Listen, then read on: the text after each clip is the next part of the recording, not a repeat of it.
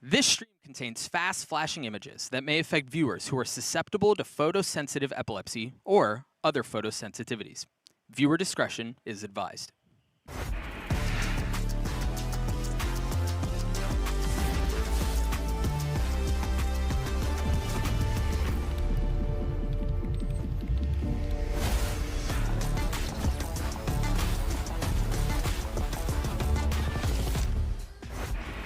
They want to be the very best, like no one ever was. Hello, everyone, and welcome to day 2 of VALORANT Masters Tokyo. Of course, we're coming at you live from the Tipstar Dome here in Chiba with 2 more group stage matches. Of course, I'm Golden Boy, the bald guy yelling at you, joined here by Mimi and Kakuka. The fans are all lined up, ready to go. We had an incredible day yesterday.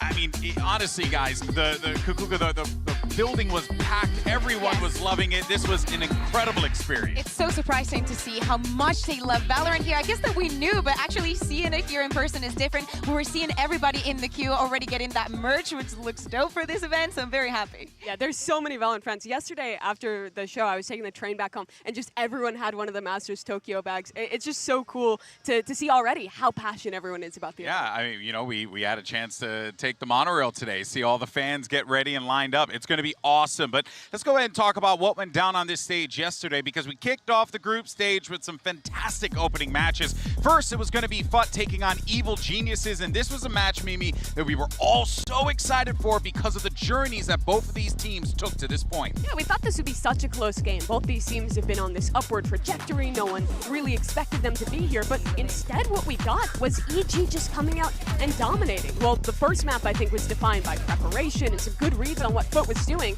The second was one they haven't played quite as much in their pool, and it just came down to insane individual performances from Busio, of all people. Exactly. We had a lot of clutches. I think it was very intense. Personally, I thought that FUT would come much better prepared, but I got a beautiful surprise coming from the side of EG. As you said, I think Busio was definitely the man to watch on that second map. Yeah. Close, but a 2-0 in the end. FUT didn't even get to close that Lotus that they're so well known for. You know what also is just wild about this is that we were harping about Demon 1 the whole time. Demon 1 this, Demon 1 that. Homie didn't even need to do much because the rest of his team carried the slack. An incredible performance. But then we go ahead and move on, though, as we had DRX take on Attacking Soul Esports, a team making their debut here on the world stage against one of our premier veterans, Mimi.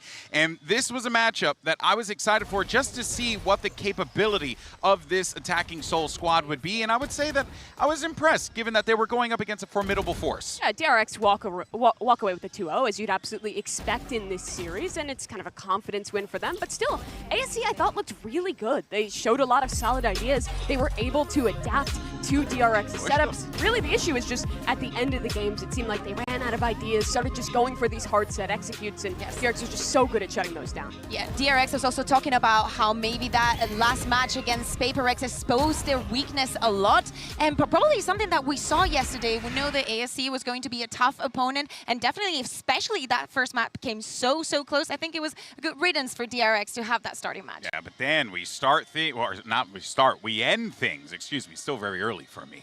T1 versus EDG. Now, we had no idea where the chips will fall on this one. We were excited to see, Kukuka, how this Chinese team would pop off here on the world stage against T1, a team that also, similar to FUT and EG, have been kind of going through their own redemption arc of their own.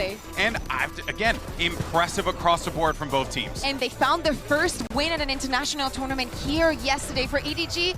It was not like that. They came very close, especially on that last map, but they didn't manage to get it. I still think it's such a good showing for them to actually come in and put the performance that they did. But it's so tragic for EDG because this has been their story. Every international event, they show up, they look good. China's finally going to get their first win. And it was honestly echoes of that 100 Thieves series where it went to overtime at lock-in. EDG almost pulled out the win, but at the end, it slipped away from them, and the exact same thing happened here. But this time, there is a lower bracket, and I think they look good enough to maybe get that first win for a Chinese team. Hey, I like to call it the first pancake. I think EDG had their first pancake, but now I expect them to make premium banana walnut pancakes, and it's going to be delicious. That being said, though, we have 3 matches on the docket today, and the bracket's starting to take shape there. T1 moves on. They're awaiting the winner of our upcoming matchup, our first match of the day. It'll be NRG versus Na'Vi, and that will be an exciting one. And then, of course, we have yesterday's winners as well. As we flip over to Group B on that side of the bracket, we had Evil Geniuses versus DRX. So we have a lot of really cool stuff to come, and we'll flash up that bracket in a moment here, but I think you guys all get the gist of it. EG will be taking on DRX. That matchup, we're eating good today, Mimi. It's going to be a good one. And it's crazy that we're already getting a team into playoffs on day 2 of the event. And there's a real chance it could be EG. Yeah, well, luckily, we're still not sending anybody home. But, you know, I think that maybe we'll get some surprises during this event. It's going to be awesome. But here's the thing. With one day of Masters Tokyo in the books, I think we need to get some scorching hot takes. In case you can't tell, I'm always sweating, so I really just like to live in the sweat. It's time for some overheating. All right. I mean, you only need to watch one game to know everything there is to know about a team and a player and draw all judgments. So it seems like the perfect time to do That's what we do. Start us off, Mimi. What is your hot take based off of one day of watching this event? Evil Geniuses, they took the stage. They won a match. Look pretty good. They're placing top 4 in this tournament. It's happening. It's simply happening. They look incredible. Demon 1, he's fine. They don't need that guy. Boostio, best player in the world, best IGL in the world, unstoppable force. There's no immovable object here. EG's going all the way. Simple. Okay. All right, I'm not mad. What about you? Yeah, what about you? What's yours? So, you know, I'm on the same line, and I have to say that I'm on the EG train. I'm going to say that DRX will not only get a single map off of them. In fact, I'm going to say that DRX will not make it out of groups for the first time in forever. That is going to be one of the biggest upsets. You know, this is why they pay you the big bucks. Got know everything there is to know about EG. You know what? She's so smart. I'm going to take it a step further. For me, You're the smartest? my hot take. If this is another take about EG, I'm gonna freak. Here's It's the gonna be thing. about No. It's about fraudulent activity. Bold frauds as well, okay? Demon 1 and Boostio, they're not bald. This is bald. Durka's bald, okay? You look at Sideshow. I mean, bless you, but look at Sideshow. That's bald. All right, you wouldn't want to mistake any of them for it. They have to go full bald, otherwise So wait. you can't channel the actual bald buff. It's a fact. So you're telling us that you're literally against us, and you think that the EG is not going to make it just because they're not bold enough? Look, I just think that what they need to do is just commit, a full commit.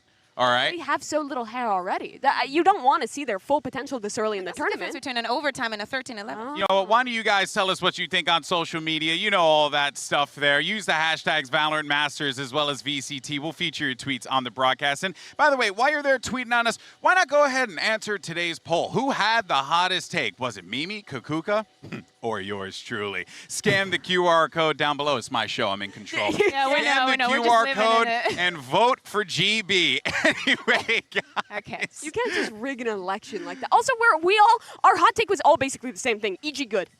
Vote for any of them. I'm fine. No, He was EG not needs to good enough. be Yeah. gooder. Anyway, Ah. we're going to take a quick commercial break, but when we come back, we're going to dive into our first few matches of the day. It's, of course, going to be Navi taking on NRG, Angel versus Finesse, Artist versus his former team. It's going to get spicy. We'll see you on the other side.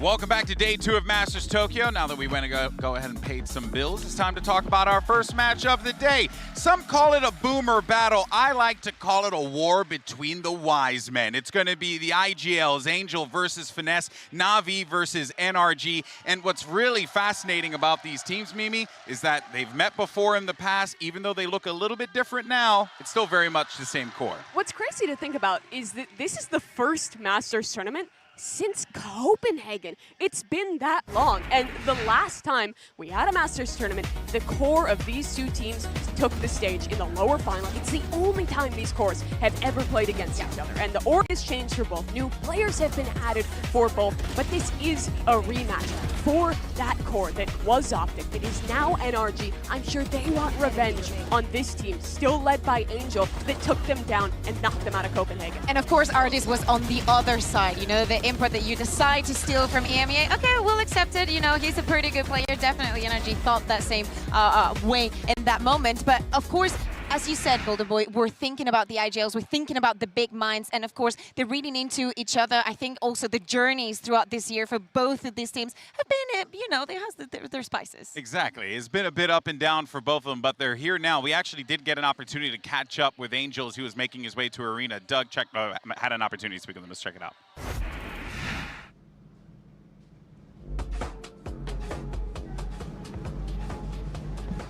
Zip on very quickly.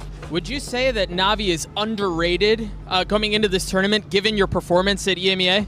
Depends who you're asking. If you're asking VLR, maybe yes. If you're asking some good teams, no. Best of luck to you today. Well, yeah.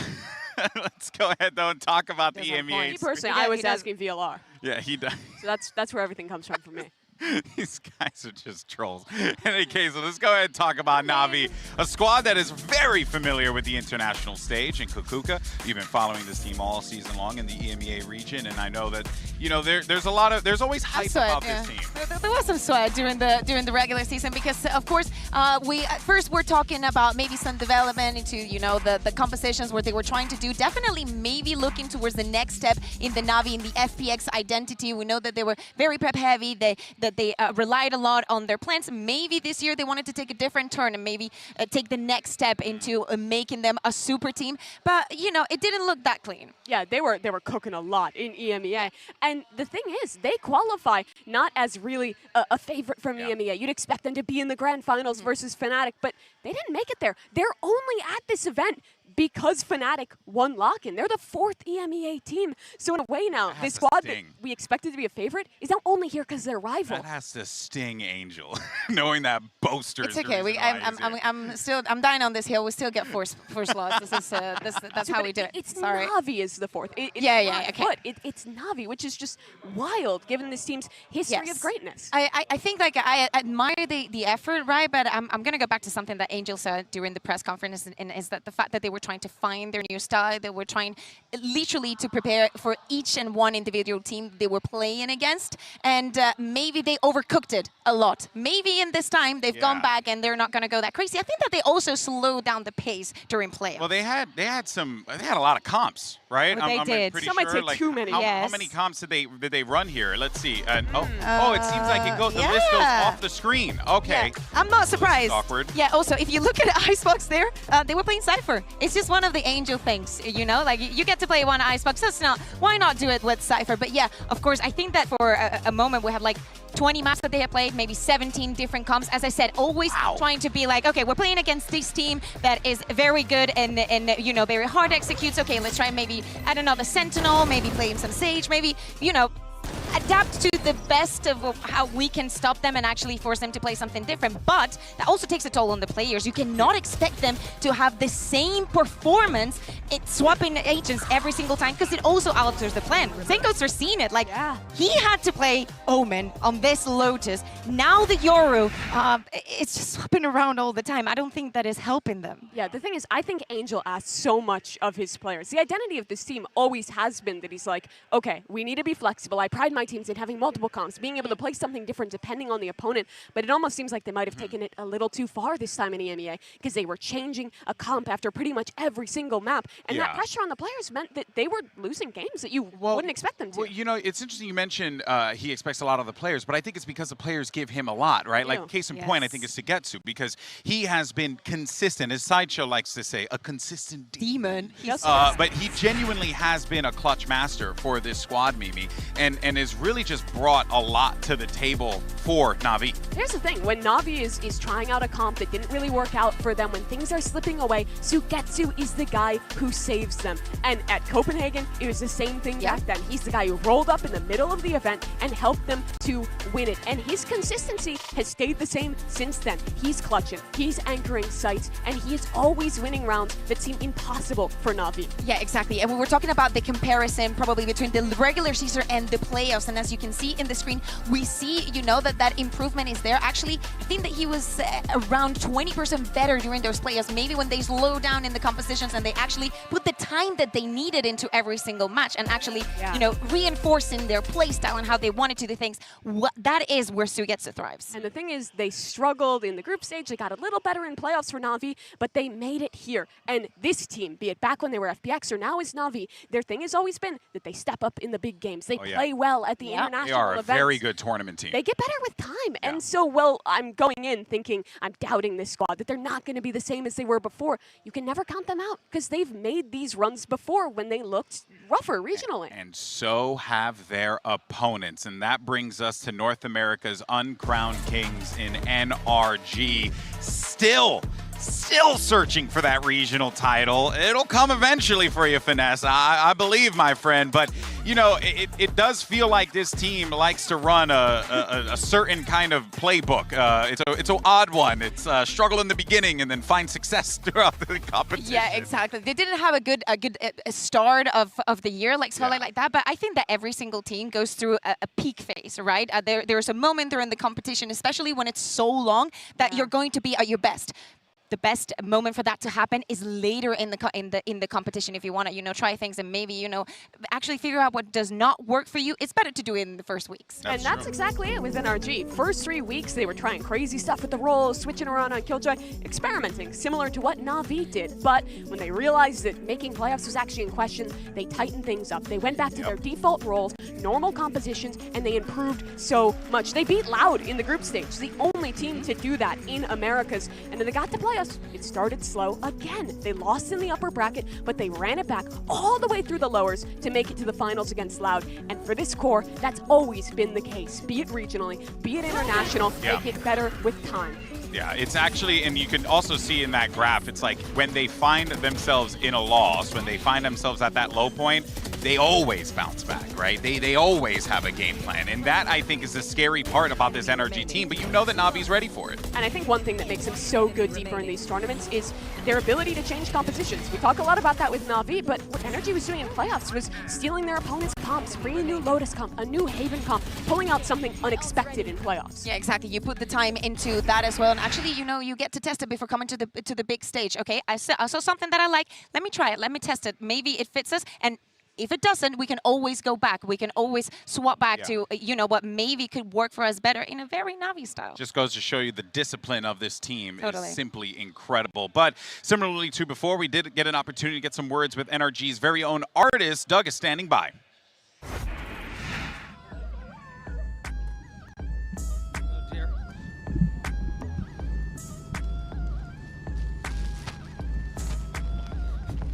Artist, yeah. Hey, quick question for you very quickly before you go. Is there any extra incentive for you to beat your former team today? Absolutely. I mean, I want to win them. I want to beat them just to prove that I'm better than them. So that's the goal. Best of luck to you there on your match. Thank you so much. God bless. When I said standing by, I didn't mean standing on a chair, but it's okay. It works. It works, but hey, there is incentive here, and Na'Vi, they do have Sugetsu, right? They do have some high quality players that can pull them through the clutches. NRG also have artists, but NRG also have another weapon in their arsenal, and it's Crashies. This kid has been electrifying throughout Americas. Genuinely has been just the rock that this team needs. Totally consistent, reliant. That is the kind of player that you want, especially when you're going through that adaptation period, where you a testing period. You need this kind of players that will grant you the wins when you need them the most. I think Crashies is the best player on this NRG squad, and that's not just because he's so good in the clutch, stepping up as an individual late in tournaments, but I think it's also because in this meta, NRG is playing so many of their maps with a solo initiator, and we always give so much credit to Finesse for how good he is as a caller, but to be a good caller, you need fantastic information, and Crashies is the guy who is stellar at timing his utility in the mid-round to re-clear space, to give information, find that gap, and also working his timings so he always has something to set up the executes. He's so consistent in his utility usage, in his performance, both regionally and at international events. Yep. He's just that guy for NRG. Yeah, probably. If I think of Sky, I think I want to think of him especially. We were talking about also how the Sky utility has changed. I think that he's the one that uses the best for himself. Yeah, and that is going to be the reason why all eyes will be on Crashies today. But there's another thing that we're also going to be focusing on before. Doug actually asked Artis about it because today's matchup is notable. This is the first time that Artis is going to be playing against his old squad and his replacement in CNET here. And this is going to be very exciting because, well, Artis had such a big impact on this team, Mimi, from even just his personality, but also from his jet play. Everything that he did was just contributing greatly to the success that the FPX team had, now Na'Vi.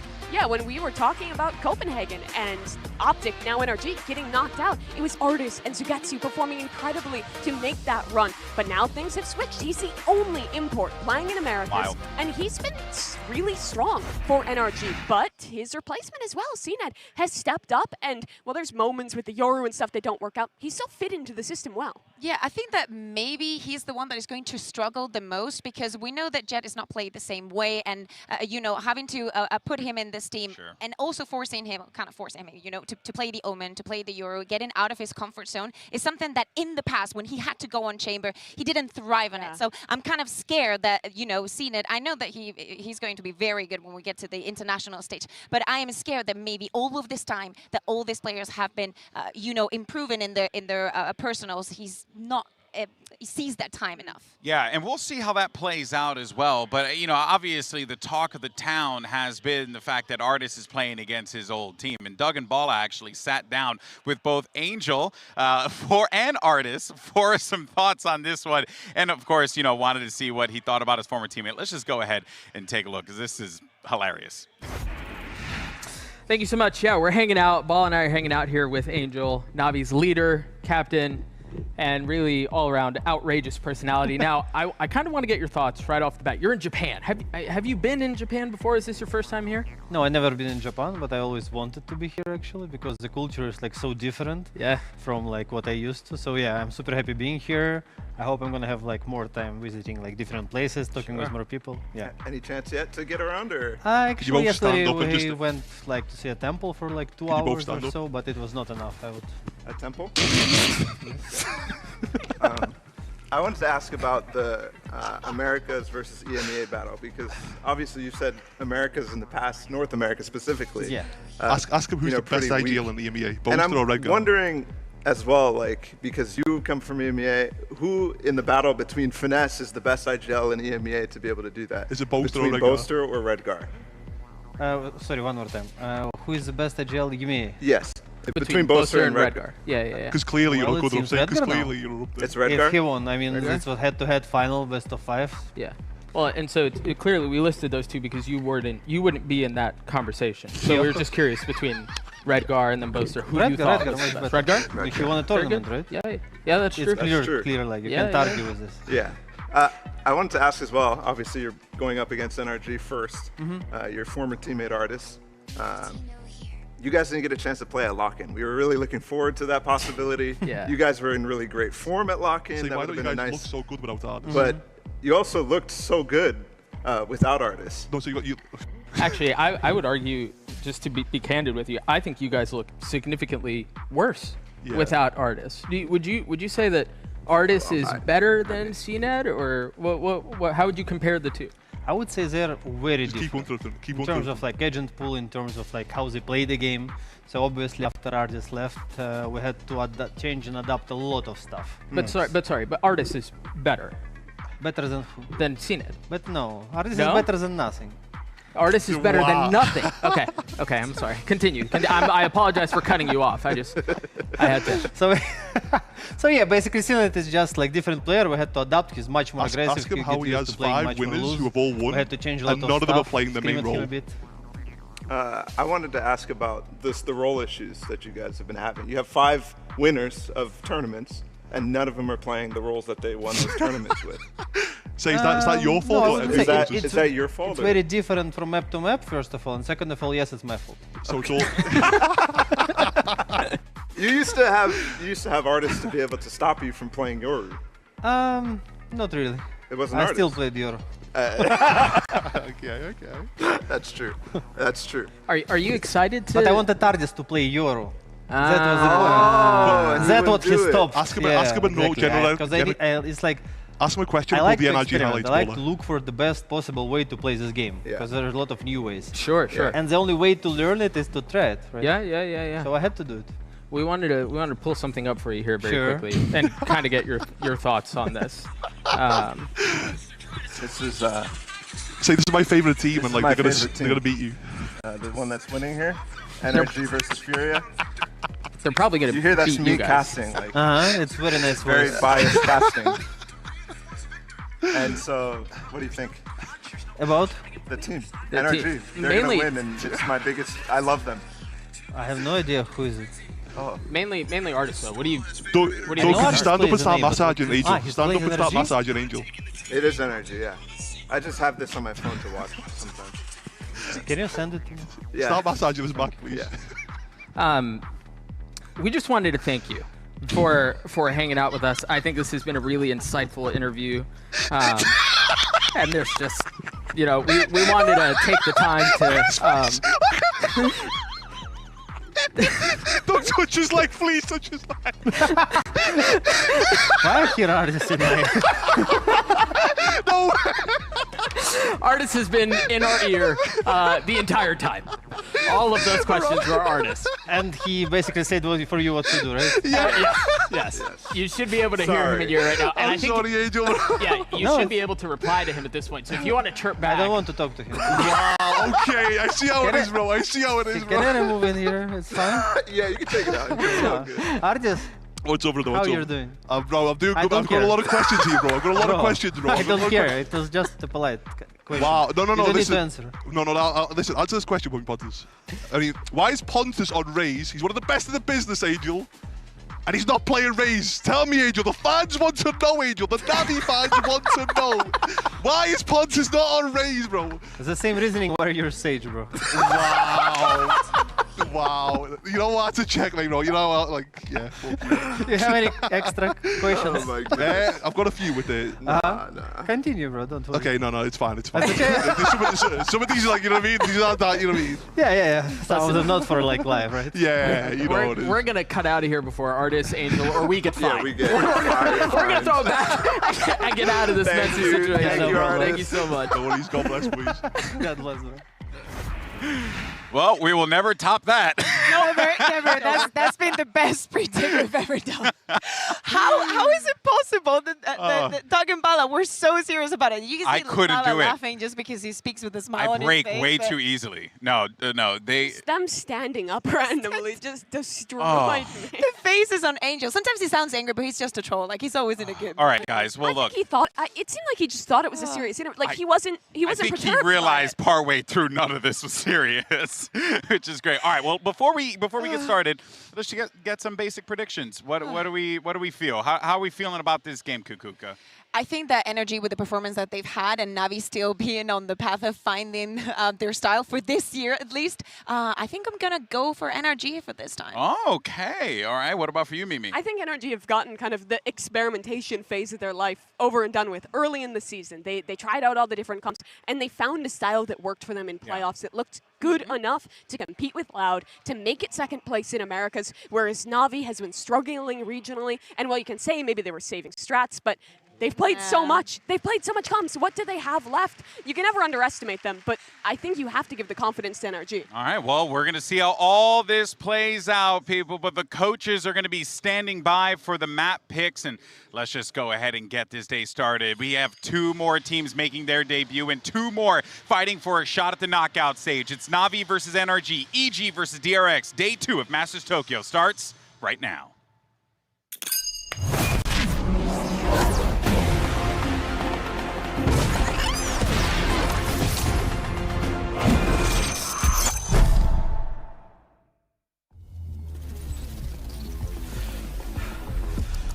Masters には秘密がある。ここ東京で世界が見つめる中、その全てが明らかになる。解き放たれる才能、暴かれる秘密、全て出し切るか、無に帰すか。精鋭たちが限界に挑み、新たな可能性が生まれる。想定が覆される最前線、最高峰はさらなる高みへ。全ての試合、全てのラウンドで、それがマスターズ東京。目撃、プレイ、そして高みへ。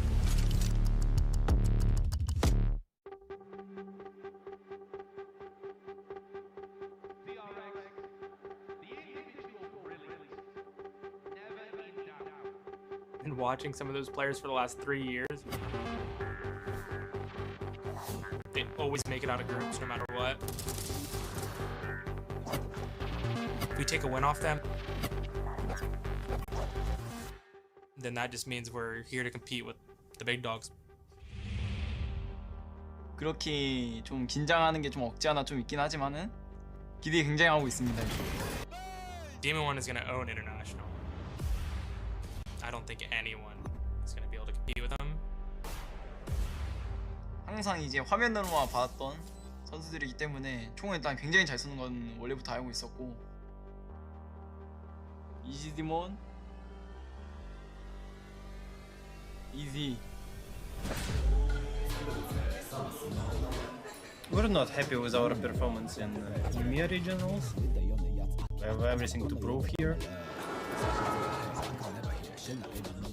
There are a lot of IGLs that I have a lot of respect for. Sadak is one of them. Another one would be Angel. It's gonna be fun to play against Ardis. It's our first match against old Optic Core.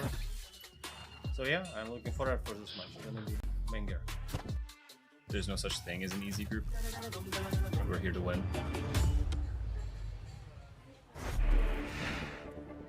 First of all, congrats to both of you for making it here. It's been a long year, so congrats on making it to Masters. So we're gonna get things started. NRG, you were higher seed. Do you want Team A or Team B? Team B.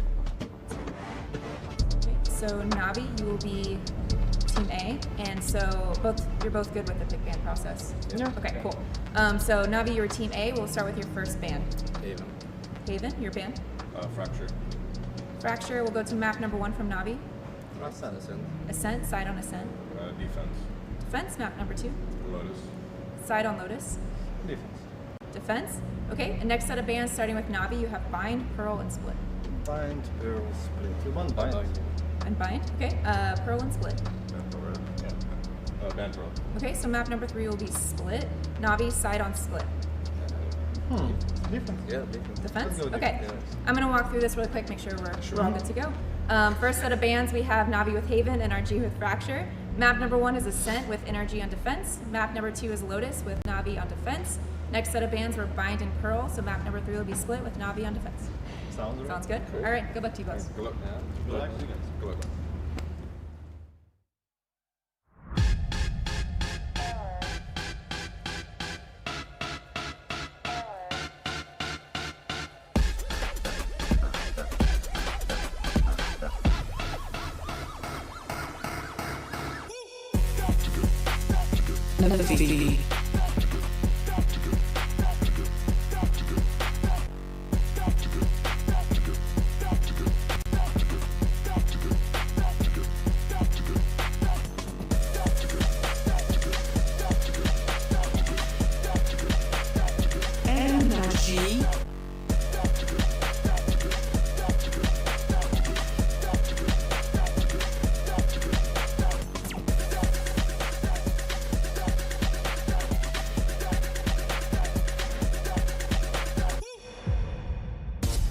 At one point in time, the cores of these teams were considered the best in the world, and now they find themselves in an unlikely battle here in the Tokyo group stages. It's NRG taking on Navi, and this is what professional Valorant is all about. I'm so excited for this one. It's going to be a fantastic match. Last year, the cores of each of these teams took a win at a Masters tournament. For NRG, they won in Reykjavik. For Navi, it was in Copenhagen, but now they come again to another Masters tournament. But this time, the expectations have shifted. The players have changed. For Navi, they're only the 4th seed out of EMEA, and NRG still near the top of their region. Totally, and also the entire structure of Valorant regionally has changed this year, so we need to see all that time put into the server. It needs to translate to this. There is no excuses coming to the international event. You need to be ready. And the history is there. Artis, the only import in the Americas lead. He's playing against his former teammates for the very first time on that stage. And this is a match that matters for both of them. The expectation is a deep run for both Navi and NRG, and getting a cleaner path out of the group stage is an important first step. I'm looking at Sam as well, the only one that has not won a title from everybody that is on the server today. So, of course, exactly, he's just walking amongst giants, and he's going to have a banger performance just like in the rest of the season. But he's been so good at Lock-in. His first land, he was popping off for NRG. He kept that form into Americas. He's a younger player. He's newer to this stage, but he is still incredible. Yeah, the stakes have never been higher here for both of these teams, and it's really just a battle of respect when you really think about it, because they've encountered each other so many times, their paths have crossed against one another so many times. You have to imagine that at this point, when they look at across the stage, no matter who it is, you have to feel that sense of pride and respect, knowing that you're playing against some of the best in their craft. You have to. Finesse and Angel as IGL, some of the most respected in the scene, facing each other for the first time in ages. It feels like this should be a rivalry, but this is only the second time they've played. Yeah, exactly. Of course, we're in for a treat. I cannot wait. Also, we didn't get the chance to talk about the map Vito Ascent being the first map, you know, after all the changes that we have seen coming from the side of Na'Vi, and we see an energy that definitely, NRG that definitely knew what to do on this map. And the question is, what is Na'Vi's composition? What is their identity at this tournament? And they're going back to their most recent variation here, where they're playing double initiator. It's the Fade instead of the Sova, and the Cypher instead of the Killjoy, but it's still very near the meta comp. Yeah, exactly. Things to look at on this game. How many times Angel is going to leave his teammates without smokes on the attack? That, you know, just because he loves going on those lurks, he loves going aggressive. So maybe he needs to calm down a little bit as well. For example, Shao, you know, having very predictable utility. We need to see the next step. We talked about how they slow down on playoffs with changing the comps. Maybe this is too predictable now.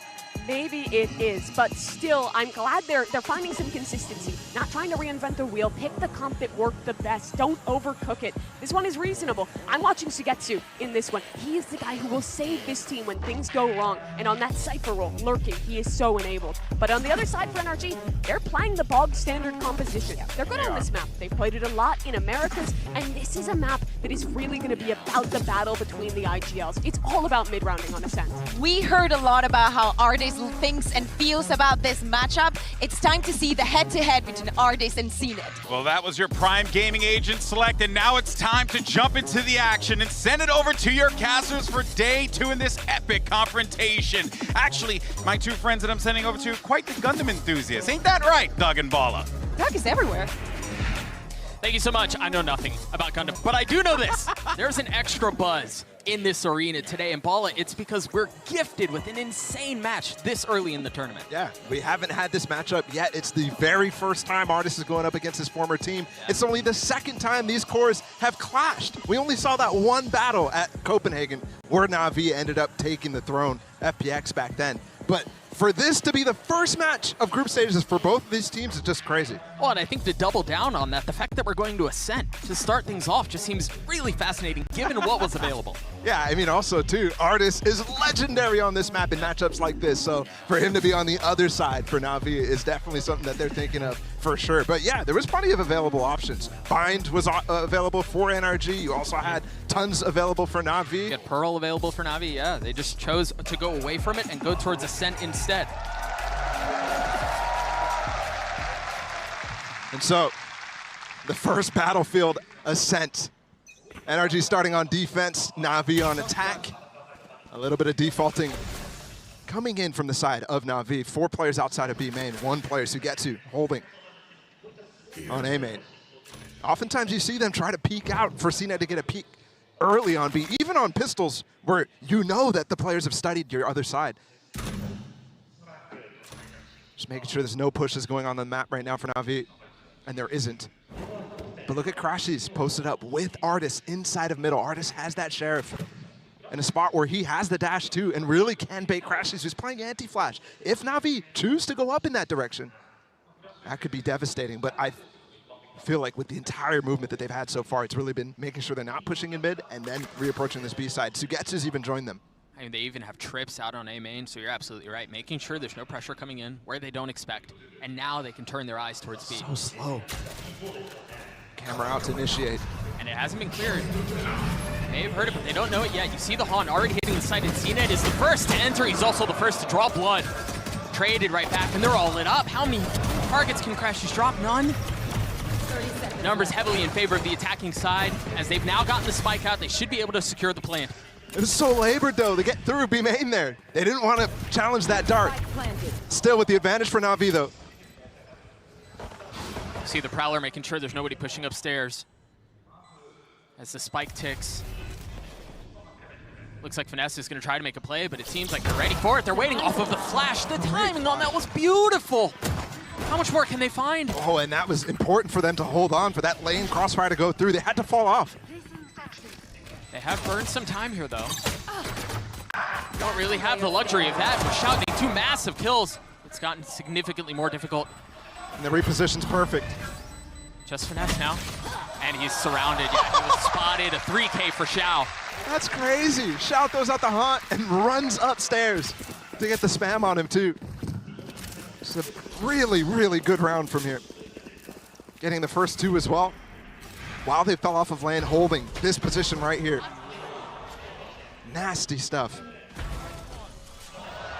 This is the thing with Na'Vi, even regionally, while maybe every single player wasn't popping off, they have star potential in everyone. Xiao is 100% a top 5 initiator, top 3 initiator, potentially even up there in the conversation for best in the world.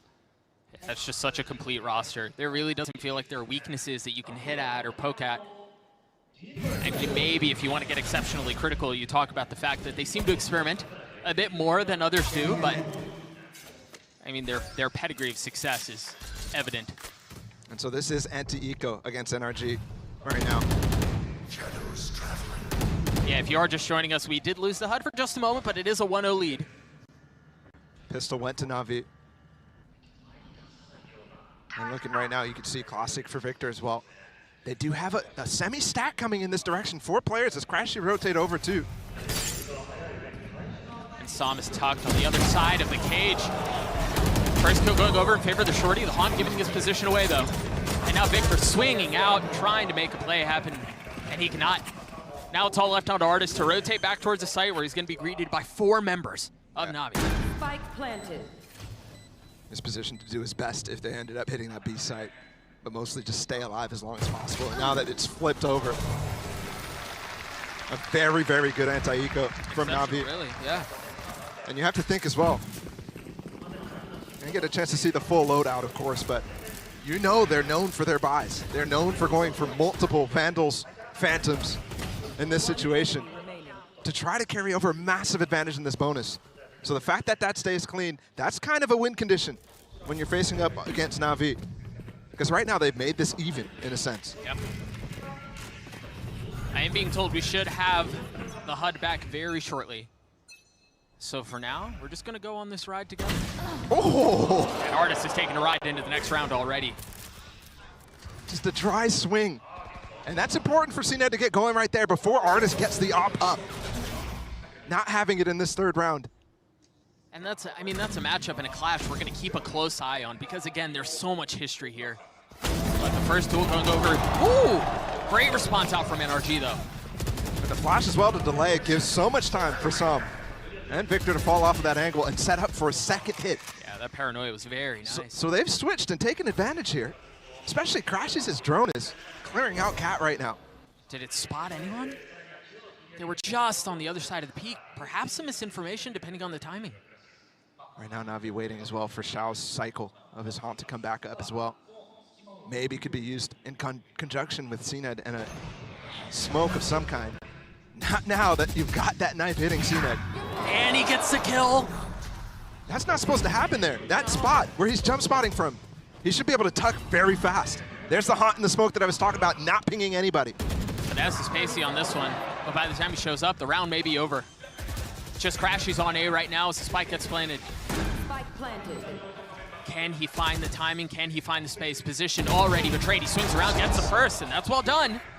He's done the damage he was looking for, and now Crashy's, you're right, has joined the fray, a Prowler in his face. And that actually spots both there because he shot his weapon. Time is short, the swing up from Crashy's is there, and Crashy's gets both! Of course it's Crashy's. Who else? To have a big start here for the team, to get that first round on the board. Of course it is. Instrumental piece. And again, full flash there. Maybe they peaked slightly early, but Sam and Victor with the re-clear on A main. Na'Vi was expecting that. I mean, it still works out for NRG. They were out wide, too. I mean, they were standing in the middle of A long. You have to think as well, CNED in this final moment, facing up against the double doors push, was uncertain whether there was still a player heaven. Not quite sure if they were able to put 2 and 2 together about the 2 weapons shooting at the same time. I have a flash over from Victor to start to pressure, but no, just looking. So much actually called out from Victor right there because of this smoke that just got put out. It's a lot earlier than anything Navi's done so far. They've been so slow every round. It really just seemed like Na'Vi wanted to explore slowly. As you were saying, explore the middle of the map and then reset. They poked and they prodded, and now they proceed towards A. Victor's already gotten a good bit of info. The paranoia, flash to counter. Oh, he can't nade him off now. Artist is in a really good spot. Yeah, the spam is there for the second. Third in the Cloudburst, not found. But numbers heavily in favor of NRG. What can Sugetsu do to equalize? Nothing found. Artist with 3. Looking for CNED. He's low on the site. This would be such a difficult round for Navi to equalize. And they do knife CNED's position too, so he can't use the uncertainty element anymore. Xiao's got to make a play. He has recovered the spike though. And he is known for making plays. An opportunity to do it here early in this best of 3. Early on Ascent. They're stuck though. They're stuck on the site. What may feel like a stalemate still just is so heavily in favor of NRG, given the numbers advantage, given the fact that time is short, but they still managed to get the spike down. 1 enemy remaining. Just like that, the numbers dwindle. Xiao spotted too because of the dart. He's cleaned up. Artist gets 4 in another round for NRG. Beautiful hold as well from the NRG players, giving up nothing there when the situation is in their favor. One of the things they're very good at is showing discipline in those moments. They did. That knife against CNED, and then as well the dart coming in from Crashies right here, picking up the extra orb from Som. Those types of things are crucial in marquee matchups like this.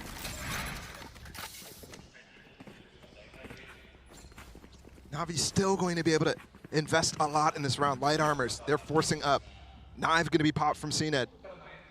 Victor doesn't quite yet have that no command, so nothing to cancel other than the knife. And they look like they want to go for that mid control, the same sort of thing they did in the last round that Victor called out they were doing. The alarm bot is there for Navi to break. But with that smoke, they're not interested actually in trying to fight through. They don't quite have the util to do so. This is interesting here. They've put Artis up so aggressively towards B. He's got the dash blocked. There is a member close by. That's Xiao on the other side of the wall. I know exactly where you are. Artis tempts Fade and then gets away. One tap from that Vandal. And challenges CNED again. Head-to-head battle. Going in favor of CNED so far. This Blade's finding value. But what did Navi do off of this? Sugetsu has slipped the net. You're absolutely right. And you got Zipan close by, but Victor is not going to be spotted. He's in a position to make a play here. Does he go checked? No, he does not. Should be tradable, but they fell off of Cat in the meantime. A second chance at life here as they swing out and apply pressure out onto Xiao. They decide to overwhelm him and bully him.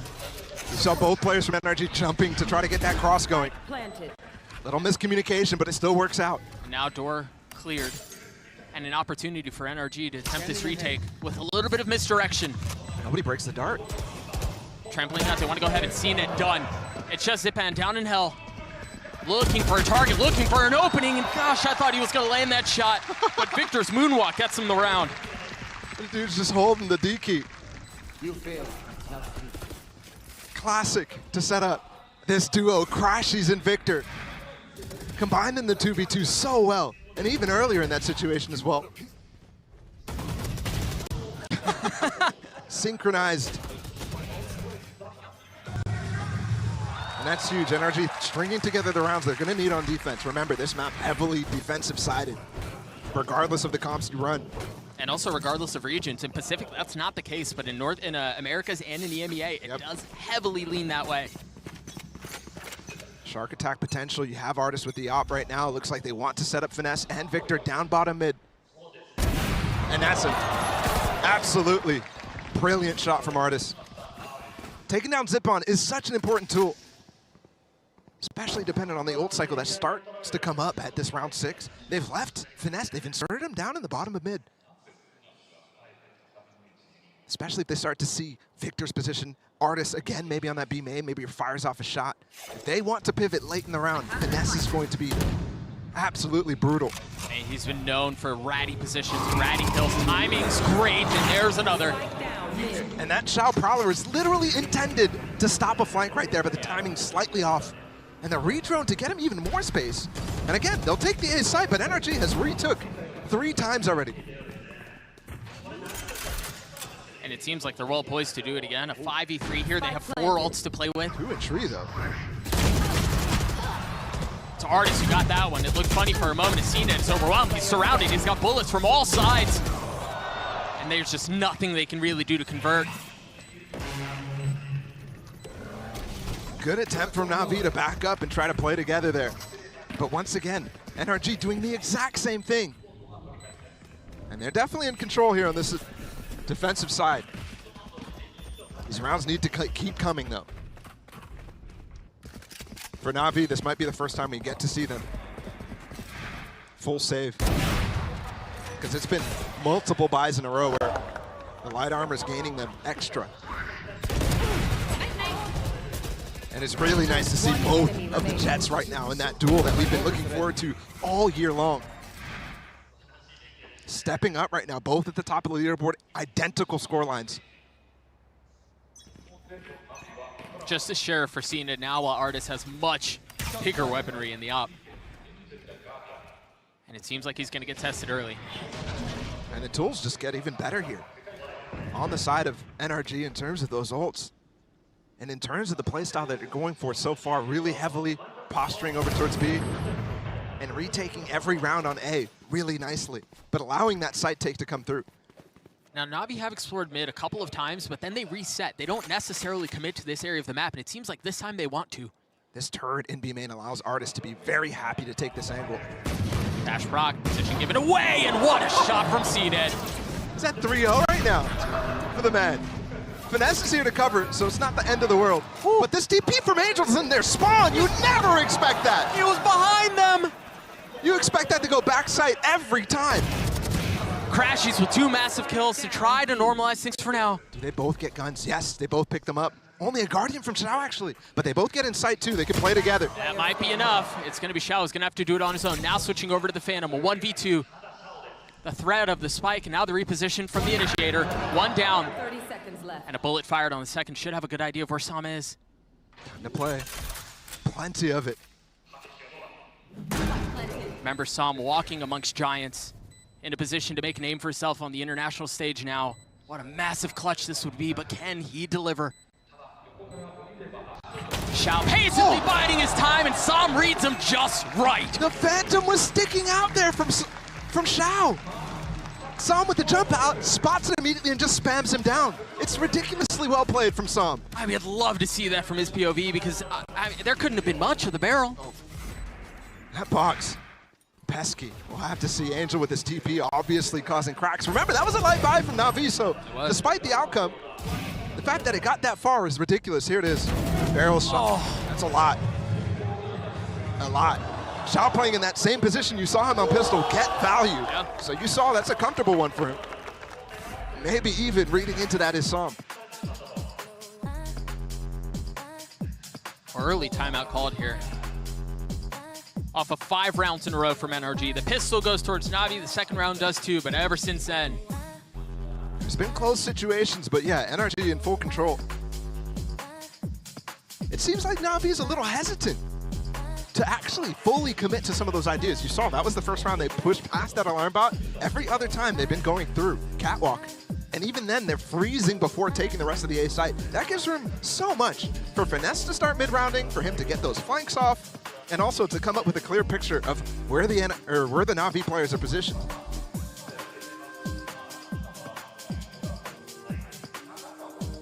Stoic look on the faces of the Na'Vi members. It's pretty sweet. Angel fans in the crowd? Yeah, love to see that. It's so nice that this audience supporting every single team. Yeah. I mean, we talked about it a lot yesterday, but this crowd really is goated.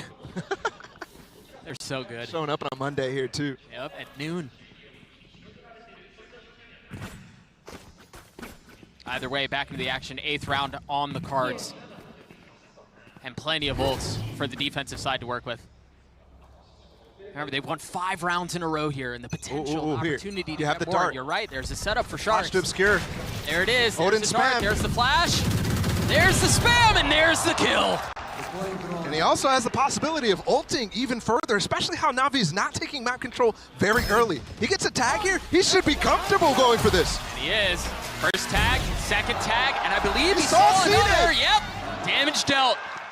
I mean, crashies. Yes, there was help off of the additional utility, but What a round. It's crazy, too, that Na'Vi didn't react to what was going on. Yeah. I mean, that's a play that's been run by NRG and everybody else on this map for so long. Not quite something that you see often in EMEA, but Na'Vi should definitely be ready for that.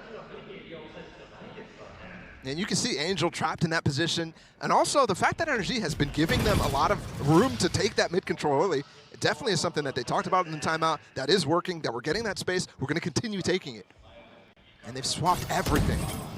A wild call on the other side of the break. And even Crashy's following up. They swapped the position, put the alarm bot close. He could have used his ult off of that if he didn't use it earlier, but now as well in mid to spam.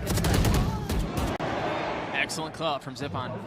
They always recover these situations somehow. Oh boy, you went the wrong way. Sam cleans him up. A blunder from the Turkish Jet. The original dynamic Jet player. Not quite working out, but the flash does clear. Have been instantly traded back from Artis, though. And now Zipon the last to stand, and he's so weak. Shorty's coming at him. 1v4. Brutal scenes there as NRG are going to get another. They're looking really good here. Yep. And the things that they're trying are working. I mean, to get 2 kills off of that initial setup is just absurd in my mind. Not something that Na'Vi should be falling to easily. But it also is something that is tough to expect. Out of the timeout, though. And Angel frustrated.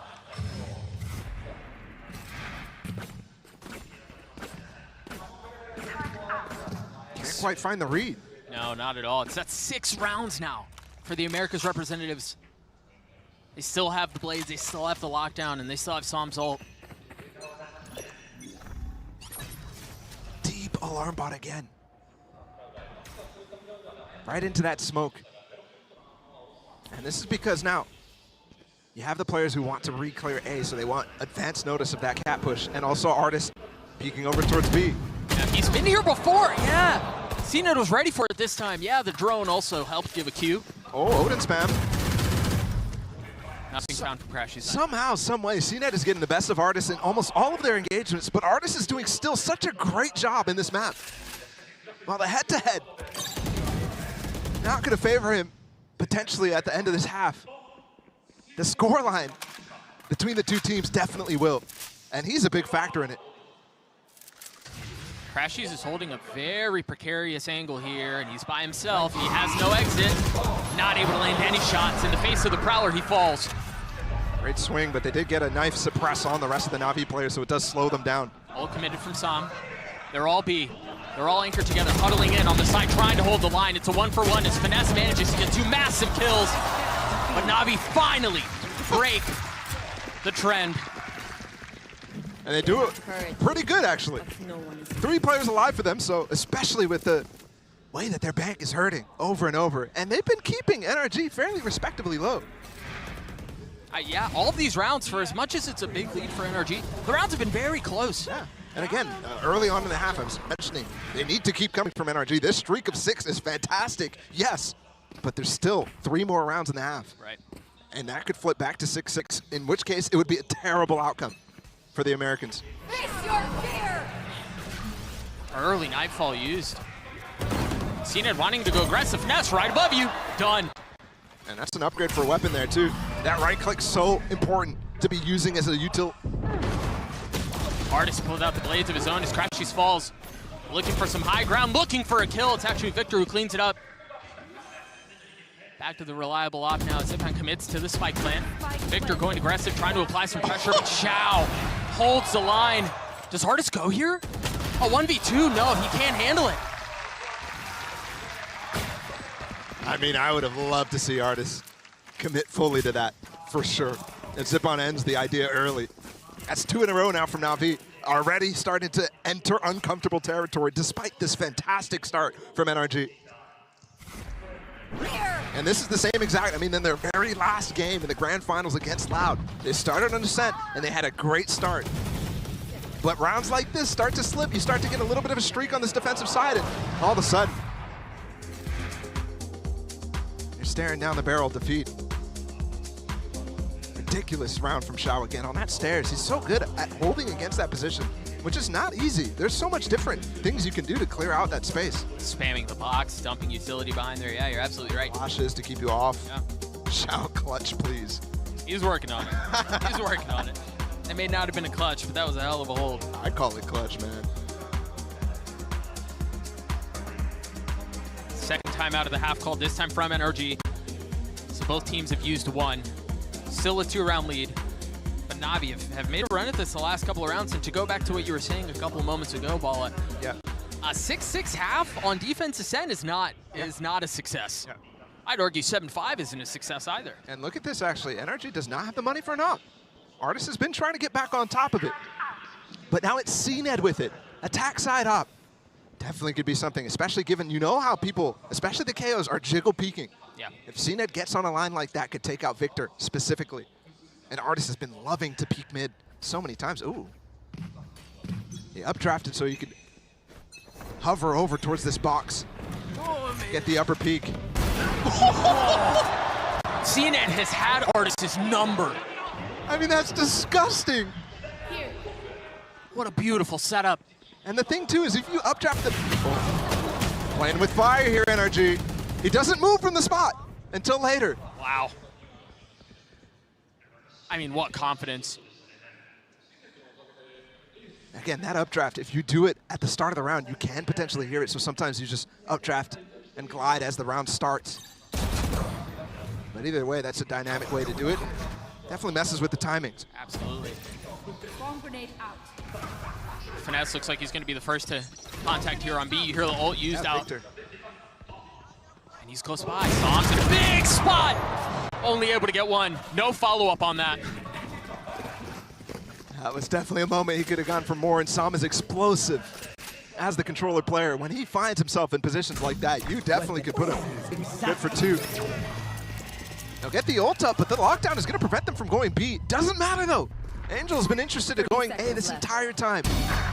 They held a little bit, too, before they committed the ult, splitting their numbers, and then committing out onto that. Now Crashy's left alone, 8-1-4. There's nobody near right now. 19 seconds left. It's got to be Pacey, but he takes the fight. And all of a sudden, the fears, the concerns of a 6-6 half for a region are starting to realize. It's crazy that they've pulled this back. And again, because of this shot is ridiculous, by the way. And I love the, you know, ingenuity, whatever you want to call it, for CNED there, but also the fact that he hits that shot is still ridiculous, man. That's not easy. That flick is so wide. Remember, it was just a few moments ago, we saw both of them on our screen, and they were stoic. Finally smiles. It's crazy how much this matchup is delivering so far. And it's just the first half. No big ults, only Angel, but he's been finding some creative ways to use this season. I mean, just remember, it was a couple of rounds ago that he ulted behind Finesse. It's tough on LAN, especially with an audience like this, to hear that cue. Not just the ult voice line, but where that ult is being placed. Yeah. Note, that's the same smoke. Same ult. And that's great because you actually are preventing people, especially Crashes. His lineup there is inside of that smoke. So he's looking to actually cancel Angel while the rest of the players just spam him. He shows up on the radar because of that.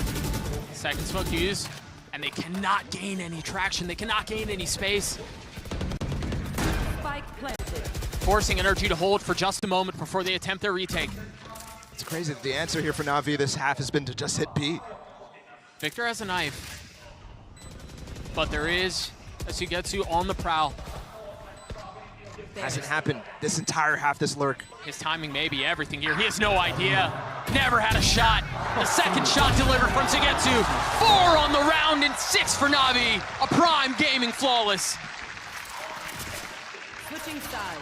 That's what you want to see if you're a Na'Vi fan. They close it out as a 6-6. That was the biggest fear here from both the NRG players and the NRG fans.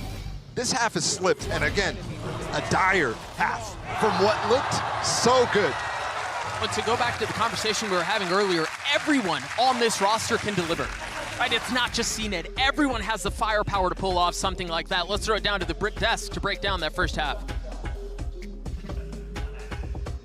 Thank you so much, Doug and Bala. And wow, what a way to kick things off, Kukuka. It doesn't get any better than this. Yeah, I think that it was crazy, the fact that Navi managed to get that pistol, then the consecutive, and then NRG with those retakes, with the way that they were playing in pairs, knowing exactly the amount of space that they were given, the plays that we saw on A were insane. But after that timeout taken from Navi, I think one round after, they stayed getting rounds and rounds after, just learning and trying to stretch a little bit the timings. Yeah. And Navi's turnaround was so impressive because of that strong start from NRG, which was in that anchoring. I think what this team is always good at is rotating in to support their role, particularly with crashes. When Victor saw them play this A site together, they're really good at finding the gap in an execute to be proactive and find a kill, as they do in this round. And then you see a little bit deeper in the round, when the anchors eventually fall, it's Crashies coming in, throwing a start to support his teammates on site, and then retaking in a pair to win this one out in the late round. It's excellent from them.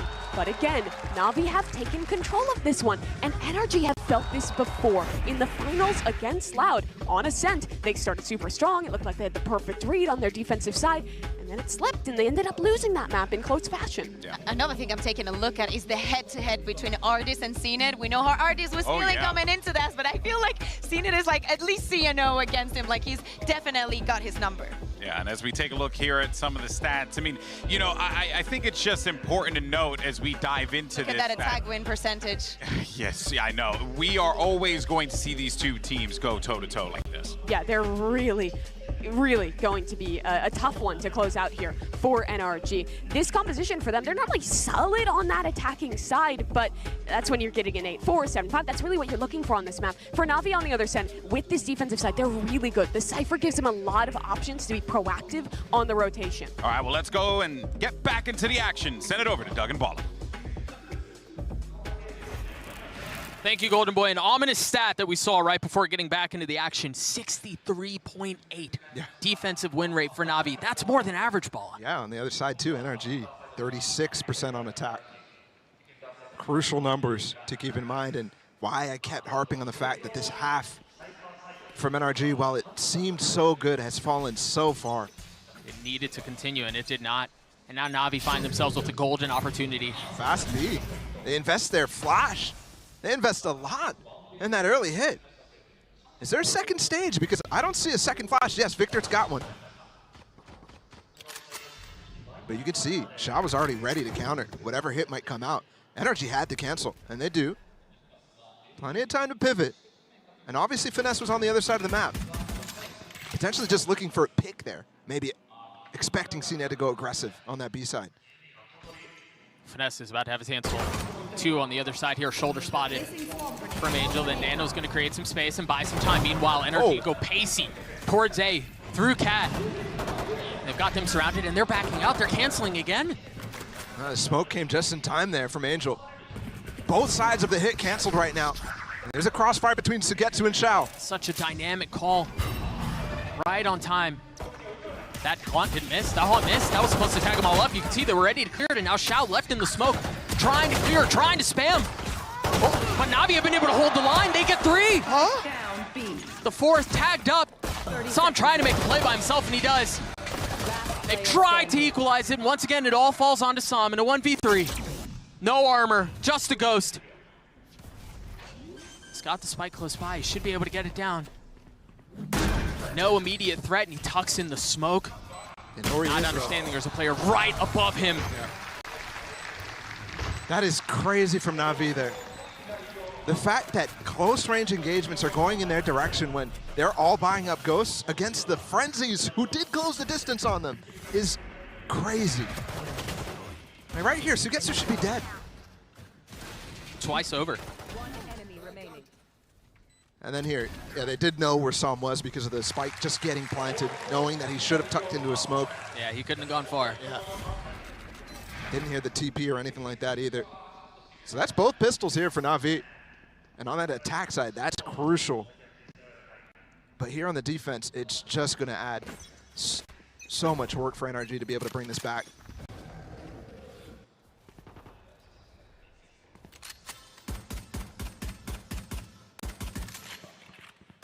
Spam through. Find you. Xiao again trying to get that haunt to ping. Not quite able to do it. Is there backup here? No. Xiao's alone waiting for CNET, but they don't punish. And the flash as well from Angel to defend his position still. Now you see CNET has filled the space to help a little, provide some cover. Spike's going to rotate back towards A, and once again, it seems like we've got a split on our hands. Remember, the last time they tried this, it was canceled. They threw the brakes on it and then pivoted away. It was canceled, though, because Na'Vi had a great response at it to slow it down. What's the response this time? You imagine it won't be as labored. It's just pistols for NRG here. I mean, they've set up Angel in a great position right now. CNET, if he gets the spam off, if he gets spotted, Angel can peek out, but he gets deleted by Victor's Classic. From a distance, too. But now CNET making his presence known up in heaven. Yeah, that flood through the door as well, so good from Zippon. And they'll have to opt to go for orbs. 30 seconds left. Last player standing. Anything that they can find, anything that they can get, as Na'Vi seem to shut the door on another round. Put themselves up 2. And again, they didn't manage to convert the bonus, but here on this defensive side, it's going to be much easier of a task. And weaponry will be relatively even. It's the famed Na'Vi buy.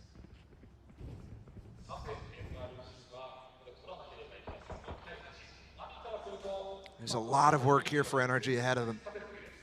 It's crazy that this is the first matchup of group stages, and they're already going toe-to-toe. But Na'Vi, despite that 6-round streak, look to be again back in control.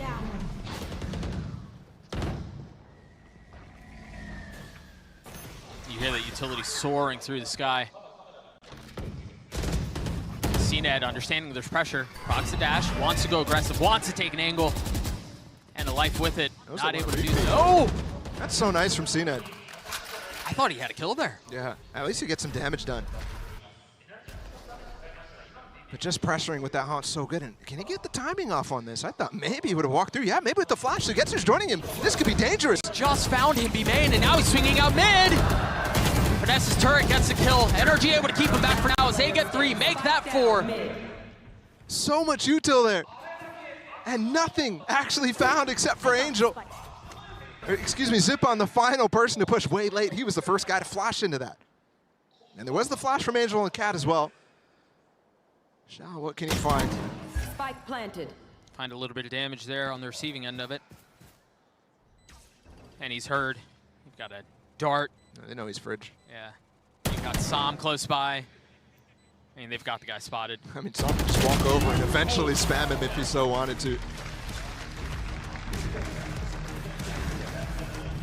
You can tell every single one of these rounds, they are working so hard for. The re-clear from CNET back in B main when they initially fought, him instantly getting back. They're calling another play. Crucial first round though on this attack side for NRG. Watching these teams play so far in these first 16 rounds has been absolutely a blast. It's a travesty that we haven't seen them play more. Because we've only seen them, the cores at least once against each other. Now it feels like the game begins. The CNET's able to get another kill. And that was a flash obscuring the haunt for him to go with it. Oh, the trip! Oh my goodness. How is he alive? How is he alive? Somebody broke the trip for him. Came back down to earth. Artist swinging around, 8 bullets. Not able to land them. Sugetsu's still healthy. Xiao from up top helping, providing a little cover. Som's been spotted. How bold does he get? Bit too bold, perhaps. Crashies once again in a 1v3, looking to collide, and he does!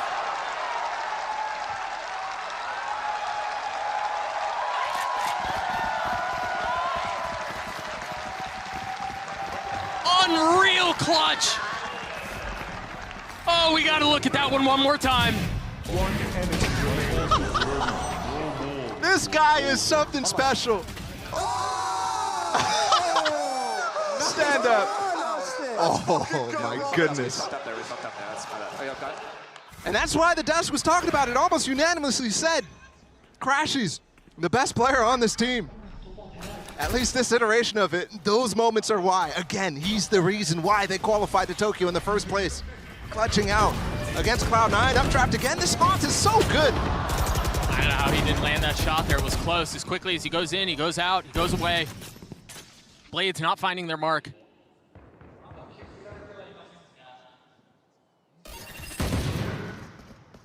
Scouting mission for the Sheriffs. Only find the alarm bot, so NRG secures the situation. Another re-clear. Flash from Zipon potentially. He gets suppressed though. Not able to clear it out. Not only did he get suppressed, but they got the information. I wonder there if Victor heard them fall off. Because they rotated quickly. I mean, they scurried out of there. It's crazy too, because they're playing mind games. It sounded like they were going to go for a stack if Victor was in position to hear. Instead, they fall back immediately towards A. Now they're hearing for sure what Angel's planning. 30 seconds left. Psalm's ult cleared out. There's no way they hit. They heard everything. Crashy's heard everything. Yeah, he's in a position to get a free kill here too, and he does. And now anchoring in a spot to cut off the rotates as well. And Navi, without fully understanding what's before them, is it a B hit with Artis here? Is it A? You just saw Crashy's mid. Just enough. And Artis, excuse me, gets 4. A prime gaming flawless for NRG. Heating up. The players on NRG are Navi cooling off as well. We saw a very similar streak start. There's moments like the one that Crashy's just hit. In fact, it was him who started off that streak on the first half. Artis capitalizing on the anti-eco kills. The Swedish coming out from Toon Bros too. 17-9 performance for the initiator from NRG. And what a start. Remember, this is in the face of a half that should not be going this way, but they've managed to put together 3 rounds, take the lead back. But can they hang on to the momentum?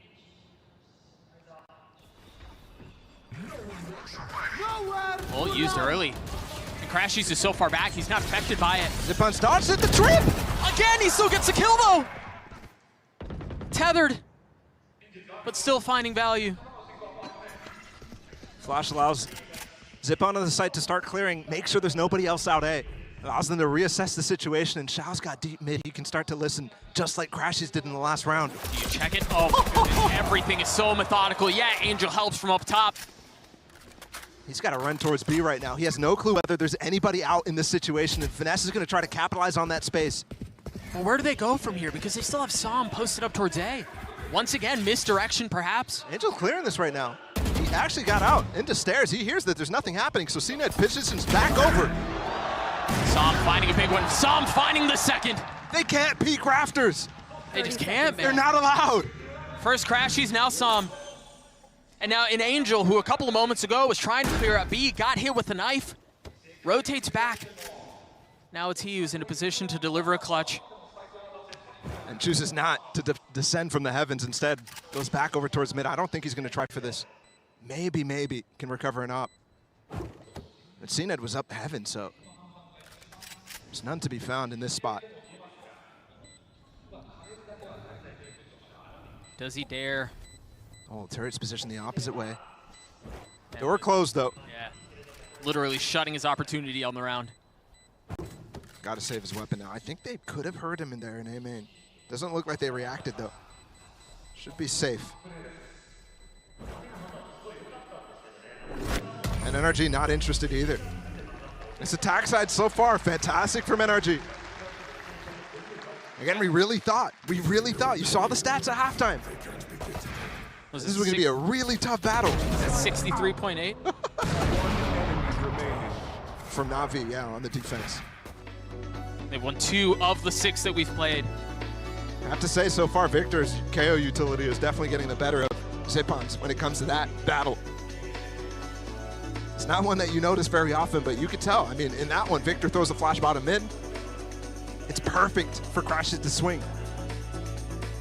Down onto Shao's position, and then as well, Zipon trying to go for a little self flash, and he gets just demolished by a quick turn.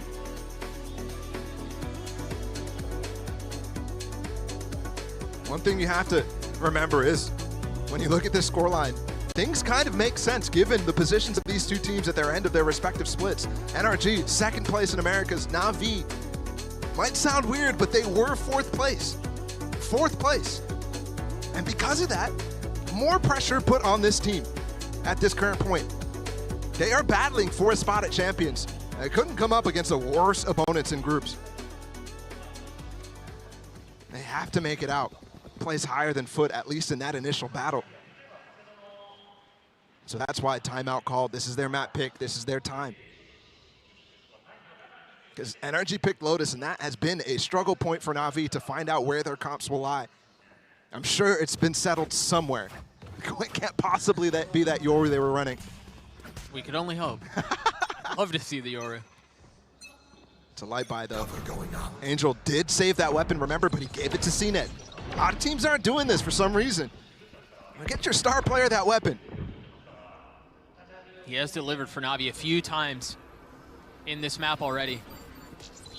NRG have been doing a great job neutralizing him, though. He hasn't found any value as much on this defensive side, outside like the pistol round.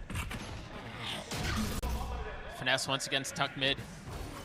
Getting info, perhaps getting a rotate. And Artist once again tried dashing out, but he's caught by the trip. And normally Crashes is great at destroying trips with his shocks.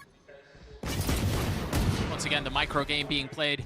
Either way, NRG still have the site. Remember, this is a lighter buy for Na'Vi. And Sam's gonna clean it up with 3 on his own, make that 4. NRG at 11. Na'Vi try to go for a flood with the lesser weaponry, but Sam parts the waters. Nobody swinging there with the cage as well. There's literally no util. Sam's just playing aim lab at that point. Just nasty stuff. He's had so many insane moments on this map. And we're entering round 20 right now. This is the first opportunity for NRG to capitalize on this fantastic attack side half and put themselves on match point. 5 rounds in a row. Victor going up aggressive, but I don't think they realize the Zip-Band's tucked. Sugetsu able to help. He's in trouble though. Artist is up. Trip's not finding it there. You saw him on screen for just a moment. The blades are though. The Xiao is done. Numbers for NRG once again. And over. Na'Vi put in this position where retaking is so hard. They're fighting so hard for the sites. CNED with an op though. And this lockdown, very tough to deal with. Turret, the lockdown, the spam, they know he's there. He's behind him. 70 HP, and once again, Artist, a couple of blades to the back of the head. A 4K for the Duelist as NRG gets to 12. It feels like the important rounds. Artist is showing up over and over and over. In fact, everybody in the second half from NRG. It's got to be by committee when you're going to divide the data like that. Nasty. Your fault. And that was a buy round. Enemy remaining. The last one they tried to flood. This time, they crush him. Match point now for NRG. And again, a 6-round streak. This is where it fell apart in the first half. But I mean, with the way the rounds have been going this time around, 4 chances to close out. Made quite the runway for themselves. NRG currently have 4 towards A. Finesse once again lurking not far behind. Drone the first to go, and that knife is gonna get so much info. 4 tagged. Off of that, you can't help but wonder. You actually see Angel swinging in towards B just as those 4 hit with the knife, expecting Finesse to be trying to find some space. Here it goes. This is where that mid-rounding comes in. We actually haven't seen many of those moments where you are confused as to what the calls will be, but this is where the 2 wise men, Finesse and Angel, battle the best. He's gonna call a re-clear up Cat, and this trip has been a problem. Finesse at the same time trying to activate a lurk for himself. And also they feint towards top mid. That knife's gonna tag him. The trip is down. They can push through that, but he tucks back. A 1-for-1 is Sam once again finding a multi-kill up in heaven. And look at Finesse, he's tucked his way in. Bit of a shaky crosshair there. Pressure still applied, and the Nano to cut things off. There are only 17 seconds left here. They're still trying to clear the site right now. Not sure if Sugetsu still lies in wait. Here's a lot of time finally for Na'Vi to come through, but 3v4 at match point, they cannot lose this. Cam cleared, ult used. Spike ticking away. Artist trying to hold the line as Angel is just above him. Unaware of his position for now. How does Xiao use his ult? He's got to try to clear some space with it. And he's got to be fast on it here. There it is, ult invested. When does Finesse go? He's been spotted, 28 HP left. It's just a distraction, he's just a nuisance.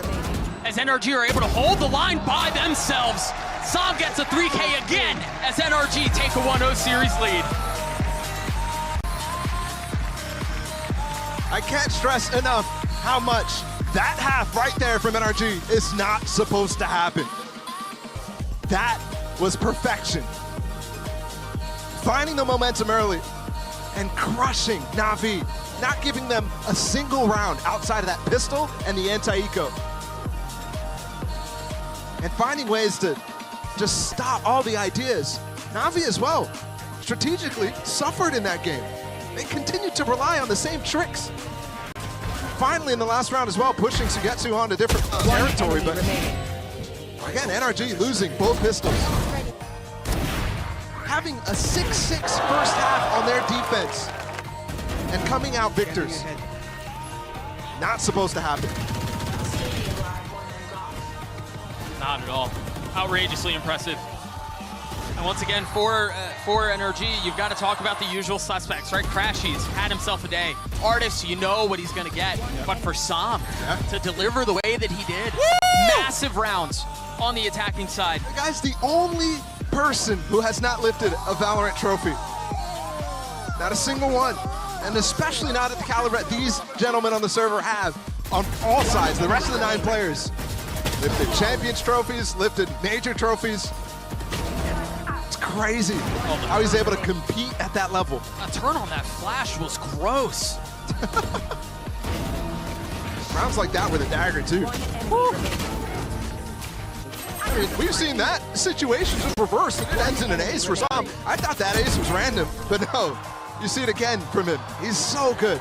All smiles from Som, all smiles from NRG. They find themselves up 1 with Lotus on the other side. We'll be right back.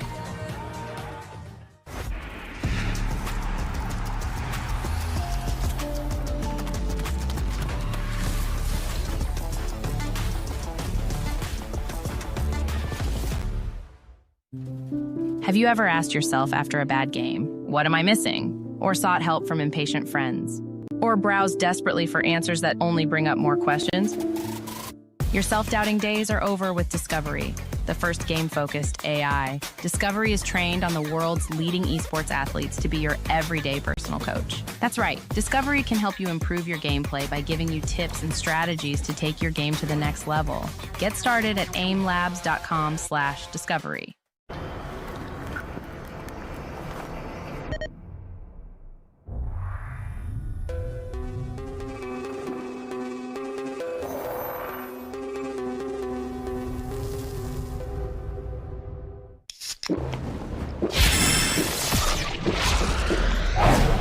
Red Bull gives you wings.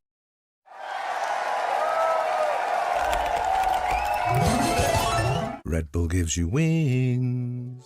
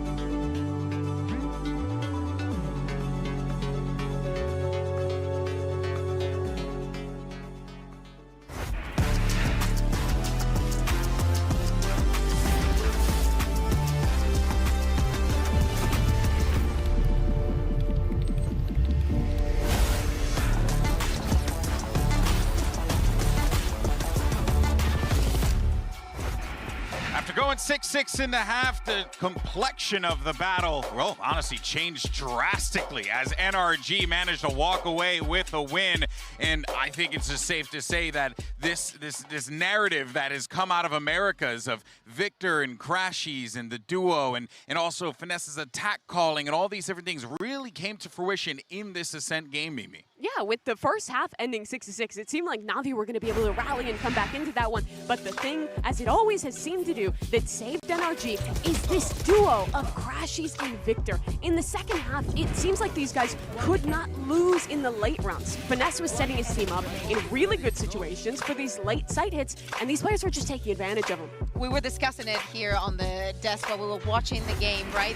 The fact that the mid-round call was so on point for NRG, but also on the other side, a Na'Vi that was making things a little bit easy, trying to actually play in a little bit against themselves. We saw those retakes that I hope I never have to see again. A Na'Vi that gets that gets to get both pistols on both of the sides, but still on that second half doesn't manage to find the tempo, to find the right moment to interject with the execution that NRG is having onto sides. We thought we would see the Na'Vi that has always been expected at global events, who has like perfect coordination, is so good in the late rounds, and instead that second half it seemed to be the Na'Vi who is struggling in EMEA during the regular season, who have good site anchors, but the site anchor is going to try and play on site, and someone's going to flood in to help, but not everyone is. Instead of either playing off site for like a retake together or deciding to flood, they were always in this in-between that meant rounds just kept slipping away. And something that had kind of started at the beginning and we were starting to see it really play out a little bit more so in the second half was Cena versus Artis. We were obviously keeping an eye on this, given that Artis used to be a part of this team.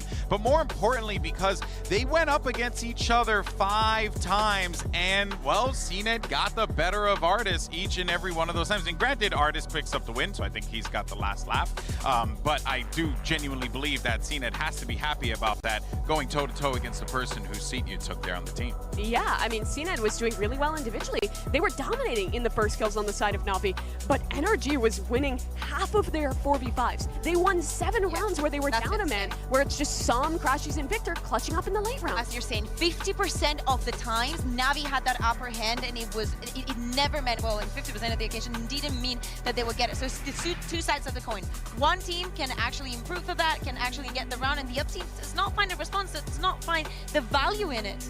And that's the thing. On this NRG squad, Artis is good, but he doesn't have to be the superstar, which I think is what makes this core of NRG that used to be Optic so impressive, because they always got overshadowed by Ye, but now on a team where they can thrive and really be highlighted, I think people are finally appreciating how good this core is. Yeah, 100%. Of course, you're taking a look at the aim lab shoot around here. Make sure you scan the QR code on your screen if you want to be able to use the crosshairs that you're seeing there. But I think, you know, when discussing this game and also like what we would be expecting, what I wasn't prepared for was how it felt as if Na'Vi, when it came down to those retakes, man, they just ran out of ideas, or the idea was to just go and see what happens, you know, and then that led into, you know, Crashies getting an incredible 3K, Sam, you know, having big impact. And can we talk about Sam for a moment? I mean, that kid was popping off. Yeah, Sam has just been so good in Americas, and he just consistently shows up at LAN too. Would you say he's such a consistent demon? We have to kill this. Okay. We have to kill this with fire right now. No. But we were thinking about him. We were talking about him. How is he going to perform? Of course, we know that he's been incredible, as you said, during the regular season. But, you know, being that least experienced, let's say, in this international stage, the way that he was performing the entirety of the team, let's say. Well, let's talk about the rest of the look of this series, because NRG is now up 1 in this one, off of Na'Vi's pick, and we go to Lotus, and it was quite surprising to me that NRG picked into this, because they've really, I think, been struggling to find their form on Lotus for most of the regular season, all the way back to Lock-in even. They kept changing their comp, they were trying different solo controller options, it was never working. But then in playoffs, they stole Cloud9's comp, which is the neon sky double controller composition, and looked incredible with it. And the last 2 games they've played, they've won with that composition now and really turned things around. I think it also has to do with finding the weakness onto Na'Vi and the fact that they struggle. I'm not going to say struggle. I think that it is part of the testing period of having seen it on Omen, seen it on Yoru, seen it maybe playing another duelist, trying to make him feel comfortable. If you want to test Na'Vi in a map where they're literally not feeling at home, you have to choose Lotus. I think in the 7 times that they've played this map, they've used 6 different comps. They've tried everything. Some people are like, oh my god, Breach is so good. Oh my god, Killjoy is so good. They've literally tried anything that you might think of. They have tested. Well, you know, let's go ahead and get some insight into that matchup there and what we just saw. We actually have gotten some words there with Doom Bros, courtesy of Yinsu. Let's check it out. I'm now joined by Doom Bros from Na'Vi. First of all, Eric, did you expect the Lotus pick in the map vetoes? And if so, how did that affect your preparation coming into this match? I mean, we expected the Lotus pick. It was either Lotus or Bind, so we prepared for them both. I would say we prepared a comp for them that should fit this very well, so we'll see. Like, it will be a surprise. I'm very, very excited. Thank you so much, Doom Bros, and good luck in the map. Okay, prepare to come. I don't like surprises. I don't like surprises, Giga. I've watched enough Na'Vi surprises in EMEA. Ooh, well, we'll see what ends up happening when the Prime Gaming Agent Select takes place here in a moment. But okay, what are they cooking? So, okay, so he said a new comp, right? He did use the word new. So is it they've tested the Gecko, the Harbor. And now they're bringing out a race. And now it's a race. Yeah, of course. I think they did test it, but without the Viper Omen. Yeah, I don't hate this comp. I think my biggest concern looking at this one is a lot of teams have moved away from Fade Rays because what Sky provides you on your defensive side to rotate is so good. You can send a flash over Waterfall. You can flash deep in A. You have a dog to reclear. She's just exceptional at reclearing space in the mid-round. And this Fade, well, she does have cats as well. It's harder to get value from them on this map where there's a ton of long angles. And, I mean, you can see it there. Na'Vi, 33% win rate. This is another new comp. Yeah, they also decide to start on the defense here. We've mentioned many times the combos that you can do with the Fade Rays. We see it, of course, on the stage, and maybe they want to rely onto that. Oh, not today, buddy. Anyway, moving on, though. No, I mean, yeah, I think this is obviously going to be quite fascinating to see how this plays out, maybe. Yeah, I really like this Neon comp. I think this looks strong for NRG. Watch how proactive they'll be with Crashies and the Neon player here in Victor rotating in these mid-rounds. Well, I think the question on all of our minds is genuinely, what are Na'Vi and NRG cooking with this Lotus map? Let's go ahead and send it back over to your casters. Of course, it's Doug and Bala. Thank you, Golden Boy. Another composition for Na'Vi, another variation in what they like to do on this map. And, you know, the Death was talking about it a little bit, Ball, but how do you feel about the raise here? I mean, they started off with that raise all the way back at lock-in, and CNED looked slightly uncomfortable. It wasn't awful, but it definitely was uncomfortable for him. He's one of those guys who really favors the jet. But on this map, Na'Vi has never wanted to run him on that. So, once again, they'll never settle on a comp on this map, but I kind of like, it's kind of a mix of some of the regular stuff and the Fnatic stuff. It's more like the Fnatic comp than anything else. The thing that they're missing is flashes, so we'll have to see how that ends up working out. They do have that buffered. Instead of the Astra that Fnatic plays, Angel has that Paranoia on the Omen. Help a little bit. I mean, I remember early in the season, Angel up to some shenanigans with very aggressive ults deep into spawn. Absolutely. Whimsical ones at that. We'll see if we get any of that this time around, as we did see hints of that on Ascent as well. Yeah. On the other side, though, NRG with this Neon comp, Na'Vi should be a little familiar on how to play against Neons, given the prevalence of that for foot. They played quite a few times. Did manage to get to him. Spike drop. I'm out of here. Pushed him all the way back into B-Link where he can't stay. He falls off immediately, and there's a big seize. Nade as well. Doesn't catch him because the speed of Victor. Exactly. You see the value in the space. Being able to get past that. Finesse able to get the first. Now Sugetsu dancing around the utility, looking for help, trying to buy some time. The spike hasn't been committed. They're going to rotate out. Just tapped it and pushed back. You can see why Victor wants to go there. The Paranoia's ahead of it, though, and that might buy enough time. Once again, the pendulum swings, this time back towards C, and this time into the hands, into the laps of Zippon. There's not those veto combos, though. Does he have health? Can he deal any damage? No. Drop by Artis. Saw him taking a little bit of damage there. Crashies this time. Second time's the charm. Gets the spike down C. I mean, they went around the world there multiple times, where the world is only C and B. But they've got full advantage, 5v3. The retakes were tough for Na'Vi on that defense on Ascent.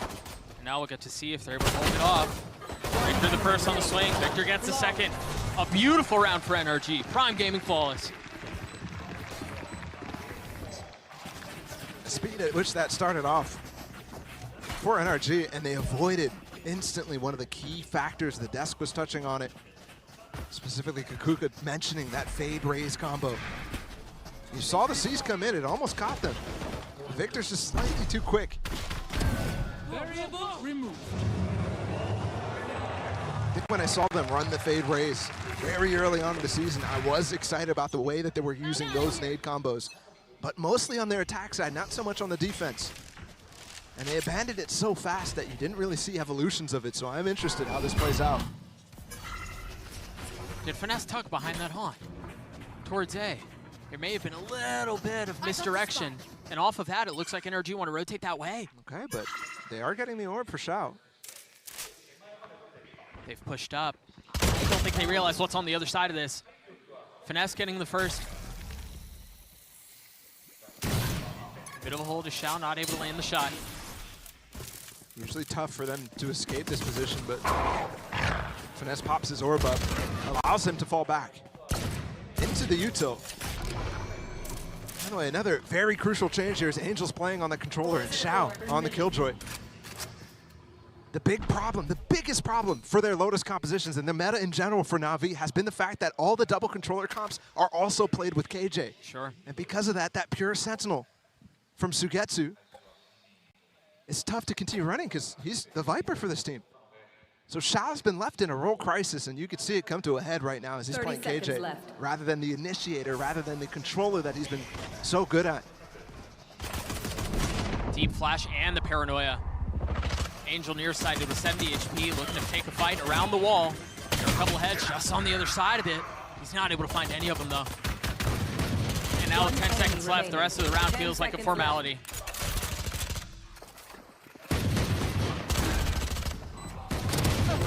Oh. I don't know how he hit that second shot, man. And it is a good conversion on the anti-eco. And again, remember, for NRG, they lost both pistols. They didn't get the opportunity to play in these rounds specifically. So it's their turn to try to balloon the lead at the beginning of the rounds, or the half, I should say. Na'Vi too, you could see actually, now they go for a more default wall, but in that that eco for them, they actually put their Viper wall covering B and C, kind of the opposite of the wall right now. You heard Doombros talk a lot during that halftime interview, or between map interview, about how they have something prepared specifically for NRG. Wonder if that factors into how they're using the Viper walls on this defense. Very well could be the case for now. NRG attention towards A. Finesse creeping his way forward. I don't know that they're going to be expecting his position to get to in the face of paranoia. Has to drop a molly. The utility, the way that NRG uses utility is so overwhelming. It's so oppressive. It's not just the util too. It's the amount of times they're tapping this door. Yeah. They've tapped it 4 times already in this round. On pistol, they tapped it 4 rounds on the C side. It's the scratching of nails on a chalkboard. You have to address it. You have to respect it. But you so desperately want it to stop. And Finesse patiently waiting for as long as he was. Gets to kill Angel, though. Sucker punching Artis. Spike planted. Definitely doable here for Na'Vi. Again, their retakes have been struggling, but that's a start from Angel. That's clean. It takes down Crashes too. The thorn in their side is Psalm that one though this time. Finesse is still in a position. That's ridiculous. To play hero if need be, but he ultimately falls. 2v2 now, Psalm re-exploring. He's going to be going in through panel. Victor's already fallen, but I don't know that they're going to be expecting Psalm's position. That nade is horrible. Why would you expect another there? The Red Bull clutch for NRG. Again, it's Psalm. What a beast, and he will be. The thorn in their side again. At this point, and that's brutal. That nade from Cena, I have to say, again, he just completely whiffed on that one. Tries to cut off the spot that Psalm was last spotted, but not quite fast enough to react, and it's also nading his spike diffuser. The clutches have come in bunches for NRG. We're early on the second map. The potential for more. You see this light buyout for the defense. Just a Bulldog in the hands of Angel.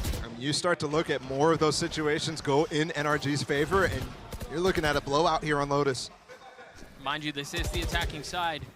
Maybe not to the same degree as we talked with Ascent, but attacking side should be favored here.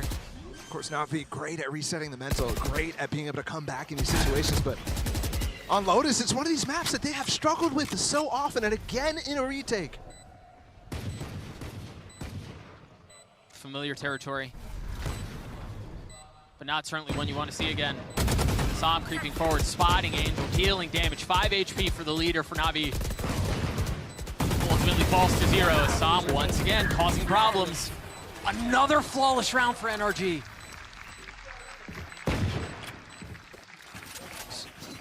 Multiple now.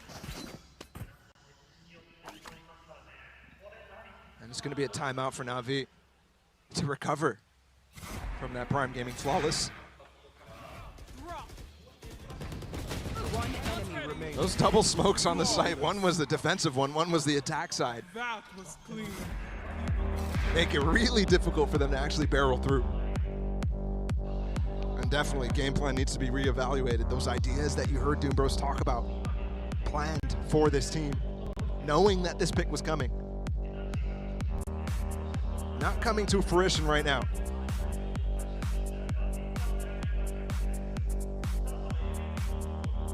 You wonder what adaptations will be made on the other side of this, I think.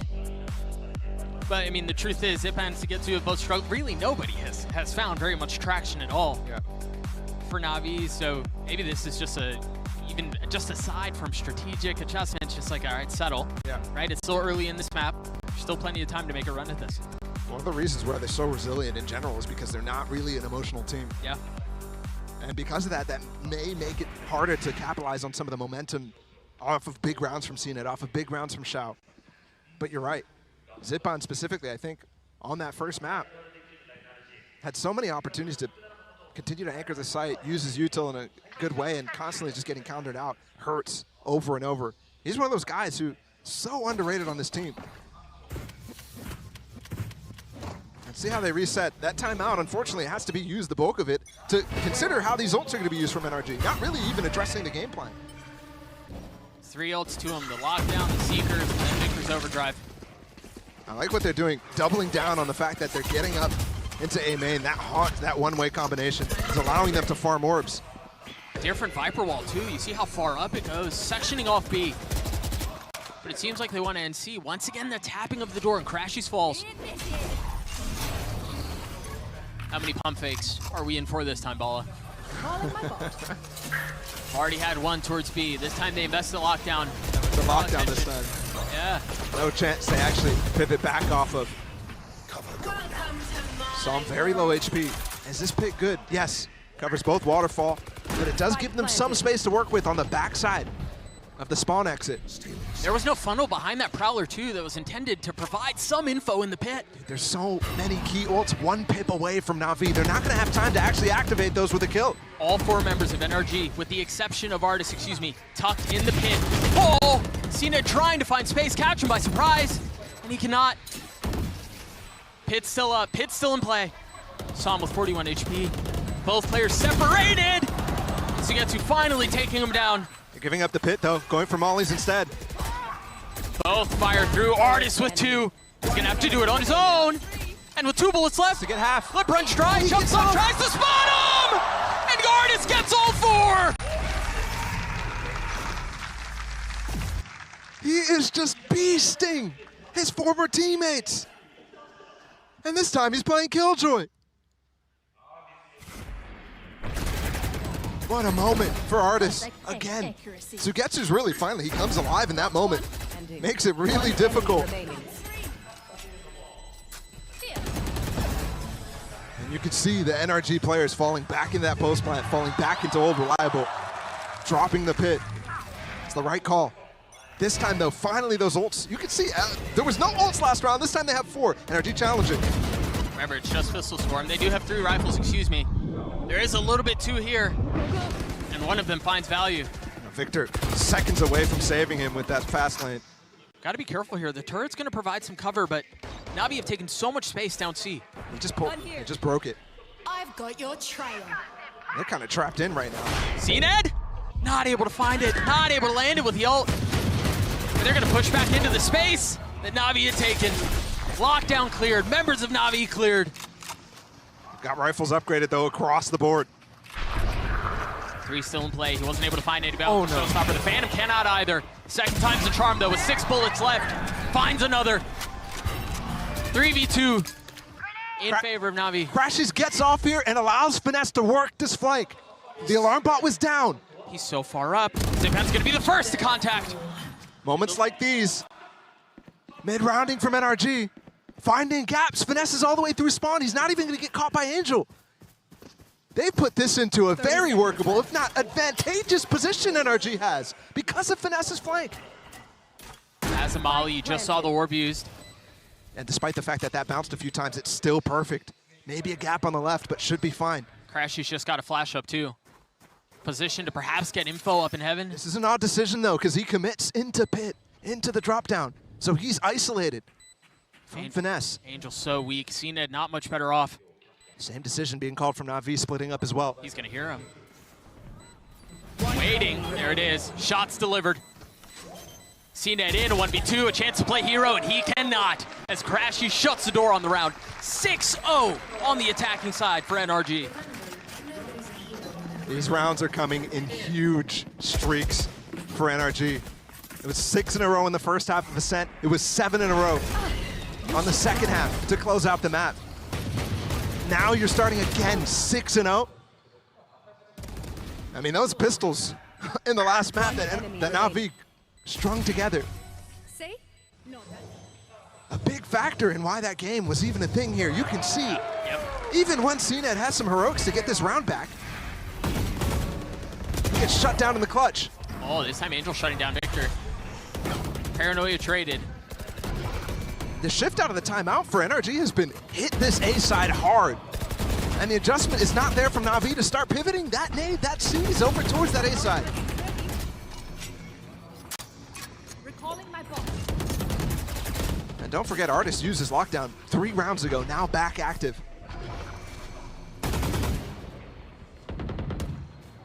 Xiao's gone exploring. Once again, the turret to provide some cover. Meanwhile, the rest of the fight ensues towards A main. Na'Vi are able to hold the line. They get 4. And a great response as Na'Vi are finally on the board with a Prime Gaming Flawless. What a way to come alive there, swinging out of the door. For all 4 remaining players. Spike down A. Flawless. And remember, that was still as well. NRG canceling that A main pressure. Angel just comes out way wide, gets the kill anyways, and TP's out. Despite not finding value with the one-way, with the haunt.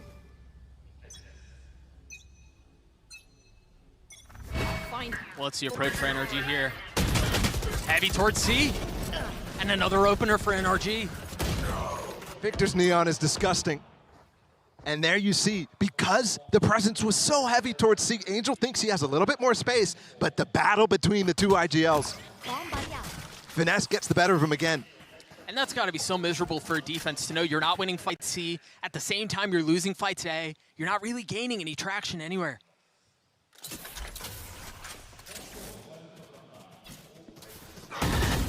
Ziphan spotted. Fight taken out of him. Trying to trade it. He's the only one here. Still gets it. But they also get another kill on the other side. Oh, and CNED just has to shrug at that.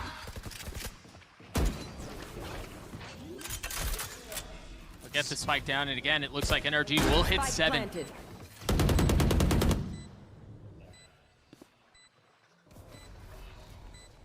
Tough position too. He knows Finesse is going to be hitting that lurk after getting CNED. You just have to know, right? It's Finesse too. It's hilarious too, because Finesse, I mean, has definitely struggled. He comes into this tournament as one of the lowest rated players, but consistently, when you watch NRG, he is finding rounds like this. Yep.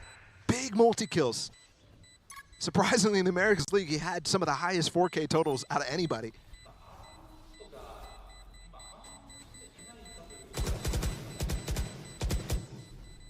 Not even going to attempt it. So Finesse will just end with the 3. And if history so far in this match has been anything to go by, they start another streak right here. That blowout will come to reality. It's just crazy, again, considering all the way back towards Ascent, how we were thinking that reality was not going to favor NRG after that first half that we saw. If they lost control of that first streak. I believe that's a second timeout called from Na'Vi. Yeah. So in the first half, they invest both and decide to go silent from their coach for the rest of the map. That's something that Chet and Finesse can use to their advantage. Yeah, you wonder too how much of that was extended off of the fact that the previous round ended the way that it did. Yeah. Right, there was just plenty of time for Shao and the team to talk through things. Opportunistic perhaps from Navi's leader to call a timeout and talk through this the rest of the way. And there has been a shift since that last time out in the game plan from NRG. So it's tough. I mean, it's tough. 9 rounds in and you're calling the second timeout because of that sort of adaptation that is difficult to handle. With a rigid comp like this, you don't really have the room that NRG had with the Neon to be able to flex around the map. Regardless of what setup you start with. If you start with the Raise and Fade on one side of the map, it takes ages for them to get to the other. In time to be there. And the old cycle is going to be difficult for Na'Vi to contend with. It's quite some time away for them to have any key ones, whereas NRG starts out of the timeout with, again, crucial ones. It was the same factor before, by the way. They had to spend a lot of the timeout talking about how they want to counter. For Lotus in general, when you got a KJ lockdown, it's almost always going to that C side or maybe a push-up H3. But the C one is just so effective. You already saw it once from Artis. And they do insert Victor to open up that door and take control of Mound very carefully. Oh, I mean, he just went out with no smoke, nothing there, active. It's bold. You should run. Bold, but it works. There's the lockdown that you were just referring to and how effective it is. They rely on it here. Oh, I love this. Me too. From Sugetsu. Not only is it the pit from Sugetsu, but look at the space that they're taking mid. I think that timing might be awful for him, though, and they're already taking pit. He does have space in spawn, but Sam is in it. He just recovered it. He just bullied him out. Oh, gosh. Shorty, but he's decayed. That was a crucial fight for Sugetsu to win. Without that tool, they can't retake the site, but there's a counter pit at the same time. Site littered with green goo as the spike ticks. How do they flood their way in? Artis playing off site, but once again, everyone huddled up close. Sugetsu swinging around, not spotting anything yet. He's got to go into the pit. Both teams, like Navy SEALs, creeping their way forward cautiously. They're going to save. Carefully, and you're right, they're out. That's crazy. What a wild round. And Victor's looking for exits too. Can he get both? Yes! That decision to save, all of a sudden they're thinking and scratching their heads. We should have gone for that. If this is the outcome, that we come out with only a single gun.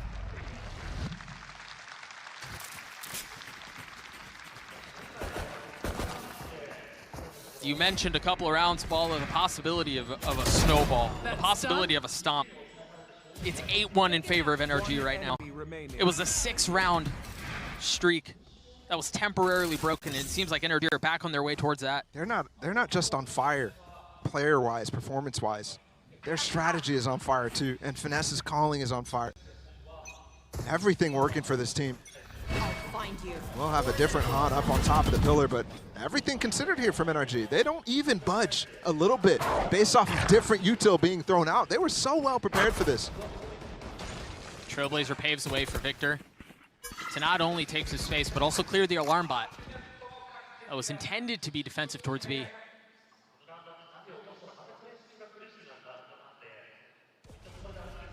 One way refreshed. Multiple players here. Both the KJ and the Viper. Could be a deadly combination if they get. They don't have a molly actually, Sugetsu. You see both from Shao. Waiting, and Sugetsu's already fallen. There are the nanos, they're procced. Try to find space, try to get through it, and they cannot. Xiao's combination of utility holding him back for now, but he gets peppered through the box. Not able to find anything else. Zipan's rotating over, and he has the Nightfall. Gives up his position here. Som can get away. They're gonna push up. There's a Nightfall. They want to go aggressive here. They can't hear a thing. CNED finding one with the Phantom. That's all it is, oh dear. Som once again in a clutch. Spotting Zipan. The silence of the moment deafening. As now Som hears him and Zipan's on the flick. Good recovery, and finally one of them fall. One of those 1v1 situations ends up going for Na'Vi. And I say finally because it was a massive string of them throughout the entire series. This round was crazy. I didn't know who could not hear what. Yeah.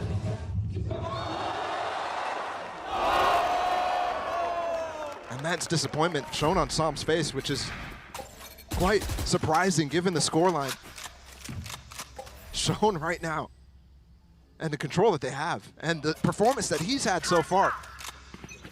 Gotta keep it under control though. Aggression from Na'Vi towards B. CNED, the first there. Victor waiting on the other side. The Prowler finds a kill.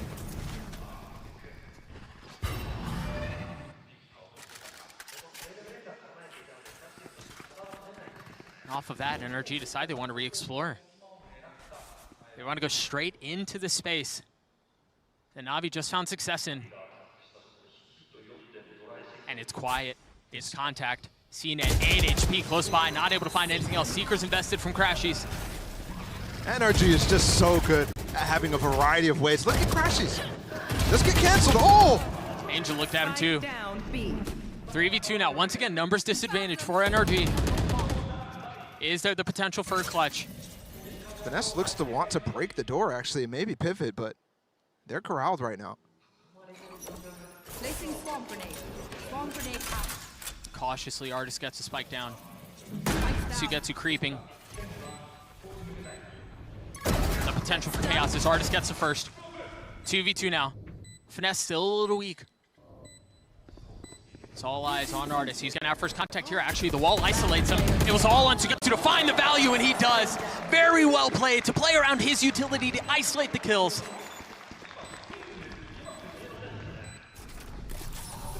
The fact that Sugetsu is able to realize how Finesse is using that wall to create a pocket for Artis is just so beautiful. It's a Viper v Viper battle. And you can tell why. He wants Sugetsu on that agent. Not that any of the util for him was impactful there, just understanding how Finesse is using his. And Na'Vi are putting together a little bit of a streak of their own. 2 in a row right now. They could end with 4 total rounds in this half, which wouldn't be the end of the world. Not the greatest, but wouldn't be the end of it. Yeah, by no means. Lotus is attack-sided. It is. CNED with an op this time. He's up forward by himself, too. They know where he is. The rumor to provide cover as he tries to take the door, and he takes Finesse with him. That nade is good. Buys some time, but Artis still gets the kill. Damage done. But Victor gets on the racetrack. Plant the spike and Crashes goes for a little too much there. Angel's high ground was too much to deal with. This time the lockdown won't have a chance to get broken other than that flank attempt from Som. And now he's put his team in a 2v4 situation where they're already going to be defusing before they even get out. And it's not planted for them. No, I mean, the round is done. There's no way through. No matter how pissed you are, you're not winning this round. Na'Vi equalize. 8-4 still in favor of NRG, but that could have been disastrous. NRG with all the momentum. Let it slip a little bit. Despite CNED, by the way, he should have been dead without even one there. But still able to recover. Trade him out and get on that site. Just masterful use of utility. The Roomba to provide some cover. Either way, an 8-4 half for NRG. Do not be fooled by this scoreline. It is attack-sided. Let's throw it down to the desk to break down the first half. Thank you so much for that one, Doug and Bala. Yeah, already you could see just how prepped and ready to go NRG were at the start of this one. Credit though to Na'Vi for at least picking up a few rounds there, Kukuka. Yeah, exactly. But just at the end, right? It was a very rough start of this map. They were saying Doom was there, and we prepared a composition that is perfectly tailored for them. But in so many occasions, we saw that it was actually working against them. And we wanted to take a look at this round because of the Viper split that Finesse is going to be using. We were talking on the desk about how they've been picking up comms, and actually the best thing about them is that they understand them and they improve them. It's not some teams that just, they're like, oh my god, this team is so good with this, I'm just going to copy it and run it just the way that they do. No, they have that introspective journey onto it and understanding what is the best way to use the composition and to bring something new. Yeah, and it's just little things like that that can help make NRG so good, and that would see as a little gap to throw the molly around the corner and keep that pit up. But now we head into the second half, and the question is, with this comp for Na'Vi that they're yet to play, how well can they do on the attacking side? Because you'll notice NRG has nearly a 50% win rate on defense, which is pretty good for Lotus. These Neon comps tend to be defensive-sided because Crashy is re-flashing places in the mid-round, and the Neon quickly rotating with him can give you a really good read on where your opponent is going if they're not super careful on when they're giving info away to those flashes. And again, for me, Na'Vi, we're seeing that the fade is on Ziban. To me, it's a crime, kind of. If you have Xiao and you have somebody else playing the fade, I feel like the heroics that we were seeing from CNET is very similar to what we saw on Ascent. It cannot happen again, but maybe they will need that race operator to be shining on the defense. That's right. They're going to need to look for some answers somewhere else. Na'Vi are going to be taking a trip to the lower bracket. Let's go ahead and send it back over to your casters. Thank you, Golden Boy. Bala, I don't know about you. My eyes fall towards CNED. Remember, we talked about the last time they played Raze. Yep. He looked slightly uncomfortable. Now, as the sole tip of the spear to go aggressive on attack, I imagine he's got to be able to find some space. Well, don't forget Angel's on the team. That's true. He is the entry. He is the entry. That's a very good point. Yeah, that was all the way back at lock-in when they played this fade Raze. And they had some really good set nades. That haunt is ridiculous, by the way. The tech shown, but Artist not peaked. Only tagged one. CNED wise to it. You see the paranoia as they try to take the fight through the door. Sam and Crashies both, with Victor not far off. Such good understanding of the control that they have on Mound there with the one-way. Again, NRG displaying a mastery of strategy.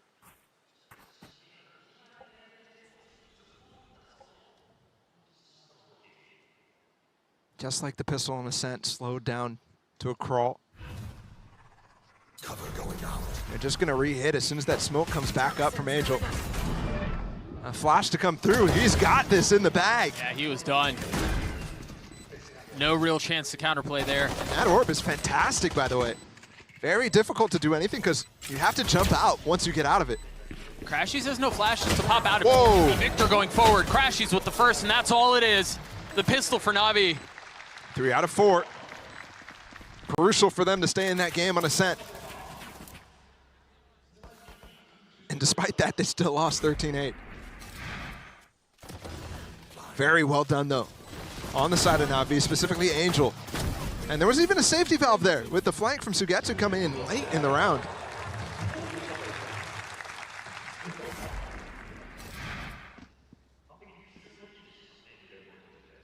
NRG choosing not to buy here, just the shorty for Finesse. That pesky one that he can be. I think that wall is actually jump spottable. And Na'Vi are throwing out. You got to be careful with those. There's so much pros and cons for all of the different Viper wall on attack that you put down. And one can cover stairs, one can actually cover heaven when you actually hit the A side, one can prevent the jump spot. You actually see it right now from Som. Even when that wall goes up, he has a little pocket to peek a little bit. Just over a minute left in this round. You saw the first orb picked up mid by Na'Vi. Seems like that's all they want to do for now as they turn their attention towards A. Nade, the molly, and the door. I mean, they're fully committing to this. They've invested everything. That's a really good nade and haunt combo right there. Not using a seize, doesn't have it in this round, but that nade pushes them into the haunt. So the players who are pushing in tree have full awareness of what's going on. Sugetsu tucking inside the smoke in the face of the flash, drops the molly. Xiao gets the kill. The orb coming up at the same time too, decaying them all. Very nicely done. And if you allow these post plants to get set up from Na'Vi, they have so many tools. Not that NRG didn't, of course. We didn't actually see much A-side pressure from NRG, other than looking for picks in that. In the mid-round, they were always falling off. Heading towards B and C, Na'Vi not doing the same. A whole map holistic approach.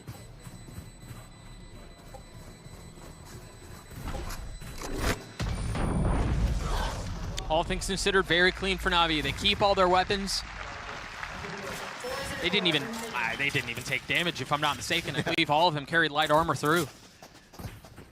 That's important. That's really as much as you could possibly ask for. Minimum 400 credits saved on everybody. Best outcome.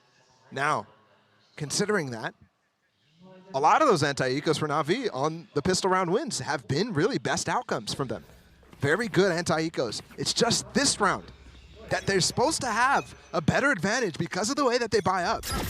That's become full meta at this point, where they're struggling. And look at this push, 3-man into B, trying to disrupt the bonus ideas from Na'Vi. The turret was there, Shao was close by, but Sugetsu's the casualty. He's in a position that turret is not going to be active fast enough for him to react. The defense rotating A. You've got Crashies with some utility, waiting on the other side of the panel. I think they may push him. They didn't need through the panel to clear, so they have that space now. Got to look for more picks in this 4v5. This is where NRG was shining in that first map. Na'Vi have yet to really display the same.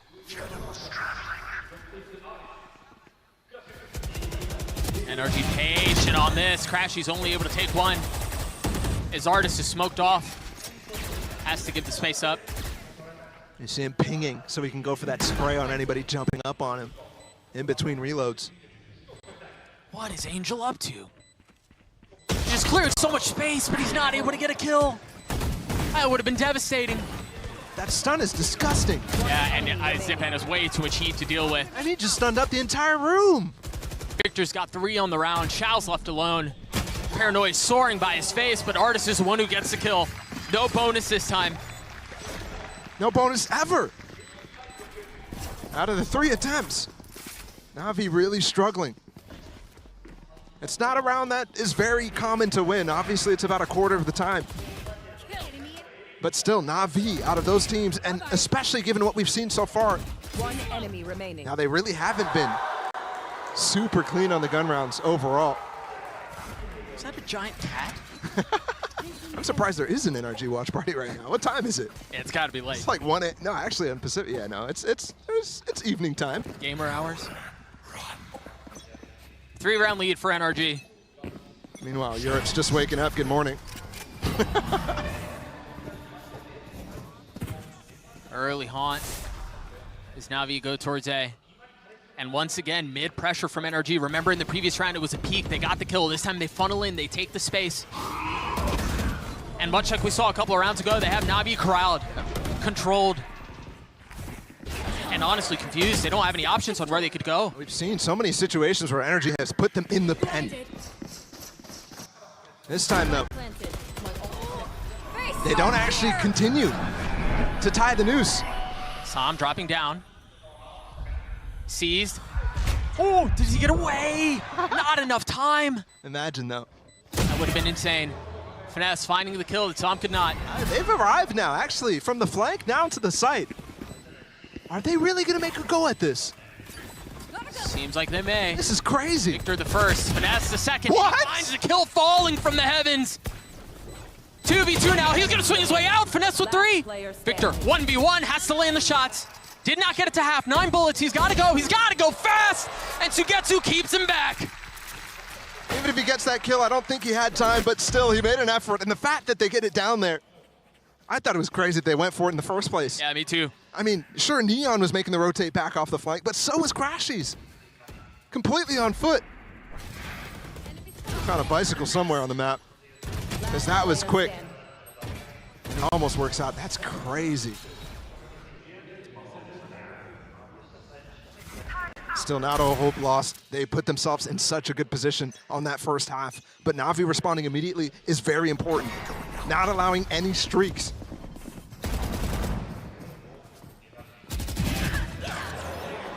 That's an excellent way to start the round. I mean, to take down Crashies, yeah, 100%. He's crucial, by the way. I mean, as the solo initiator on this map, the Neon comp relies on having a Sky alive. It's a lighter buy, but Finesse was so far up. You see where he once stood. Off of that, Navi are going to funnel in to C, take the site, get the spike down. Plenty of time to spare. And even if things get hairy, Xiao has the keys to solidify. You want to make sure that you keep that up, though. That lockdown is what I'm referring to. He's so far back that, yeah, you definitely don't think that he's even thinking about it. With the rest of the players staying on site, you can tell they want to prevent that sort of situation from happening. Question is, does Victor pop the ult here? Perhaps too much time has passed. Saw him with the Guardian not finding anything. Oh, he finally does. I think maybe if Psalm stays alive there, maybe he goes for it. It's still a 3v5, excuse me. There's no way with the eco. No, difficult task. Victor picks up the Guardian. Artist still close by. Okay. Phantom, get out of there. Nice, light armor too. Player standing. I don't want to give up a kill there from Artist. I'm not sure how far he is away from his ult, but Sugetsu now 1 pip away. So they can play for that. Yeah, very good point. We'll see how close he was. Okay, timeout here from NRG. Don't forget, Na'Vi used both timeouts in that first half. And Na'Vi with the string of rounds right now, this is a huge opportunity for Doom Bros. Communicate to Angel the things he spotted so far in this first half. But I think mostly, finally, saying the things that we're doing is working. Here's the ideas that NRG are going to start throwing out at you. And the guy on your screen, Crashies, potentially going to be the linchpin of it all. Gotta see NRG start to find a bead on the sites that they're going to hit ahead of time. You're never seeing those same sort of stacks ahead of time from NRG, and some of those retakes as well. Unfortunately, they're losing players beforehand. They're starting to lose hit personnel before the site hits even occur from Na'Vi. That's what I want to clean up if I'm Chet.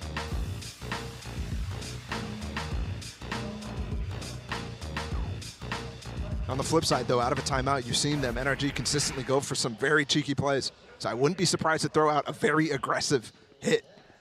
You're right. I think about the Ascent hit on defense. Yep. Just a couple moments ago, off to the side of timeout. That Odin spam.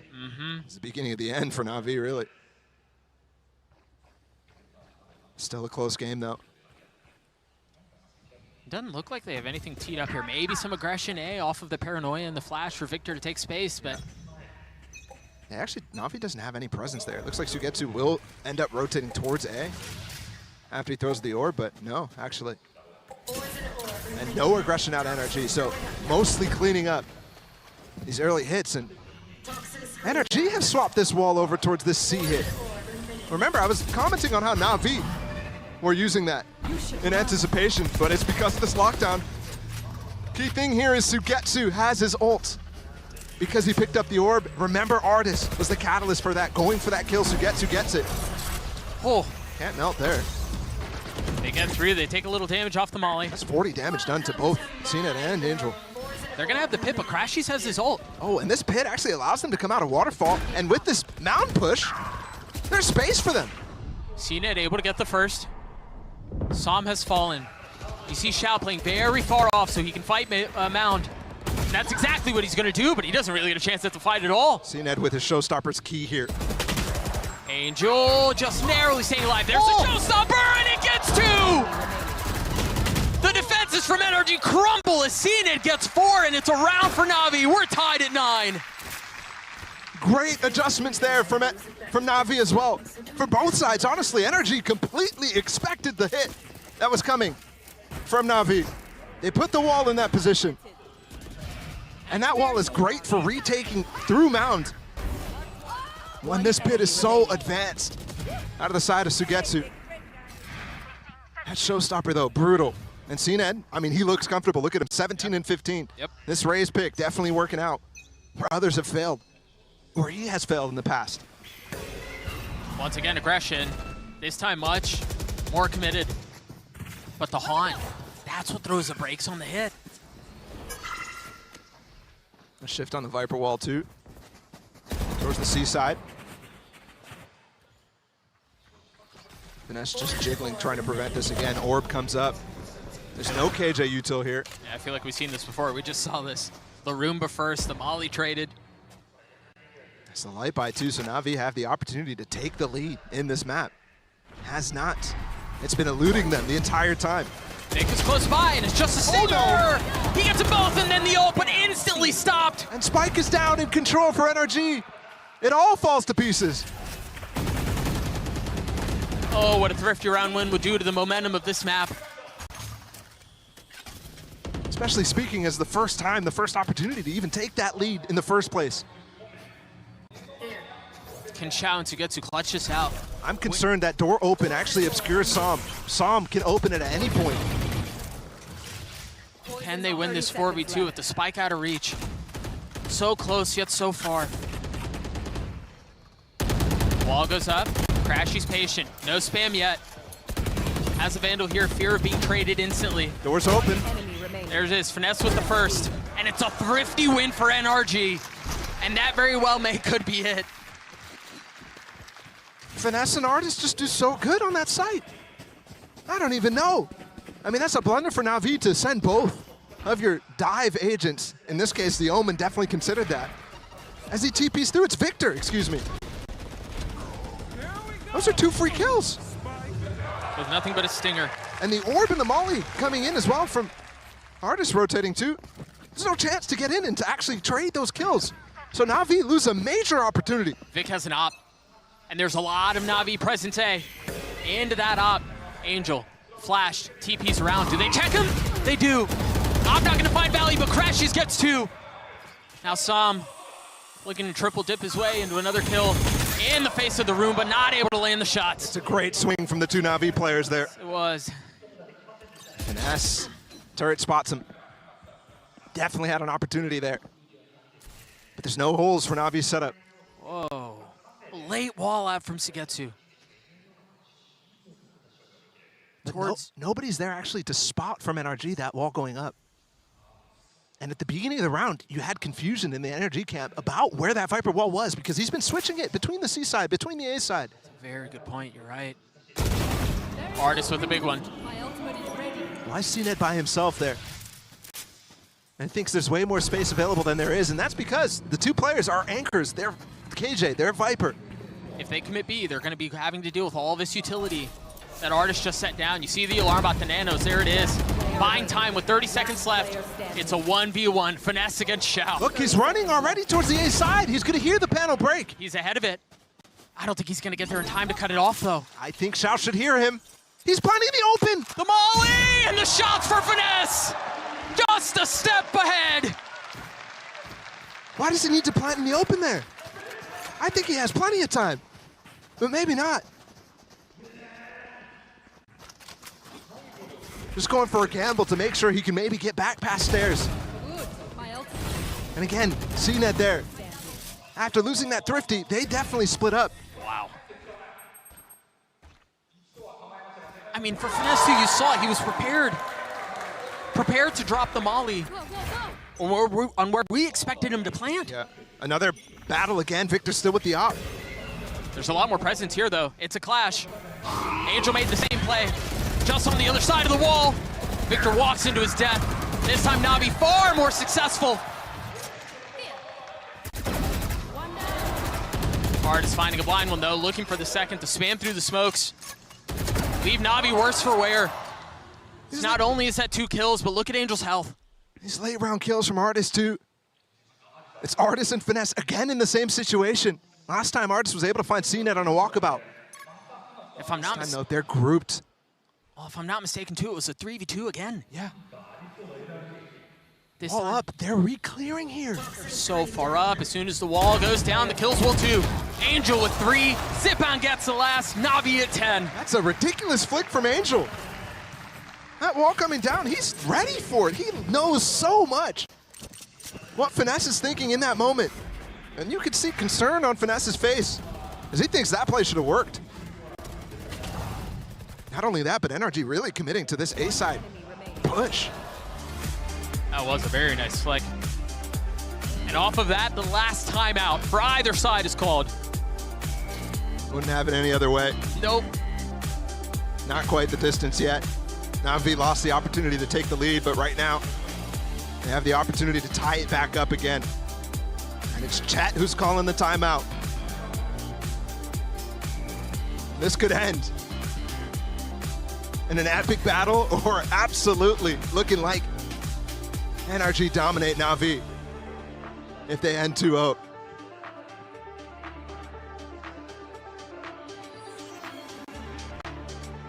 We hope it's the first of many to come between these two teams of battles. Again, the first time Artis playing against his former team. Right now he's getting the better of most of them. CNED though still in that head-to-head. Definitely filling those shoes very well. That Artis left.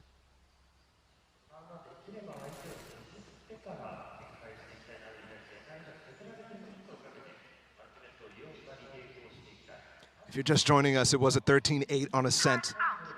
NRG with a ridiculous attack side half. This time, a little bit more standard here on Lotus with these attack-sided halves coming out from both sides. 8-4 for NRG, but now it's within one. And out of the last two rounds, there's been this A main presence over and over. This time, nothing for NRG, and Na'Vi are capitalizing. Straight through the wall, they don't care. They have Artis' locked down, they have Finesse's pit. They've got Sam waiting too.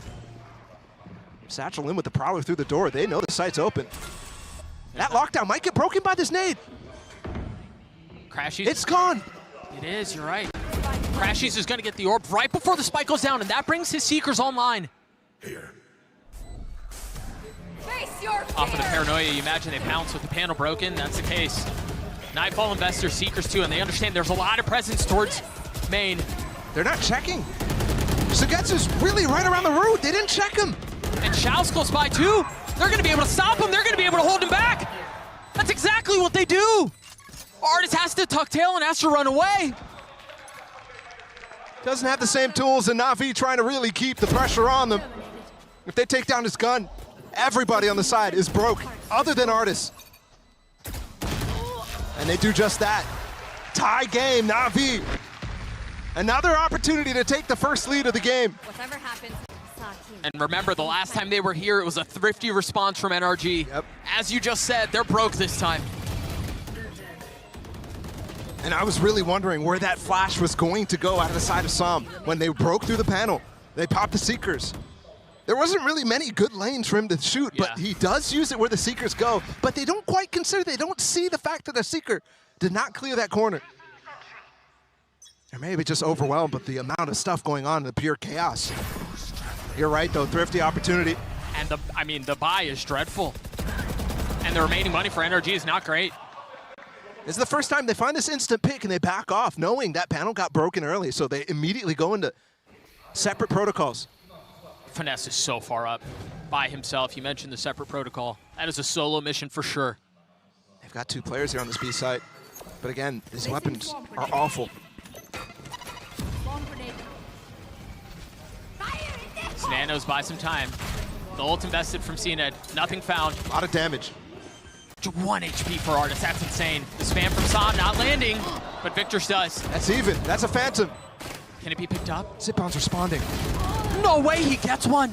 That's still just numbers, not on the flank now. For NRG. And it's Victor by himself with the Stinger, trying to get through it. Behind the wall. It's a tap, buy some time. That's all it's gonna be. Yep. Na'Vi gets a map point. And Angel was the safety valve there.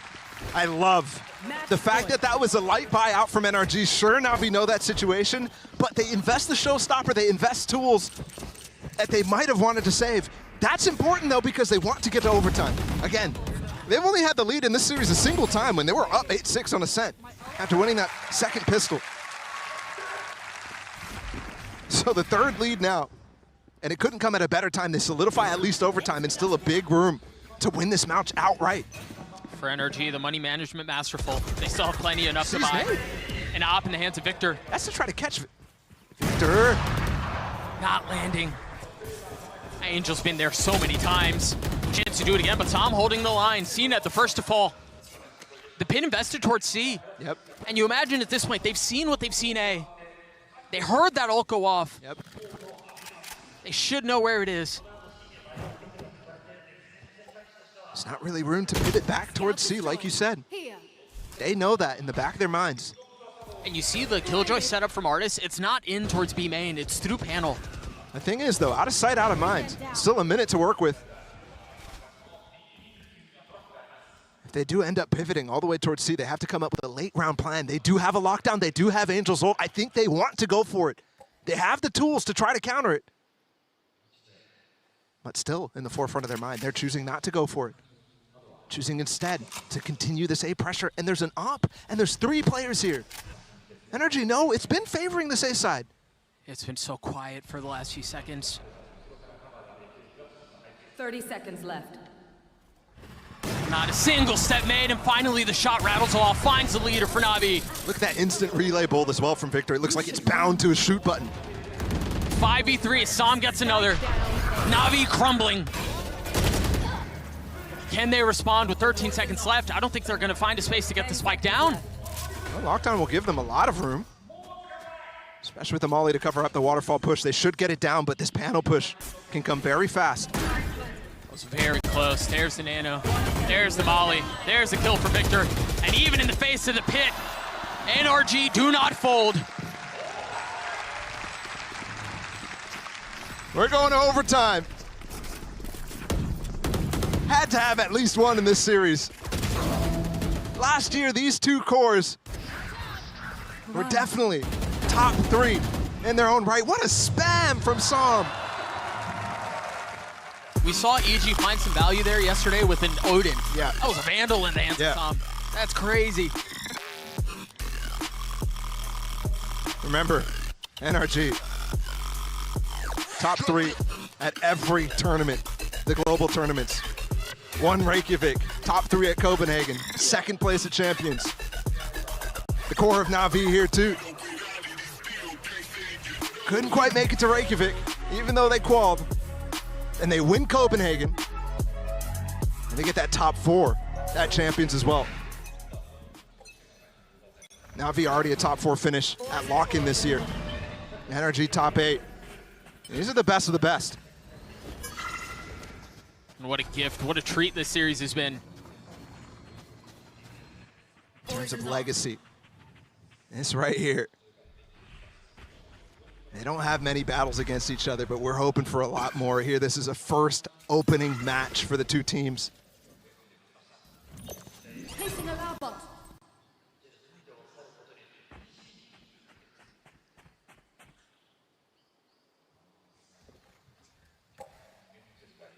Wall up.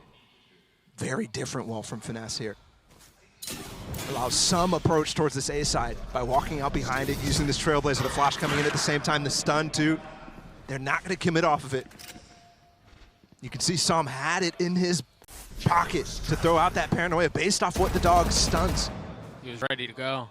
You're right, he had it primed. But realistically, this wall was always placed to hit towards B. And that's where they're headed. And they used this alarm bot early to actually contain this space. 30 seconds left. Just so they can come back to it later. Do they find success here? It's just an alarm bot. There are no nanos to really cover anything like that. Xyz. No nade combo though. C-Ned was over towards C. Victor's there to greet Angel. He's running in blind. Left, they get the spike down, and you're right. Zipa not able to find any space either. Oh, Chow do something here, perhaps Sugetsu. Spike's not down yet. 2v3, they've got to commit to the spike. Finesse! Almost able to hold it. How did he get it down? Artis left in a clutch, and Sugetsu with 4! No way! He's on his feet.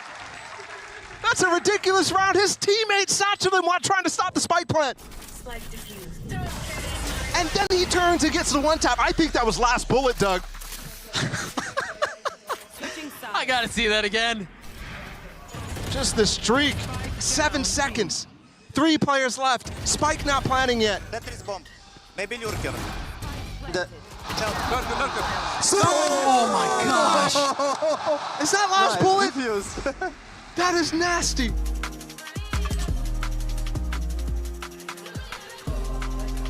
And Na'Vi again, another match point. I did not expect to be there. After the initial start of that round, it looked like NRG was in full control. Yeah. Again, Angel, Zippon walked in blind. They didn't even really know what was on the other side. Give up their lives willingly. But it's because they wanted to summon Voldemort and Zippon. The Angel of Death. What an outrageous turn of events. Remember, the spike almost doesn't even get planted. Oh. It's crazy that it did. That must have been milliseconds. Oh, My yeah. goodness. Yeah, absolutely. What a bout between these two. And once again, Na'Vi match point. NRG used the one timeout they have in overtime. You get one extra for the entirety of all overtimes. It doesn't matter if we go to 10. Now, note here very quickly, Victor once again has the op. It is glass cannon, but he's normally been setting up towards A. Yes. This time he's C. Well, the important thing is, normally you're throwing that orb from Sugetsu. It looks like he's going to do it again. He actually uses the wall, though, so that might give a gap if it doesn't come up early enough. But he's behind. Molly, There's a little bit though. of traffic there. That Molly bounces on the wall, so okay. Good landing. Woo. 53 HP. Remember, he had committing. They're committing here. 88. Off of the decay. What help does he have? They've spanned this angle before, and CNED was ahead of it. That's a big mistake there. They didn't have the right plan there. Because Som falls off, Victor tries to go into that space. But he doesn't have room to escape. He's not playing. Jet, Neon definitely can't dash as best as possible. And things are going to quiet down. Navi's been formidable in these situations where they get those early entries. But when there's room for individualism, out of Angel, out of CNED, things get definitely dicey. 1-3-1 setup here. The last couple of rounds have been so tense. So many resounding moments of silence. And off of the momentary delay, Na'Vi turned their attention towards C. Early flash out from Crash. He's getting some info. Dude, they farmed CNED's orb. There's the ult! Nothing found from Som, and CNED just drops him. And it seems like they're going to be able to put it away unless Crashies can pull off heroics again. No armbot, just in time. 4v3, and Angel's gone exploring mid. Oh my goodness. Crashies with the position to make a play. Had the shorty out for just a moment. Opts to go against it. And it's a 14-12 win for Na'Vi. What a comeback win on map 2 here on Lotus. Remember the first half, they were down bad. What was the start, 6-0 or something like that? Before they even got there first. That is crazy from Na'Vi, but not outside of the realm of possibility. Honestly, sort of expected. With the amount of tournament runs that they've made, the amount of situations that you've seen just that happen.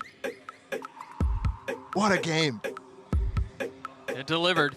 And finally, too, something with success here on Lotus. Against definitely formidable opponent. But it puts into doubt. Again, NRG had the opportunity to pick Bind here, which for sure everybody's thinking is a very good map for them. It's not flawless this season. It's one of their best, though. Absolutely. Instead, trying to punish Na'Vi on Lotus. Doombro said before, they've got something prepped for them.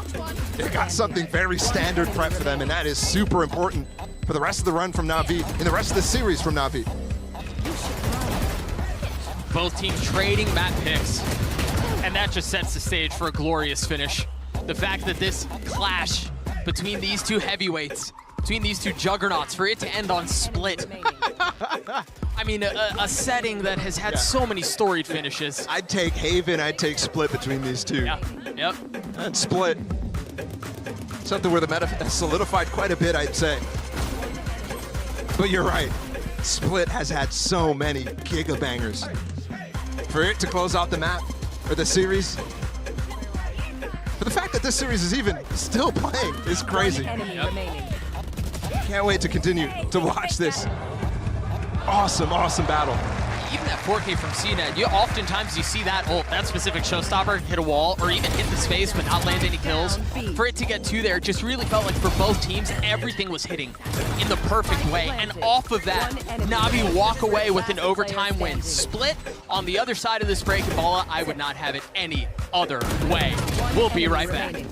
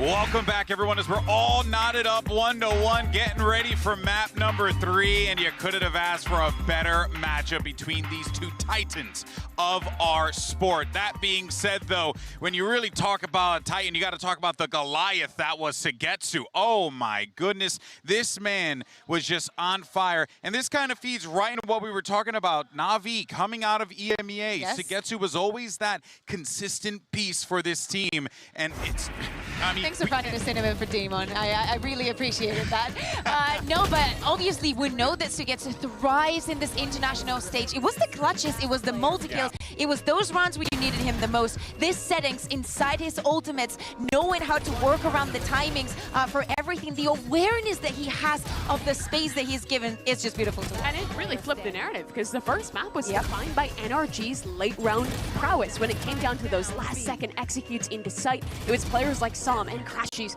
clutching things up consistently. But in this map, it completely turned around. And while Sugetsu was the catalyst to get them back into it, it was really a team effort to close that one out. Yeah, completely. We were talking about how good the retakes were for Energy on that first map. On the second one, it wasn't that brilliant, it wasn't that good. And not only that, CNET on the other side is having an amazing performance. Right now, he has a 74% success in that first kill. That is insane. He's had a lights-out series, undoubtedly, as well. As we take a look at the team breakdown and see like what we ended up, really walking out with here. I think the question that stays on my mind, Mimi, is even though it was 14-12, Doombro said we were cooking up some surprises. I mean, if the surprise was that, you have some really sick players on your team, then I feel like, wow, we were all caught off guard.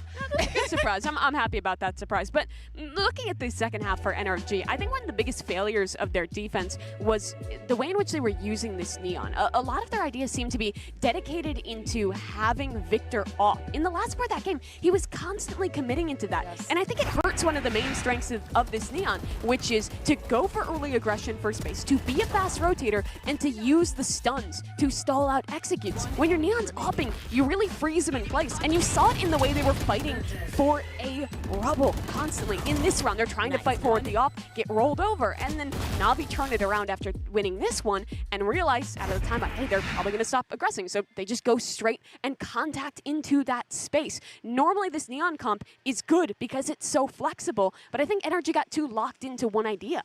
Yeah, also I think that's something that the casters mentioned, and it was very important, specifically on this map. It was the pauses, right? The times that the coaches were taking to speak to the team. We know that Navi used to both on the first half. They needed to, of course, because if they lost this map, it would have been a 2-0. But the fact that that change, that swift into what happens in the round of not being so aggressive is also addressed by Navi. Doombers knew in that moment that that conversation was taking place, and it was a moment to also address what the response was going to be to what they were going to change onto the map. Yeah, and it worked out beautifully for them, right? Obviously, pick up the map win as we take a gander at the series layout. You're just joining us. Boy, oh boy, you've missed out on a fantastic series, whether it was... Good morning, if you're from Miami. I know, right? The close start to Ascent that ended up to the expertly called attacking side for NRG, to this closely contested battle on Lotus. Now we shift our sights over to Split, the final battleground that will determine who will walk away with this win and who will advance in this bracket. Mimi, Split is a great map, I think, for both of these teams to just kind of settle the score on.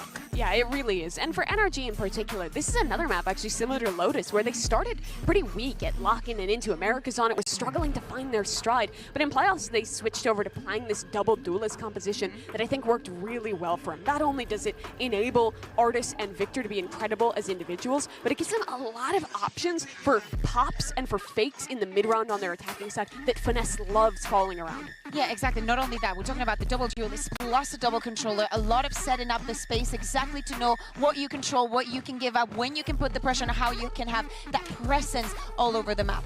But on the other side, it's a question of what Navi is going to pick. They played a million different comps on this map. 4 maps. They go to one that's pretty reasonable, pretty meta. I mean, we were not going to go back to the Eurojet. I just love that we introduce these new graphics and then we show like how many times they've picked this percentage and Navi 0. It's just great every single. I mean, granted though, they have had, oh yeah, C0. They're just always looking to change things up here. But Mimi, I mean, what's really sticking out to you from this Navi composition? I think what's sticking out to me is it seems like they're putting an emphasis on putting CNET on the race. 2 maps now where their most normal comp was playing with the Jet. They're pivoting to this raise again. And I think not only is that a comfortable role for CNET, but it also gives him a lot of value for early space. It's also necessary for him. He was being put on the Euro, on the Omen, something that could not fit him, and he's not necessarily going to have to be there. But he wants to be a top duelist. It has to be the Jet. It has to be at least the race. You cannot be just going on that ultimate. Again, they move away also from the Cypher. They go straight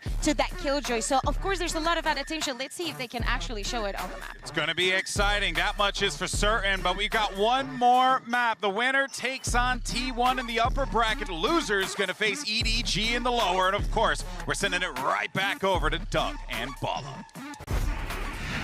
Thank you so much, Golden Boy. Bala, we may be 1 map away from this series ending, but it's matches like these. It's clashes between these 2 teams just like this that just live on. Yeah. And it sets the stage for the rest of the tournament between these two teams who definitely a lot of people consider contenders, definitely are these types of teams who can win tournaments, have proved it in the past, have champions on their team. And I couldn't ask for a better third map. Split is going to be so fun. And to touch on the comps a little bit here, seeing it on the Rays, I think Mimi was talking a lot about how that looks pretty good for him now that we've seen it on Lotus. But Kakuka was talking about how they're going for it over and over now, this Rays, which is, I think, what they've been struggling with the entire time. The entire season, just trying to figure out exactly how these roles are going to work out. They seem to find comfort in that pick for sure. And the difference, I think, the double duelist out of NRG, I think this is a pure counter towards that, trying to bring the KJ, which is not the Sentinel of choice for most teams on this map. It is different. You're right about that. And coming in with the double controller as well, it's essentially the Lotus comp, just with a Sky instead of a Fade. And oftentimes the reason for that Cypher being better on this map is because those cages can allow you to lurk. And also, there's not as many good lockdowns on this map. Meanwhile, there are a plethora of good cams. Plenty good trip angles. You're absolutely right. Now, Sugetsu is getting caught a lot in mid during their playoffs bout against Team Liquid. Not too long ago. We'll see if he cleans that up. That's very important against his double duelist comp, which can come with some pace. Deep flash into garage, finding some info for Zipon. No real way to confirm what's on the other side. Finesse is going to be the first there. An Artist on the swing, aggressive, the dash away, leaving Finesse to die. Trashies follows suit shortly thereafter. But great response. There's still a shot at this. It's gotten down to 2. It's gotten down to 1. But Xiao's healthy, while the 2 remaining members of NRG are not. So, better weapons for them. It's a good point. It's just a classic. He could pick up a Ghost right here or Frenzy, either one possible. But he spots them both, actually. And a great movement on the rope. The light armor's gone. The health is gone. Artist from that distance with the Frenzy getting the pistol for NRG. Just not able to land the shot. I thought the movement was great there. Actually able to tuck back on top of that rafter as he hit the rope. With the double swing, really nice from Artist. And Som. Those last 2 players. And again, I think this KJ specifically picked to try to stop the pace that is possible from NRG. They're going to have to adapt fast to that sort of idea, because you've seen in the past NRG really come out fast and furious. But they've also shifted gears plenty of time. Angel taking some space mid, Som there to greet. That's a beautiful angle from Som. Yeah, it Not is. one that I've seen before, but on those anti-ecos, you just find those to be so easy, because you're looking for one-taps, and you're taking risks on the swings.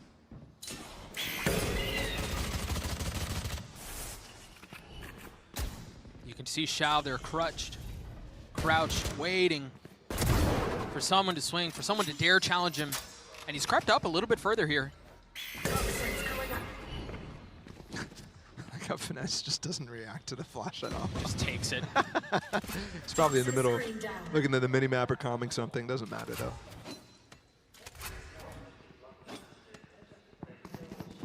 This is where Finesse shines. Not in these anti-ecos, just on this map in particular. It is such a mid-round heavy map. You have to be strong at that.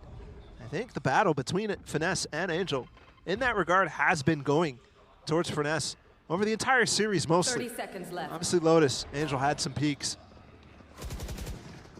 especially in the early round calling. Yeah, but on average, I would agree with you completely. Artist gets open or onto CNED. That's huge. Artist has not been winning those battles. I mean, we saw it. The first map, the stats were brutal. After the second series, Artist is 7-11 against CNED in general. And CNED is 17-6, plus 11. Jeez. And that's in first duels only. CNED's been performing exceptionally well. So is Artist. Yeah, he's starting to eco-frag a little bit. Enemy remaining. Well handled. Very well handled. Prime gaming flaws for NRG. That man caught the bird in his legs. He did. He did.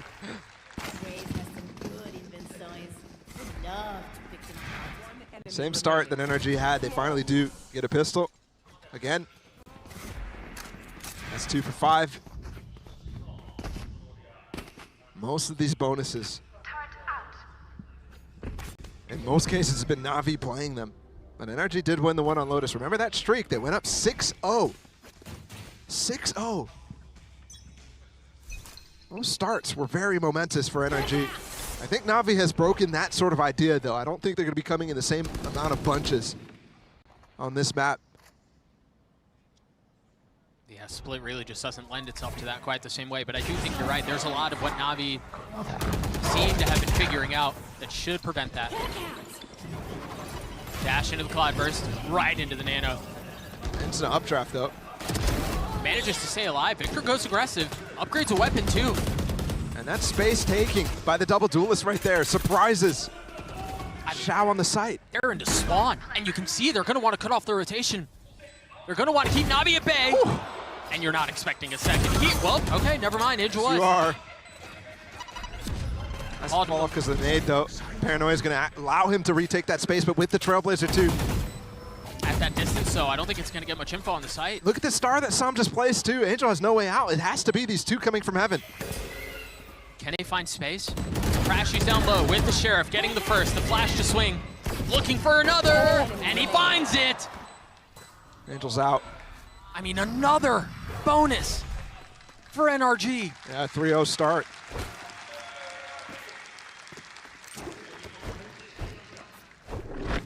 That's huge. Angel does save the gun, though. This is one of those situations that is actually weird because the money's not there to buy. Or actually, there is plenty of money. All right, look at it. This flash. Is Zippon's able to turn that? I mean, he's definitely dueling with Crashies there. Yeah, absolutely. Crashy, the one player who really didn't have a weapon there. And as you can see, there is definitely like 3K, lots of people buying armor here. I'm surprised Angel, when we've seen in the past, he gives up that rifle over to CNED.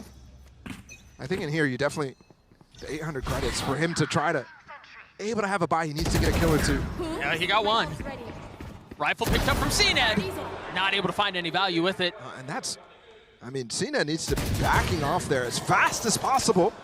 They pushed into the B site, and Sugetsu can be able to recover this weapon. Investment of the Seekers from Crashies to maybe find some push here. Does Artist follow them? Yes, he does. Spotting one. That's crazy. It's bold. They heard the rope for sure, though. You see it from Sugetsu, crosshair trained. Crashies, do you dare swing? Do you dare peek? Drop on the first. And the confirmation of the second up high. But the timing's not great. NRG win the round anyway. Very nicely handled to bring them up to 4. That bonus, winning both of the attempts that they've had so far. Very hard to recover from. One enemy remaining. I think another thing we have to talk about is we've seen 2 maps that have been very swingy. Yep. Right? Ascent, very heavily defensive sided. Lotus can be very heavily attack sided. Split does not operate the same way. Oh yeah, So a lead like this, Bala, is significant. Yeah. And especially right now, I mean, the comps make such a difference. Look at this dash from Artis. Goes for the right click on Sugetsu, and that's what I was talking about. He got punished a lot in middle during their playoffs run. It's a very good point.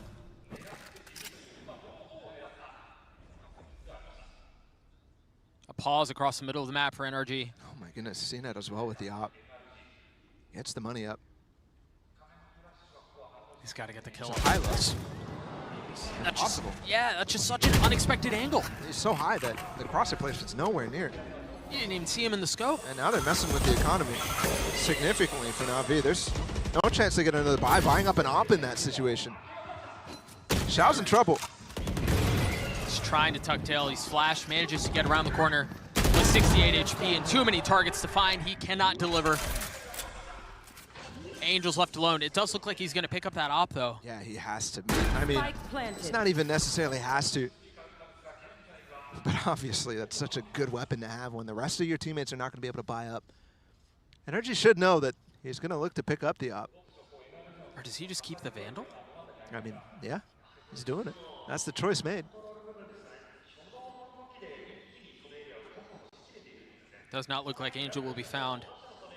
as the round expires.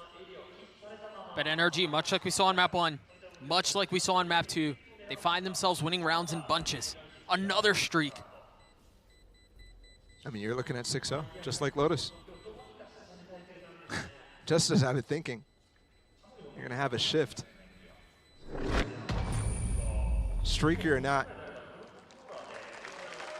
Na'Vi have fought back so many times. They only fell flat on that second half of Ascent. Every single other time, they've come back slightly. On Lotus, when they went down 6-0 at the beginning, they ended the half 8-4. Respectable little comeback. Again, when they went down in the second half, when they lost up, almost gave up match point, they swing it back.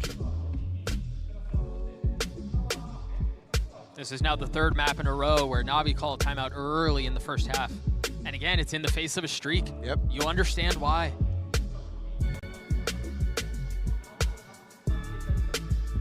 Eyes on the prize right now for NRG. Meanwhile, for Na'Vi, they have to cauterize and capitalize the bleeding that has taken place.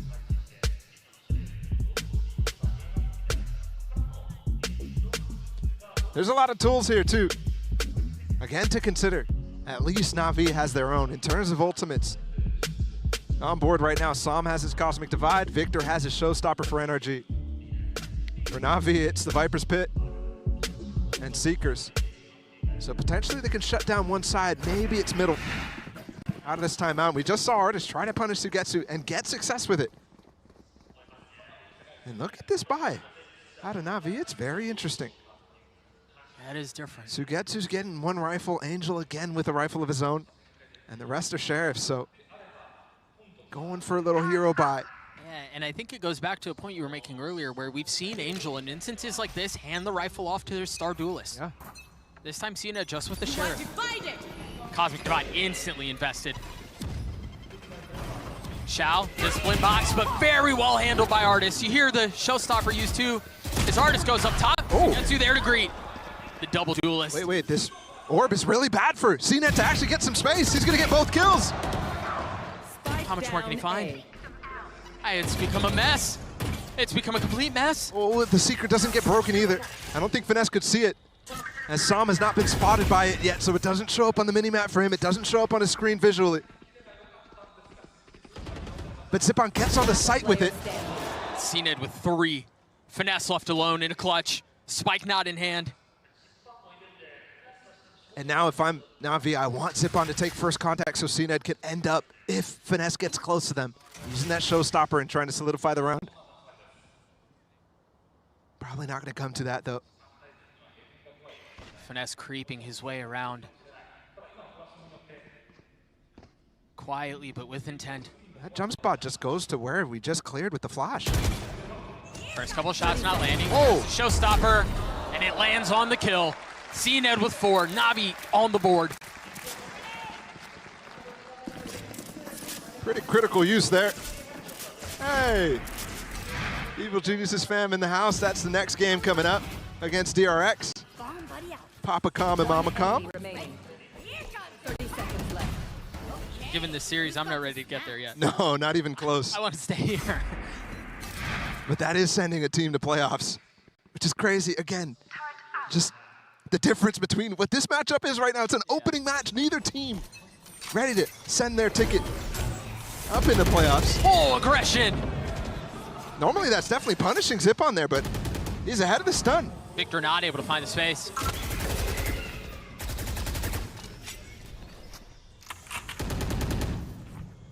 Defensively, in order to counter that sort of idea, you have to do a lot of creative stuff by peeking him in, that sort of idea. But there's Zippon just straight up fights. Those often lost. Crashing gonna be able to see that investing the Secrets, the flash on the other side of the wall. He's gone rogue. He's going solo, and he's finding value. 1 HP for a moment with that decay. Talk about putting the team on your back. At least in this round. And he keeps it to a 3v3 with that kill on the Angel, and also that makes it difficult because he could have easily had smokes up at this point. Now it unlocks some key tools from NRG in their strat book. They can dry walk, they can pop smokes and walk behind them, and it will be the dry walk choice. Sam, up in heaven. Oh, what? Yes, what on earth was that? Sorry, what? That one's ending up on Reddit. Xiao's going to be left in this 1v3 situation where both Crashies and Finesse are weak. But he's so far away, he's not even going to try. I need to go back to this Crashies play. Because, as you know, not all kills are created equal, right? That kill stabilized the round, right? Victor had just used his, had just satcheled up forward. He didn't find any space. He didn't find any value. He single-handedly makes a play to get things back to 3, as you said. Yeah. Zipana ends CNED falling in that instance, where they had advantage. And this is a reset round slightly for Na'Vi. Zipana and CNED somehow have 4K and 3.8 respectively, so you're definitely going to see another one of those weird hero rifle buys. Because of the way how these rounds have played out, the weapons have been saved. That pit's still not used from Sugetsu, by the way. Which, out of that timeout, I was really thinking was going to be considered. This moment right here is what you're talking about. Popping the Seekers, then insta-flashing through. That's a double peek that just gets sprayed down. And Angel knows. We can't be letting Finesse do that.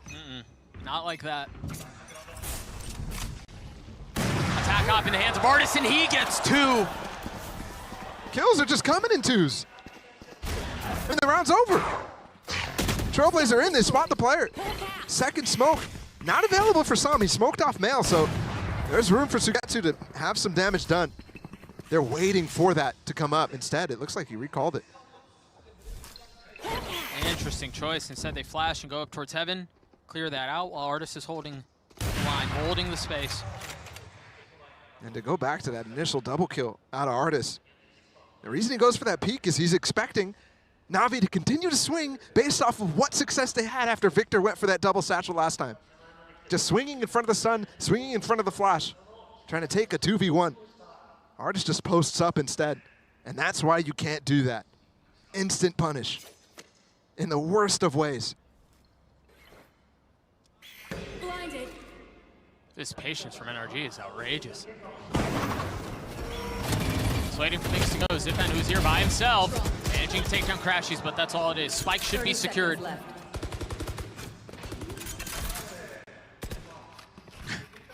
He just took the site with 2 players. Finesse maybe threw a molly. Sam is on the other side of the map here. The dude is in mid.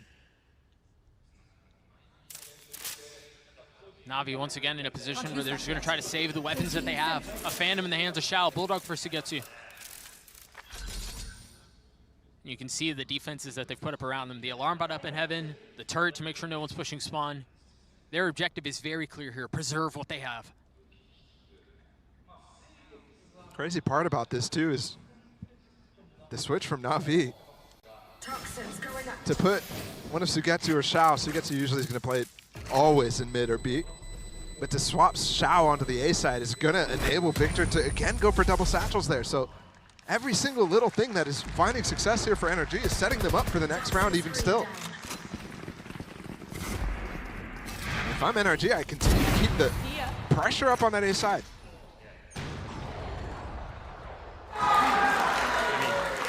Superimposed upon one another.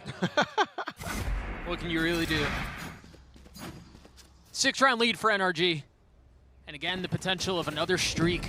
Maybe not to the same degree, but the makings are all there. Na'Vi are on a light buy. 2 sheriffs and then rifles, but certainly not full strength, not full force. Oh, somebody did buy up a rifle. It's Angel. And that one. There's one of the rifles. You've got it's Sugetsu who falls. Remember, I keep talking about how he needs to not get punished in this middle. 3 times he's already dead at the beginning of the round. CNED showing up here and picking up the weapon that was dropped. Angel trying to deal with 2 members, dashing across the screen, flying across his face, and Victor the first to fall. Oh, he's paranoid. No. He has no idea. Whoa, he has no idea what to play from Angel. A follow-up flash, too. He could swing even further. Houdiniing his way through that. But Finesse trading the kill back. And the spike's out. He's going to try to find his way through, but I don't think he's expecting Zip on behind him. Angel TP'd across too. Surprise, it's a gift. Angel's in time. Star's coming in right now. He needs to obscure his position until he can get a guaranteed kill. No more TPs to get out either. And remember, he did this. He's gotten them almost here by himself. Oh, he gets out to play with Zip on instead. Not using the element of surprise, knowing he TP'd there earlier. They should be aware. Is there a recall? Crashies. Come on. Woo. It's the NRG formula right there. I mean, they just continue to walk until there's a gap, until there's some sort of information found. And that's how you find timings. If you don't explore as much as you can, you don't know whether you can take that shot.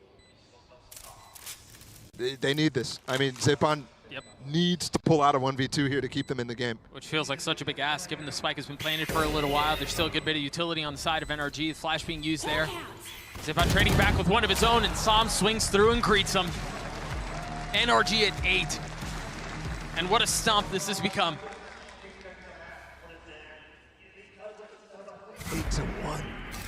And we're in a situation again where Na'Vi are using their second timeout in the first half.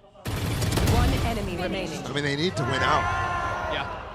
Even whether or not this comp, whether you have a discussion about whether this comp is attack-sided or not, whether split is still defender-sided, it doesn't matter. This half starts to become untenable with any further rounds from NRG. Doombros understanding the gravity of the situation, invests the last time out, as you mentioned. Opting to leave his team to discuss here. Happy with it, what Angel's discussing with his teammates. But there's more than just strategy here. It's form for everybody. They're getting picked apart. I'm specifically thinking of Sugetsu in mid right now. Yeah. But there's many things to pull out if you're NRG. That A main pressure that they went for, the double satchel up ramp, flipping it with Artis opping on the angle. A surprise attack side out, by the way. He hasn't gone back to that since that round. No, but he instilled the fear in Na'Vi. You see it on the scoreboard. You mentioned form. There's a lot to be addressed here. You talked about Sugetsu and the fact that he continues to get picked. CNET has 4 kills. All 4 of them came in one round. Yep. He struggled before then and since. And he was the key factor in why they were at this position, why they're able to min map 2. Yep. It's that raise on Lotus. And while we said it looks comfortable, historically CNET has more struggled on the off-jet rolls. Not that he's been awful on the raise by any means. But Split is where those Jets who play and try to play that raise end up getting exposed when they're not completely formidable at the agent. Victor picking up the orb. Artis with the dash proc, waiting to pounce. Backing on up instead.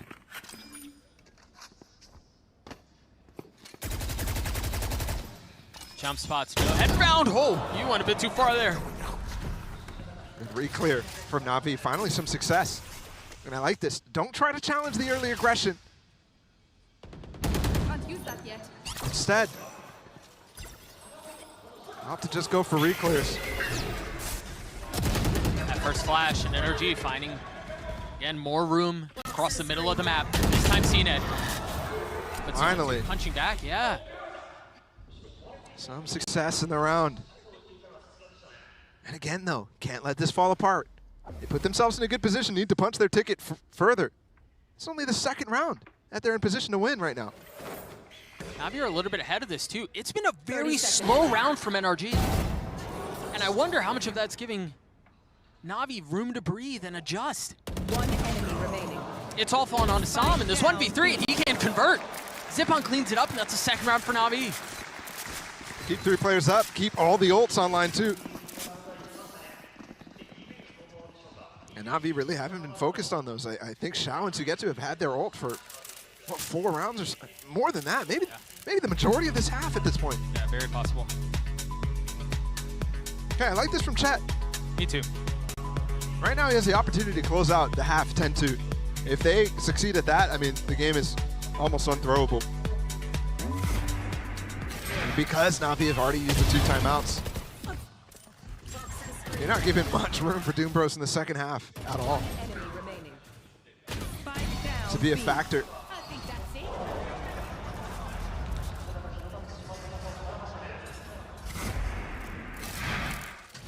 We'll see what the adjustment is on the other side of this timeout. Again, remember for NRG, that last round was very cautious. Yeah. Given that they had double duelists, they explored garage, they didn't fully pounce, even knowing that CNED was there with the Roomba, so they knew he was close. They got some space mid, and they had a split, and they chose not to burst out towards that. They were very careful. You want to hear what the adaptation is. Y'all know what's coming. Okay, timer ticks. Let's go. Ah, come on, man. Don't text us like that. I'm just saying, that thing was stuck on 28. That made you nervous a little bit. All good. 6-round lead for NRG. On the other side of this timeout, again, what are the adjustments? You've got blades for Artis. You can't imagine he'll use that. But Victor with the showstopper. And it's a spread look from NRG. Look at how far back they still have 2 members in spawn. They dodged the flash. See if there's another approach. The pit finally invested. Shao with a deep alarm bot too to help out Sugetsu before he rotates off. And Victor's going to confirm where it is. That's going to have him rotate off. But as you're saying, Na'Vi now creeping back towards B. Okay, so this setup allows them to give up mid. But you're right. If the hit doesn't come through middle, it's going to be towards B. They've got 3 players ready to receive. Flash is traded. These last 2 rounds have genuinely felt like a chess match. Moving the pieces on the board. Zipon clears out mid, which is a key tell. 50 seconds right now. Crash is going to dog through. And with the wall late. That's a tool that both teams using right now. And the Seekers pop to actually expose this split coming in at the same time. But is that too much pressure? You mentioned mid was open, and that's where the spike is. Got a lot of space mid. They're contacting out onto the side. Angel. Oh gosh, oh gosh. Finesse! No, where are you looking? Oh my goodness! Finesse equalizes! Stabilizes, and Victor from up top with the ult gets another. Just a ridiculous moment between the 2 leaders, and Angel's got to be kicking himself. That kill was available, but the flash gets full blind. 2 wise men to 2 blind mice. Sugetsu and Shao having to try to make a play out of this, and they cannot. Finesse with 3 on the round. I mean, I've got to say, Finesse is playing out of his mind. In comparison to the Americas split that he had, it was rough, very rough. And yeah, at times he was a key factor in some of those rounds again, but it's bursts. Overall, the consistency's not been there from Finesse. Today, that's a different story. Yeah, agreed. Shao going for another save. I mean, 11 round played, no kills, 7 deaths. Definitely not what you expect out of a player of his caliber. This is crazy. The full flash, and he walks in front. It's like finding a gift. And that's the reason why that wall is there, by the way, because he wants to lurk all the way and take that 1v1 against Angel if it shows itself. Different setup here. Remember in the previous round, it was a late wall out from Finesse. This time, early investment towards A. Mostly been using this all game. Had so many tools, man. Shao's still not finding ways to find this lockdown. He's got to. It's round 12. He's got to find a way. And his teammates can't give up the site before he gets there. Again, that's the difficulty with this KJ. It's so hard to find useful lockdowns on defense. On attack, it's a different story.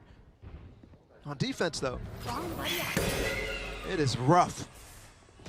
In a lot of ways, the slowing down of the attack side from NRG feels to me like they're putting the game, the ball, so to speak, in Finesse's hands. In his mid-round calling, in reading the map, reading Na'Vi. I mean, you just saw exactly that.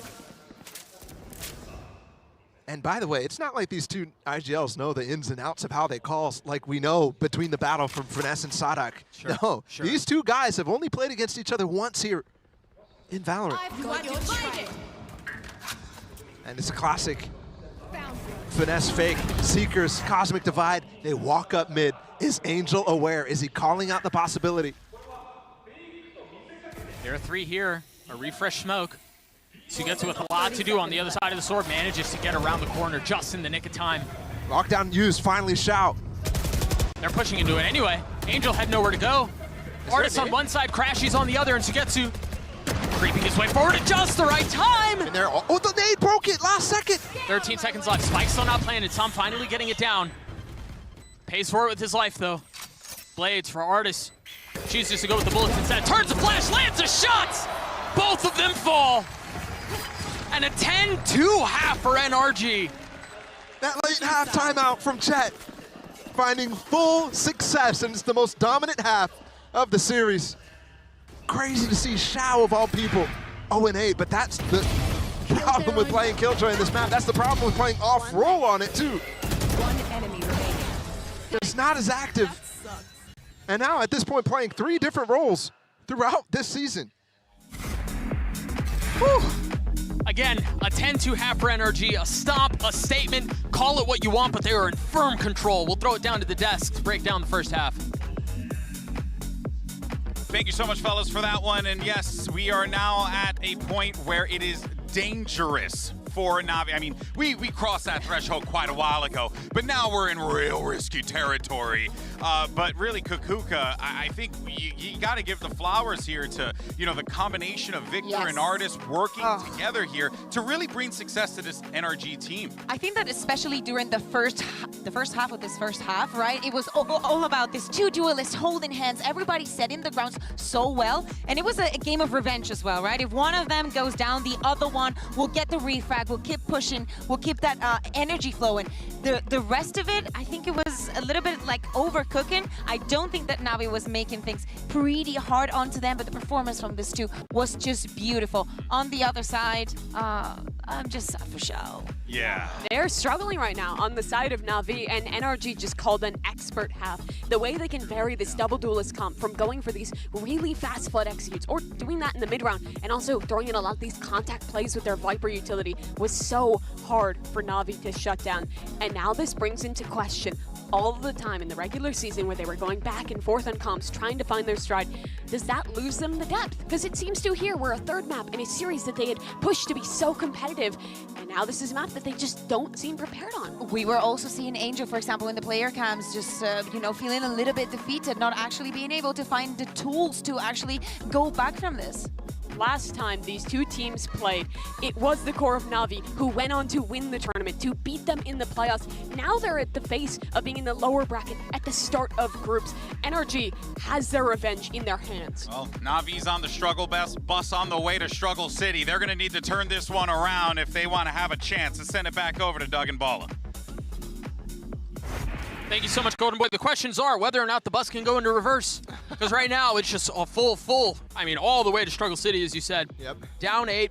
Now they're on their attacking side. You question what kind of plans they have set to try to bring this thing back. And some of the benefits that they would have had in this comp, not realized on that defensive side, right? You can't really slow down a defensive side from the 2 double duelists. It's completely different now. All they have to do is convert 3 rounds. On attack side with this comp, when they have double controller and a sentinel in the KJ from Shao, that's asking a lot. You see the setup trap already. Finesse is jump spotting. Artist is on the other side of ropes. Unexpected there. Bombot in, and it gets broken before it spots the cross from Artist. This smoke needs to be refreshed, otherwise Victor's entering the fight too. They are all here. They've all joined, and it's a 1-for-1. With Victor showing himself, they might have a gap here, a timing towards B. Obviously, Som could be there jump spotting anything like that, and they did not spot him. They're going to have to take their time, but we see there is a gap. Can they find it? What? Yep. Seems like they can. Woo. Victor not finding anything. CNED with 2. Finesse trying to find some success here, and all he's finding is damage taken. How is that guy alive? He's just getting pounded right there. Crashies healthy, but turd in his face. Finesse not nearly as fortunate. Last player standing. As he falls. It's like every second these NRG players peak, they're getting taken out. That first shot from CNED, very, very crazy to me. And that's the start. Pistol round. And they're 4 for 6 on those. Very, very important rounds. Nasty.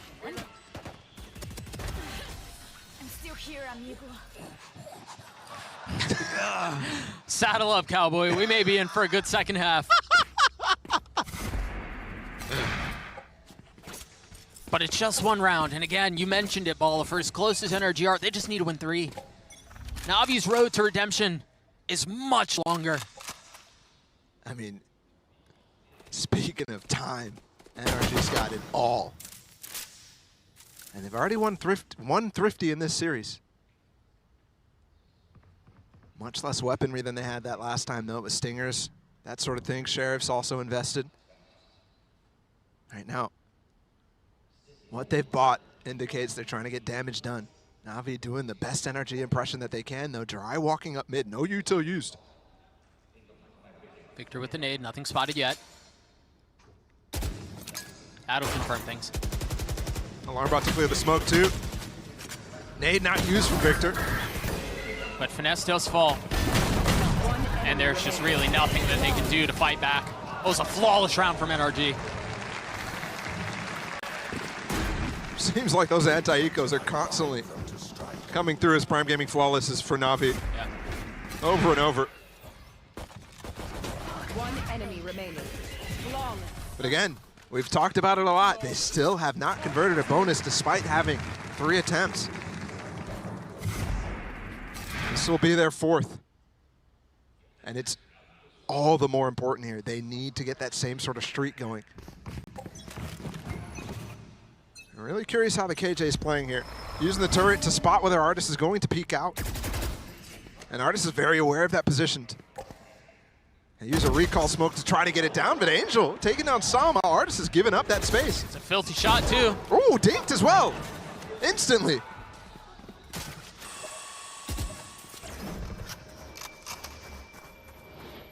Only missed out. They're going to re-clear. Look, Finesse is already on the hunt. 3 players from Na'Vi able to receive. And it's just, oh, it's a bit delayed. But Finesse punching back with 2. Paranoia in his face to spam through. It's not going to find anything. And even if Finesse truly did fall back there, that paranoia still would have been a problem for him. Angel punches it through. And up in that close range, there's no way. Planted. Up and down he goes. Into the next round. There we go. Hey, first bonus converted. That is finally going through Na'Vi. They simply, if they won some of those bonuses, I mean, some of those maps would have been clean. Yeah, absolutely. You might have been looking at them winning Ascent very easily and looking like they stomped energy instead. Spikes here. And you could have been looking at a very easy Lotus. At least to make that comeback in the initial spring of things. That's just not nearly as fun, though, is it? Victor with the judge, no armor. Full rifles for Na'Vi. And remember, when Na'Vi was in this position in the last half, I don't think they've checked him. They were buying up, you know, hero rifles here and there. NRG's not buying anything except this occasional judge here. And definitely a lot of sheriffs. But they're trying to get that econ rolling, specifically Artis. He's got enough money for an op next round. So it's much harder for them to convert these eco rounds, but it's not a focus of NRG's game plans. Outside of Stinger meta, they really haven't made it a focus, even back to the optic core. Yes, their sheriffs are very dangerous, but you're asking a lot still, given how good Na'Vi have been on those anti-ecos. A little damage. Victor's got a pocket. And he's been there this entire time. The Trailblazer did not spot him. It was cleared by Crashies. He just landed a molly on him. No. He's still, I mean, he's just sitting there. I mean, if they come from a heaven, it's not going to be a problem. Oh, and if they just clean out everyone else on his team before he even gets a chance, it won't be either. And that seems to be the case. Forgot to kill the classic from that far away. 2 bullets left with the Sheriff. Neither fired off. And another round for Na'Vi. I can't believe you pulled the classic to get the spike point kill, but there's no way you expect him there after all of that. Again, very good anti-eco from Na'Vi. Those are the sort of things that you really have to be good at if you're going to start a comeback from 10-2. I wouldn't even consider it started at this point. Just converting the bonus, that's not going to be enough. Normally a 4-round streak like that would put you right back in contention, but still, This gap, this deficit so large. Up for Artis though, and he's in middle. Nobody there. He's taking space though. He's creeping up. Scout destroyed.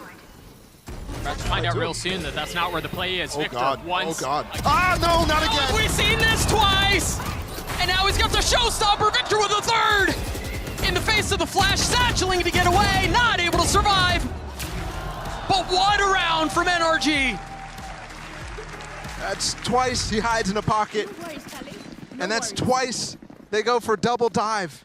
Angel and CNED together. Without having the real information. Without going into a smoke, nothing like that. They don't have the same tools. If you want to double dive like that, which has been a key point for them all year, you want CNED on Jet. This Raze double dive is so dangerous. Either way, that's not the end of the world for Na'Vi, but NRG inch ever closer now. Only 2 rounds needed. Na'Vi have 4 ults here. Early pit out from Finesse. I wouldn't be surprised to see instant flash and CNED diving in with the showstopper, but they're not going for it. And middle map is lost. NRG sent both their duelists up there already. And something that all the other teams, when there's a single sky on this, they're sending 1 person on the other side of the map and 4 on the other. Zipan has 2 flashes right now. What a tense moment. Will they expect them? There's the flash to turn. Artis dashes away, leaving Victor as the trap. Another pocket. It's been sprung. Do they take the bait? There's no way. Victor, patient. The flash doesn't hit. And they've crept right by. Here comes the KJ ult, finally. On the attack side, it's up. Victor it's with the still chance. up from Finesse. He's not biting. He's not biting at all. He thinks it's a fake. CNED, the first to fall. EC Sugetsu. Oh! Concerned about the other side of the map. While NRG get everything that they want. They establish control. They get detains. Victor from up in heaven with 85 HP finds another. And things have gone horribly askew. Can he get the spike? Nothing found. NRG series point. Match point. 3 rounds with Victor in the backlines finding immense value. They're Na'Vi pivoting with no map control. Off of the A hit at the beginning of the round, they see that pit up not to go for a push through, despite all their coins being invested towards that side. Every single player, every single pawn. And that hurts them so much. They don't recognize that Artis is opping. They don't recognize where Victor could be played. And now Na'Vi find themselves in check. What is the response? 6 attempts here from NRG. Artis looking for an angle. Holding the line with that op with Crashies close by. Meanwhile, all of Na'Vi are mid. Finesse is here. Gets one, gets away. It's falling apart for NRG, or for Na'Vi. Almost fell apart for Finesse there. It's completely falling apart. Angel consistently not checking corners. And a lot of times it's NRG with a lot of misdirection. There again, Victor with the nade. He's the guy who's been tucking in cubbies. All right, so they see the nade comes from Mail, they back off. Sam is in a position to, really spoil this. It's Xiao with the spike, and he's by himself. He's been satcheled up there, by the way. And again, you've seen Victor. You don't think this position's possible. Right. I'm not sure if they've seen Artis, but knowing he has an op, there's no way they put him up there. CNED with a showstopper. He's going to be the entry here against Sam. Oh! He doesn't see him at all. Oh, the gravity well keeps him back. There it is. They've got them all lined up. It's a 3v2. Xiao and Sugetsu find themselves onto the site with the spike. Reposition, just a temporary delay. He has to be safe there with the threat of losing this series right now. Can they get the pieces in the right place? Crashies from up top with the flash. Artis dropping down. It's a spam through the box. Xiao's so weak. Sugetsu falls. It's all onto Xiao. 18 HP left. Checkmate. NRG take down Na'Vi.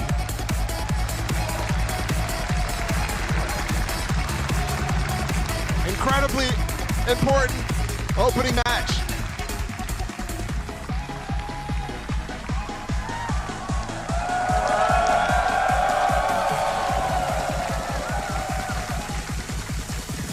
Artis in his first matchup against his former team. Huge performance out of him. And the first time we see this matchup between these two titans, as Golden Boy said. Energy with first blood. But I can't wait for the future battles. Na'Vi have a tall task ahead of them because they fall to the lower brackets of this group, and it's a group of death, mind you. But also facing a possibility of being in the same position as footballers or foot esports, who, as well in the opposite group, they're battling for a spot at Champions. What a difficult prospect to face when NRG is your first opponent.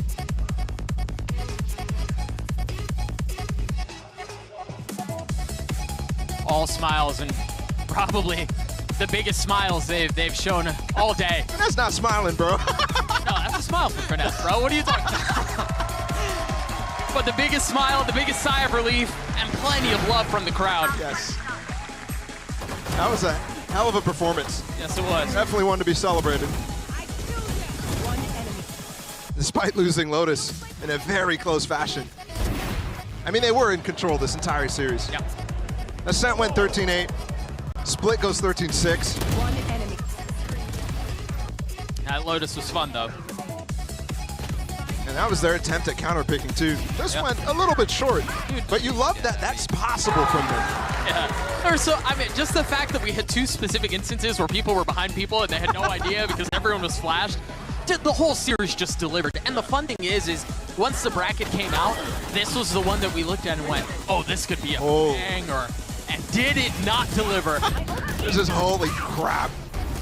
Not only are these guys in the same group, but it's the opening match. And Na'Vi, I mean, the reason why that matchup was there was because of their struggles. Because they placed fourth in the MEA. Because they're not able to get one of those berths to playoffs instantly. It's their own fault. NRG take down Na'Vi, punch a ticket to the winners finals, and are gonna take us to a break. We'll see you guys on the other side.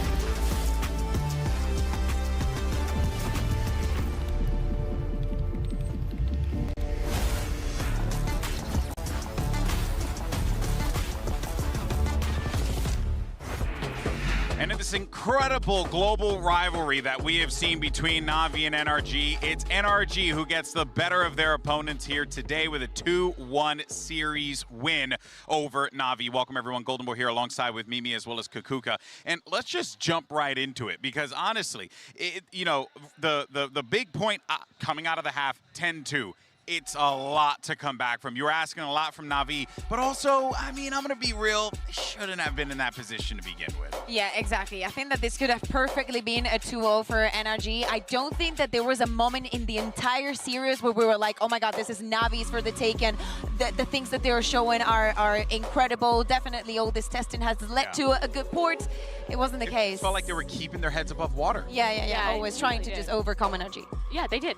They tried new compositions and switch back and forth all throughout EMEA, and we thought they'd come in with something set here, and they did. I think these comps look better than a lot of the stuff they were experimenting with, but still, it split. It didn't really seem like they were fully prepared for the pace of this double duelist competition. Obviously, not as many EMEA teams are running that one. In the first few rounds, they really got overwhelmed by that one. In the late round, they weren't able to recover in the same way they were in the first few maps. It does seem like this team at times has been quite reliant on like individual performances in the late round to recover these maps when the initial game plan fails. And a lot of the individuals found those moments, but you know what? You had 9 champions on that stage, but there's only one player we want to talk about, and it's the guy who's kind of the rookie in this situation, and that's Sam, who has truly stepped up. We constantly praise him, Mimi, throughout his time on NRG, but just the fact that he manages to just be just a rock for this team when they need him most has been so awesome to watch. Yeah, he's just so consistent. His first event at Tier 1, he performed at Lock-In, went to Americas, was performing there, and now in his first match on stage here in Japan, he's kept that form. He was super impactful in a few of these maps, had some large impact plays, and is also just a guy who brings such good vibes. You know what? It's not flashy. It ain't crazy. He's not trying to do some shenanigans. Sometimes it can be like that one.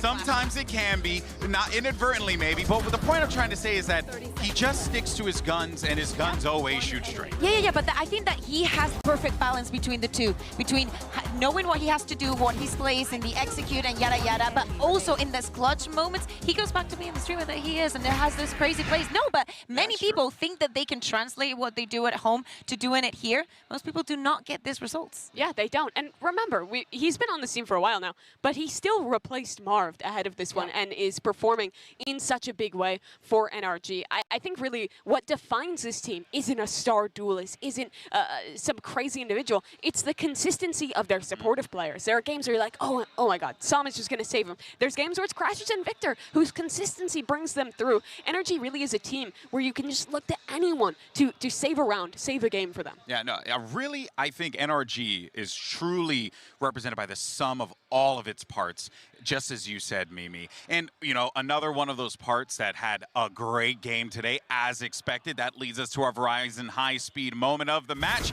It's Crashies. Let's go back to map 1, shall we? And see this bonkers play from him as he saw 3 players pushing up heaven and says, pop, pop, pop.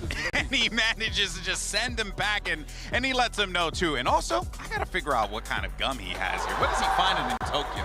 You know, his some like special Japanese. Do you think it changes for event? He has to. It's gotta be consistency. He's so good at every event. He's got the special gum. We actually asked him in Americas. He wouldn't tell us. Even though we asked him off camera, he wouldn't tell us. Yes. Screwed up. So you know for sure that he's brought gum from Americas to play here? I think so. Something's up. Gum, maybe we can get some answers, as a matter of fact, because that actually go ahead and send us over to the stage, because we have Yinsu standing by with our Verizon post-match interview with Finesse. Thank you very much, Golden Boy and the Desk. That's right, I'm joined by Finesse, the IGL of NRG. First of all, congratulations on your revenge against Na'Vi. I know FPX Copenhagen, they were the ones that knocked you out. But I think a lot of people are saying that this Na'Vi have more weaknesses compared to the last one you played against. Now, you faced them twice. Would you agree with that? Yeah, they don't have artists. Because they don't have artists, therefore they're getting debuffed? It's a big weakness, not having artists. Artists had an insane game versus us when he was on Chamber. On that team, but no, I think they just had a little bit of an off day. We feel like we should have 2-0'd them. We had a really good lead on Lotus and we threw it away. It's our map pick. We should have been able to close it out, but they still are a very good team. I just think we had their number today. Both of you guys are very prep heavy, anti-strat heavy. I know you guys like to do that kind of preparation coming into a tournament. How difficult is it? Because in EMEA, teams always say, you got to prep for the possibility of a Yoru, you know, sometimes like crazy stuff like CNET on Omen. How did that affect your preparation? And were you expecting the Yoru today? Yeah, actually. Yeah? We were pretty certain they were going to play it just because that's their last comp that they played, but we also knew there was a possibility that they wouldn't. So we did prep for both. But yeah, I personally was expecting it, and yeah, like you said, it is difficult to be able to read it until you get into the server, then you see the comp, and then Czech can kind of tell us what to do. But in general, yeah, it's way more difficult to read comps here, for sure. Lastly, out of all the teams here, Na'Vi, they have changed the most comps in regular season, I think 20 at this point. You guys, not quite that experimental, but you did also experiment. What are your views on, you know, keep changing comps here in and out, or do you think it's better to just stick with 7 comps across 7 maps? It's definitely good to have 1 or 2 at most. I don't think anything more than 2 is viable just because you kind of have to be able to remember everything, and that's kind of tough. So 2 is usually good. We have about 2 comps a map, and it works out for us for the most part. But yeah, I mean, for example, in our franchising games versus C9, we had to switch a comp right before we played them. And it's one of those things, it was like 1 day of practice. So as long as you have players that are capable, it's possible. You definitely have players that are capable. Thank you very much, Finesse, for joining me, and good luck in your next game. I'm going to throw this to the Prime Gaming post-match highlights, but after that, DRX and EG will be taking the stage. At one point in time, the cores of these teams were considered the best in the world, and now they find themselves in an unlikely battle here in the Tokyo group stages. It's NRG taking on Na'Vi, and this is what professional Valorant is all about. This entire half, this lurk. His timing may be everything here. He has no idea. Never had a shot. The second shot delivered from Sugetsu. 4 on the round and 6 for Na'Vi. Na'Vi without fully understanding what's before them. Is it a B hit with Artis here? Is it A? You just saw Crashy's mid. And Artis gets 4. A Prime Gaming flawless for NRG. Either way, NRG still have the site. Remember, this is a lighter buy for Na'Vi. And Sob's going to clean it up with 3 on his own. Make that 4. As NRG take a 1-0 series lead. Angel just narrowly staying alive. There's a showstopper, and it gets 2! The defenses from NRG crumble as CNET gets 4, and it's a round for Na'Vi. We're tied at 9. Perhaps to get to. Spike's not down yet. 2v3, they've got to commit to the spike. Finesse! Almost able to hold it. How did he get it down? Artis left in a clutch, and Sugetsu with 4! And it's a 14-12 win for Na'Vi. What a comeback win. Up in heaven. Oh, Finesse, what on earth was that? I'm sorry, what? Attack off in the hands of Artis, and he gets 2. Kills are just coming in 2s. Ah, no, not again. How have we seen this twice? And now he's got the showstopper. Victor with a 3rd. Checkmate. NRG take down Na'Vi. Incredibly important opening match.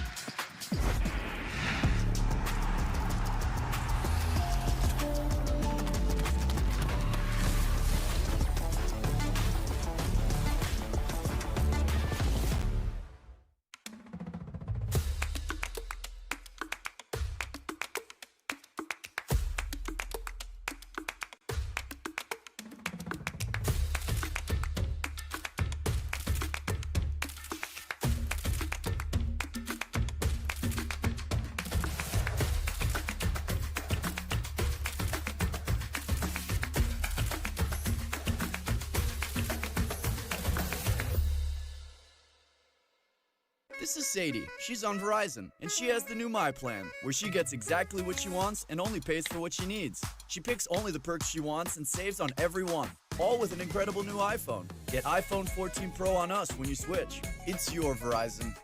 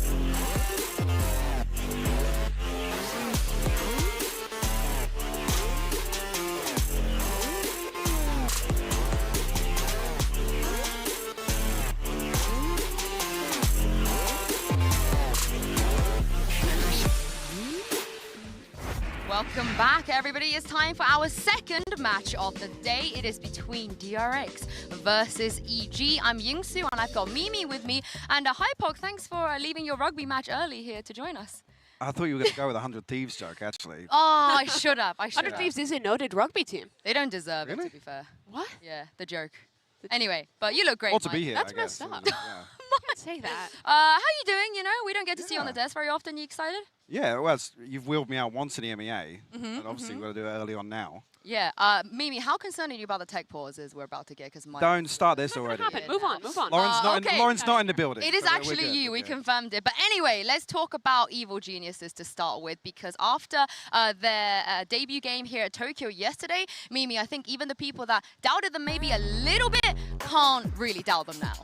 I don't know if people are going to fully stop doubting yet, because you can still say that it was Foot that they played against, but the win they got was dominant. They came in, I think, showed some really good prep against Foot, and also kind of showed us two sides. One where they can have the preparation, have a clean game, and one where if their initial game plan doesn't work, they can win in the scrap. Yeah, I felt this game felt as if it was very prep-oriented, right? And actually, it's a huge benefit. I mean, regionally, obviously, we see step-ups from other members of this roster, but D1, slow adjustment here. Day one, it wasn't what we've seen in the last few weeks in Americas. Obviously, that's been the headline for this team, but the fact that actually they were able to pick up the slack, yes, Boostio maybe picking up the slack more so than others, but again, that for me is a huge positive to see. But the question is if they can continue that preparation against DRX, because that really is the team's strength, right? They knew where players for Foot were going to be early, were punishing with those double satchels, were re-pushing in the mid-round to find a lot of stuff that are Foot's tendencies, and I think DRX is another team that has a lot of clear tendencies. Maybe EG could punish again. Well, I'm glad you mentioned D1, because I actually had the opportunity to catch up with him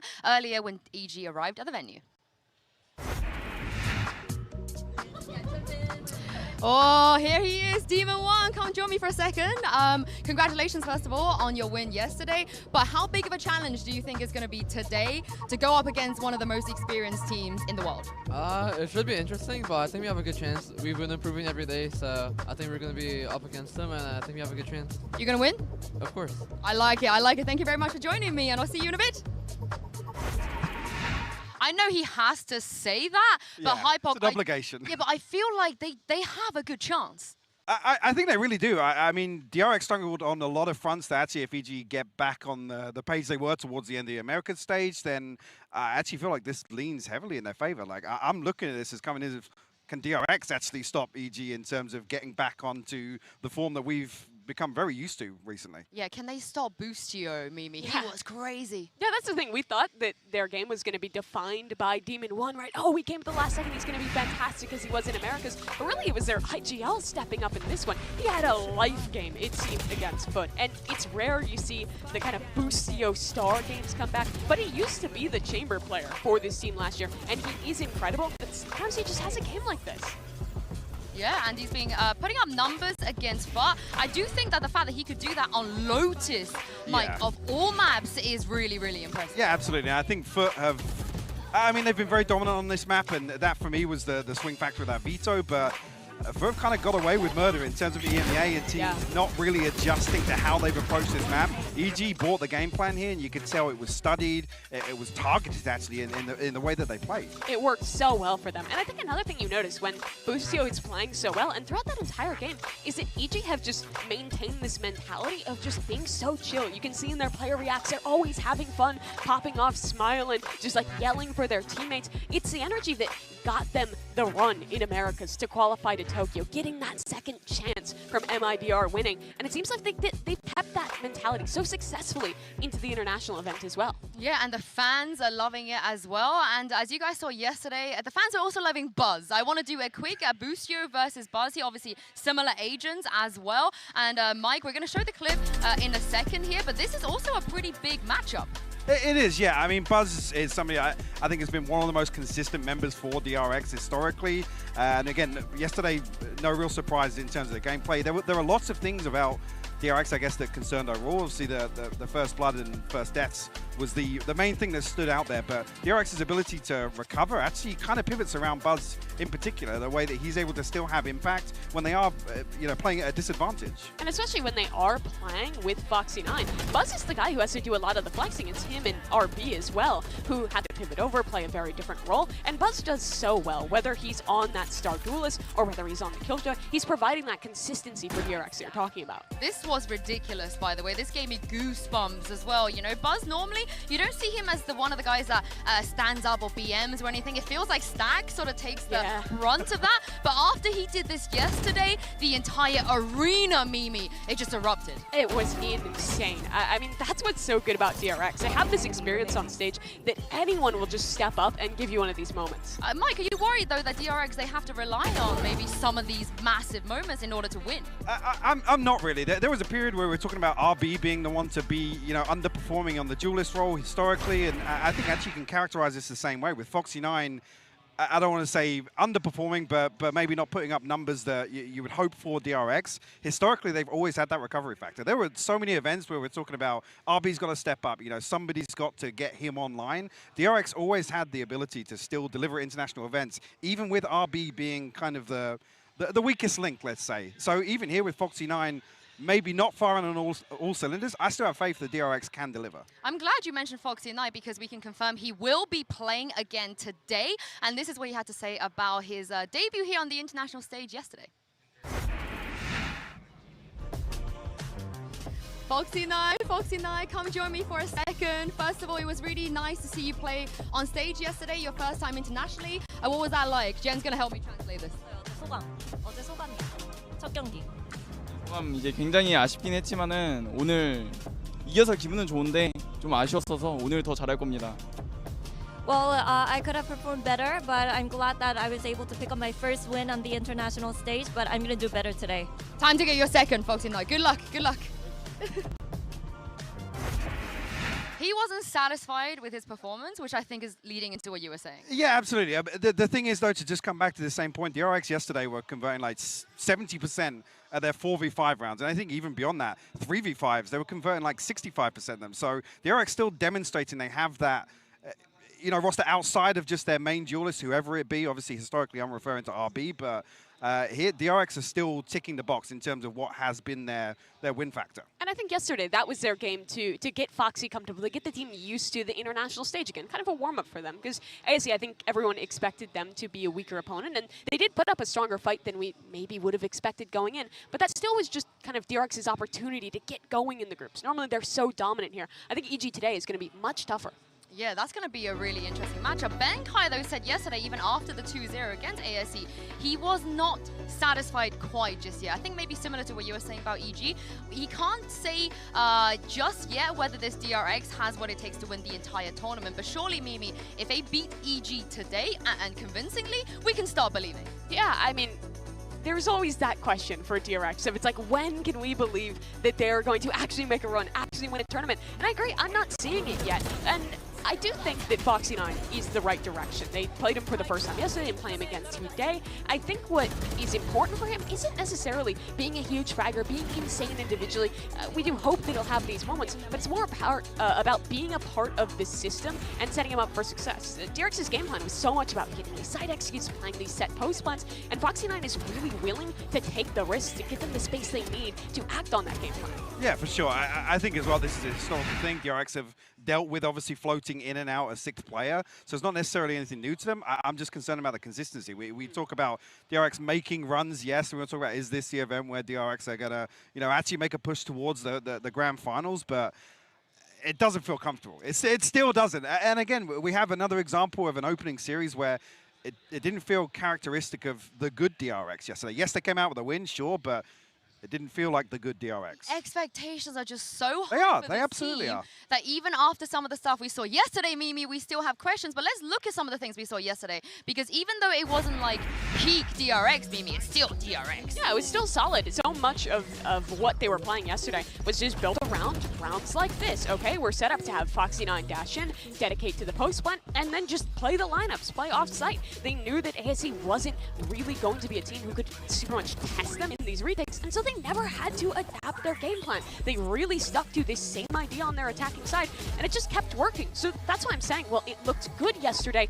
That's not really a benchmark for me that I can set for the rest of the tournament for DRX. No, and I guess the concern being, if you kind of to look at it stylistically, if Demon 1 has a life game, like obviously Life did yesterday, then that is a concern, because I think EG have actually got the macro element tied down, the prep factor, to actually make that a little bit more interesting. Test DRX's game plan. Yeah, we'll have to see if they can test that a little bit more. But for DRX, I think the biggest question is, are they just going to be a team who has a one-dimensional game plan, or were we only seeing that because they had an opponent that wasn't testing them? Yes. And that's what we're going to find out today. If they did bring that out, is it enough to beat EG?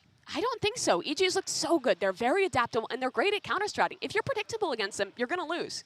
I absolutely agree. Yeah, I feel like obviously veto dependent. This is an EG win. Oh, okay, Mike. I don't think you're allowed to say that, but I'm it's okay. calling it early. Well, we'll see, because this is it, an opportunity for one of these teams to be the first team to make it out of groups here at Masters Tokyo. I can't wait to see which one it's going to be, and it's time to bring the teams back out on this stage. It is DRX and Evil Geniuses.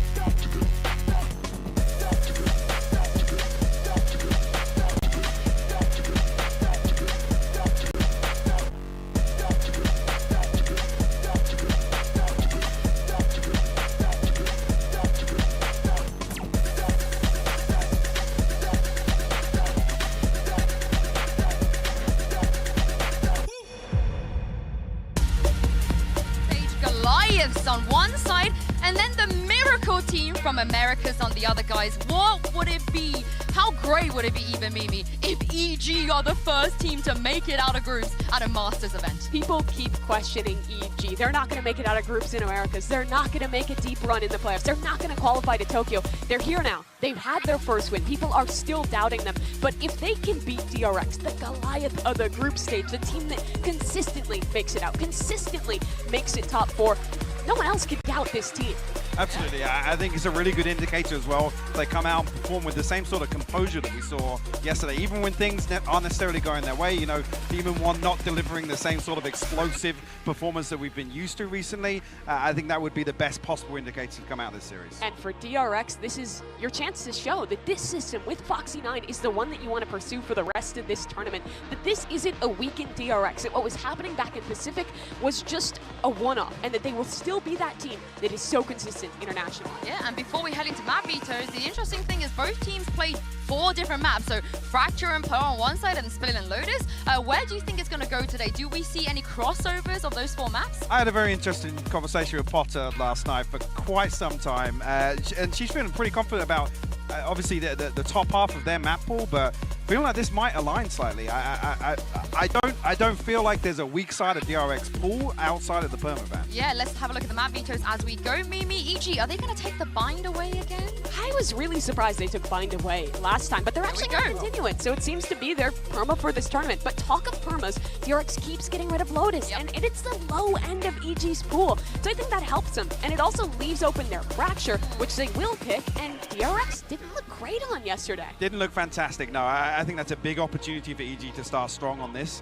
Second map Ascent coming through. Actually, again, this is one that probably leans towards DRX as well. Again, EG have had fantastic results regionally on this, but that one historically, I feel like probably favors DRX. This is where I thought they were going to pick yesterday, Mimi, so I'm glad they picked it today. Yeah, it's always been a good map for DRX. They're so consistent there. Even in their loss to HyperX, that was still one of the maps that they ended up taking over them. And we land on Pearl, which would be super cool. Both these teams playing that Harbor Viper meta, and I think both of them are so good at it. Yeah, DRX the first to really don it, but I feel like Pearl has been their weakest application of it. Obviously, with Icebox slipping out of the map pool now, Pearl isn't the one you go to look at DRX doing Harbor well. But to start this series off on Fracture, this is a little bit concerning for me for DRX, because like we said, they looked weak last time, and as you can see, EG's locking in their Sova, which has been so good in Americas. Yeah, as you guys also can see on the Prime Gaming Agents Delay, we've seen DRX play already. Mike, of course, they're not going to really change anything up, but what do you think about this matchup? Yeah, I think you're absolutely right. I don't think DRX are going to stray massively from this. Again, other events, I think we've seen DRX maybe take things a little bit slower, maybe sandbagging a little bit. Now's the time to pull it out, to be honest with you. Against EG, or again, something, or a team that potentially has a lot of momentum coming into this event, pull out all the stops in my book. Absolutely. On the side of EG, though, you can see 100% pick rate on this map. They've won it 71% of the time in Americas. The things to look out for in this composition on this defensive side is Com's cross-map darts. He has so many different lineups to allow Jojimo to contact up and take space off his utility. And when they get that Sovalt online, they have a lot of preset plays as well that are really hard to contend with. Most teams, you're not going to be used to shooting a Sova dart on this map. No, it's not. It's one of those little quirky picks that just, forces the early round protocols to adjust, obviously, to be ready for these sorts of things. And actually the mid-rounding as well. When that utility comes back down off cooldown, EG have a second wave to use something that's not necessarily expected by most teams. And it's the duelist against this composition with the Sova. It's going to be a huge test for Foxy9. He's facing against another highly awaited rookie in Demon 1 in this match. Yeah, and let's not forget Mako saving their asses yesterday. I mean, it was a 13-10, and Mimi, as you remember, it could have been a loss for DRX on that map. So I wonder if EG, with the preparation of Potter, are going to try and stop Mako with a post plant, pushing him, and stop DRX's biggest win condition. One thing they do a lot on this map is using that dart to get early south side control and then re-flanking the post plant, which can be pretty effective against teams who play like DRX. Yeah, I mean, at the same time, too, Fracture not been the best map for DRX at all, but Mike, we can't ignore the experience there. These DRX boys, they're known as the group stage demons for a reason. Absolutely, and again, not to harp on to Foxy9, but I think he becomes kind of the key playmaker for DRX. In this composition, on this map, we know how pivotal that role is. Again, I think it's an interesting discussion about the post-plant strength as well. That's something that's really going to test, or I guess visibly test, the preparation factor of EG. It absolutely will. For the side of DRX, though, this is also a test not just of what they can prepare against EG, but how much they can adapt within these compositions. What is the secondary game plan? When the post plans fail, what do you go to next? Well, I cannot wait to see what we're going to get here. It's time to jump into Fractures. We've got Brandon Sideshow on the mic. Over to you guys. Thank you very much. Lovely setup for this match right here. Whoa, fast zoom in, but we're getting into it now. This match deciding the top 8 heading into deeper and deeper with Masters Tokyo as well. And Evil Genius is a team that, listen, when we were talking about the Americas playoffs, they weren't even expecting to make it there. Nope. It was out of their hands, but they are definitely a team that have forged their way. They earned their spot to Tokyo now and are up against the group stage demons that is DRX. And you hear the desk talking as if EG are now favorites to make playoffs in Masters Tokyo. So yeah, going from a miracle to something that's commonplace, expected, that's what EG have been doing recently, is earning that kind of respect. And what a battle this is going to be. Potter versus Termi, we'll check back in with that when we get some timeouts later on. But here we go into a pistol round. And already take a look at the minimap, because it looks to me like EG are going to north side crunch. And there are 3 DRX players waiting to receive this. To me, Bren, this looks like there's going to be a lot of pressure on Boostio and Demon 1. Absolutely. If EG have done their homework, they're going to know as well. DRX were trending towards this B split over and over again. They send out the utils, a flash and a horn over the top. No one playing anti-flash though. Does tag onto them. It clears them all the way back. Nade into the top of the tower. You swarm the B site. And so this is fine. You just go into your secondary game plan for EG. They're going to drop back, control the generator areas, and have the players that would dish take Arcade away as a post-plant position. The important post-plant spots, though, are where Mako is going to be playing with his Molly lineup. Let's see this refight here that's happening over towards Arcade again. The back of the box should be cleared out. No! The Boombot was flashed up, still at the back side of it. There's the damage being done. Right through the box. Aftershock as well now in the tower. Really starting to feel that heat. Stax had to hold his ground, and he does not win it out. The Molly's forced out relatively early, but still the time is ticking. That's going to put the pressure once more onto them, but Demon 1 landing so many of these shots, running it down into the Molly. Didn't want to risk too much there. Listen, I mean, there was no reason particularly to give your life to that, but I can appreciate getting caught up in the moment. Sound cues get lost a little bit on the big stage. Yeah, like, wait, how much time do we actually have? Exactly. But Demon 1 online there with the last couple of kills. See how precise his aim is. Not a player that actually was that important in their win over Foot. Yeah. As strange as that sounds, because the hype surrounding him playing at this tournament, after we all thought he might miss it, was enormous. That's what I'm saying. I mean, we were talking to death about him. Over and over again, for good reason, the guy pops off, but it wasn't even necessary for them to get that 2-0 win. That's scary. That's a scary situation. Frightening prospect, isn't it? Especially when they were winning on Foot's map pick of Lotus, which isn't going to feature in this series because DRX do not want any piece of that map at any point. Yeah. And so, actually, we've got an awesome map pool for this match, where you get to see, I think, both of these teams at the absolute peak of what they can accomplish. Both teams like playing Fracture. You know, we've been cognizant of DRX with their roster swapping up, not being as great on this map sometimes. Over the ropes. You're not getting away from that one, Buzz. But you're exactly right as well, Josh. At full strength. In theory, we should have an absolute world-class match here. Both of these teams fighting for that chance to make a playoff spot in the top 8 of Masters Tokyo. And you think about this for EG, obviously we've discussed how incredible it would be for them to make top 8 and make playoffs, especially with, you know, Demon 1's first time at an event of this caliber, and to be honest, a lot of EG's first time at an event of this caliber. And I think for DRX, it's one of those series that changes the narrative. It's a pivot point where if they win this game, people are going to assume that it's back to DRX being on track. They 2-0 out of the groups. Okay, they can make a serious run of it in playoffs. If they lose here, I think people start to, you know, really take seriously the warning signs that we've seen from DRX of whether or not they might be entering a slump period. There's been rumors swirling around this DRX team about their form heading into the event as well. You can just see it as well, just in terms of the rosters they've been fielding. It's been back and forth. Stax feeling particularly stressed, but here's a fight that's about to occur on the south side of the map. Not too many players to receive it. Buzz is going to have to play this one a bit safer because 4 players are walking towards him. Turret takes contact, fault line off of it, and now running all the way through. Dart, have to be ready for this one, Buzz. Close to the ropes, it's a wider swing with an 8-person and back. Showstopper over and away, down across the zip line. Buzz wants nothing to do with it, but Mako is being squeezed. How can he survive? Can he maintain? He can! So good. Incredible work under pressure there from Mako. I love the idea from EG on the bonus round, but Jorgamo with 60 health has got to do it all. Whoa, okay. And he's brought it back just a little. He's aware as well of this. Potentially hearing the sound cue. He's caught Buzz out and he's forced it into a 1-versus-1 nade online. Lands the shot anyway. 4 in the round. It matters not for the heroics of Mako, what he was doing on the south side of that map. One good play deserves another. Yeah. Jorgamo coming out and responding. That's a fantastic clutch there. A 1v3 where he was incredibly aware of Buzz coming through tunnel. That to me is the most impressive kill out of all of them. I'm assuming he heard the specific sound cue there. I mean, when players are running through tunnel, it does make a little squelching sound. You know, you can spot it out, you can hear it. Normally those kind of sound cues do get lost. They get lost, right? But no, so aware. That is extremely impressive. Now DRX, with their light armor, are still going to be able to buy into this round. They have Mako's Orbital Strike online because he got 4 kills. They're going for the B exec again. I mean, it's the same kind of thing that we've seen from them in 3 out of 4 rounds now. They were doing this a lot as well against ASC the other day. And when they used to do this exec, they would run a neon with it.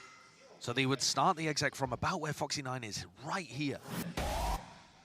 Flash to set it up. Demon 1 still holding it though. And now that you don't have the neon, you have to actually take that arcade space, as Foxy was trying to do with the breach flash. It's a little more difficult. Look in his face, no Prowler. Won't be getting info off of that one inside the smoke as Boostio.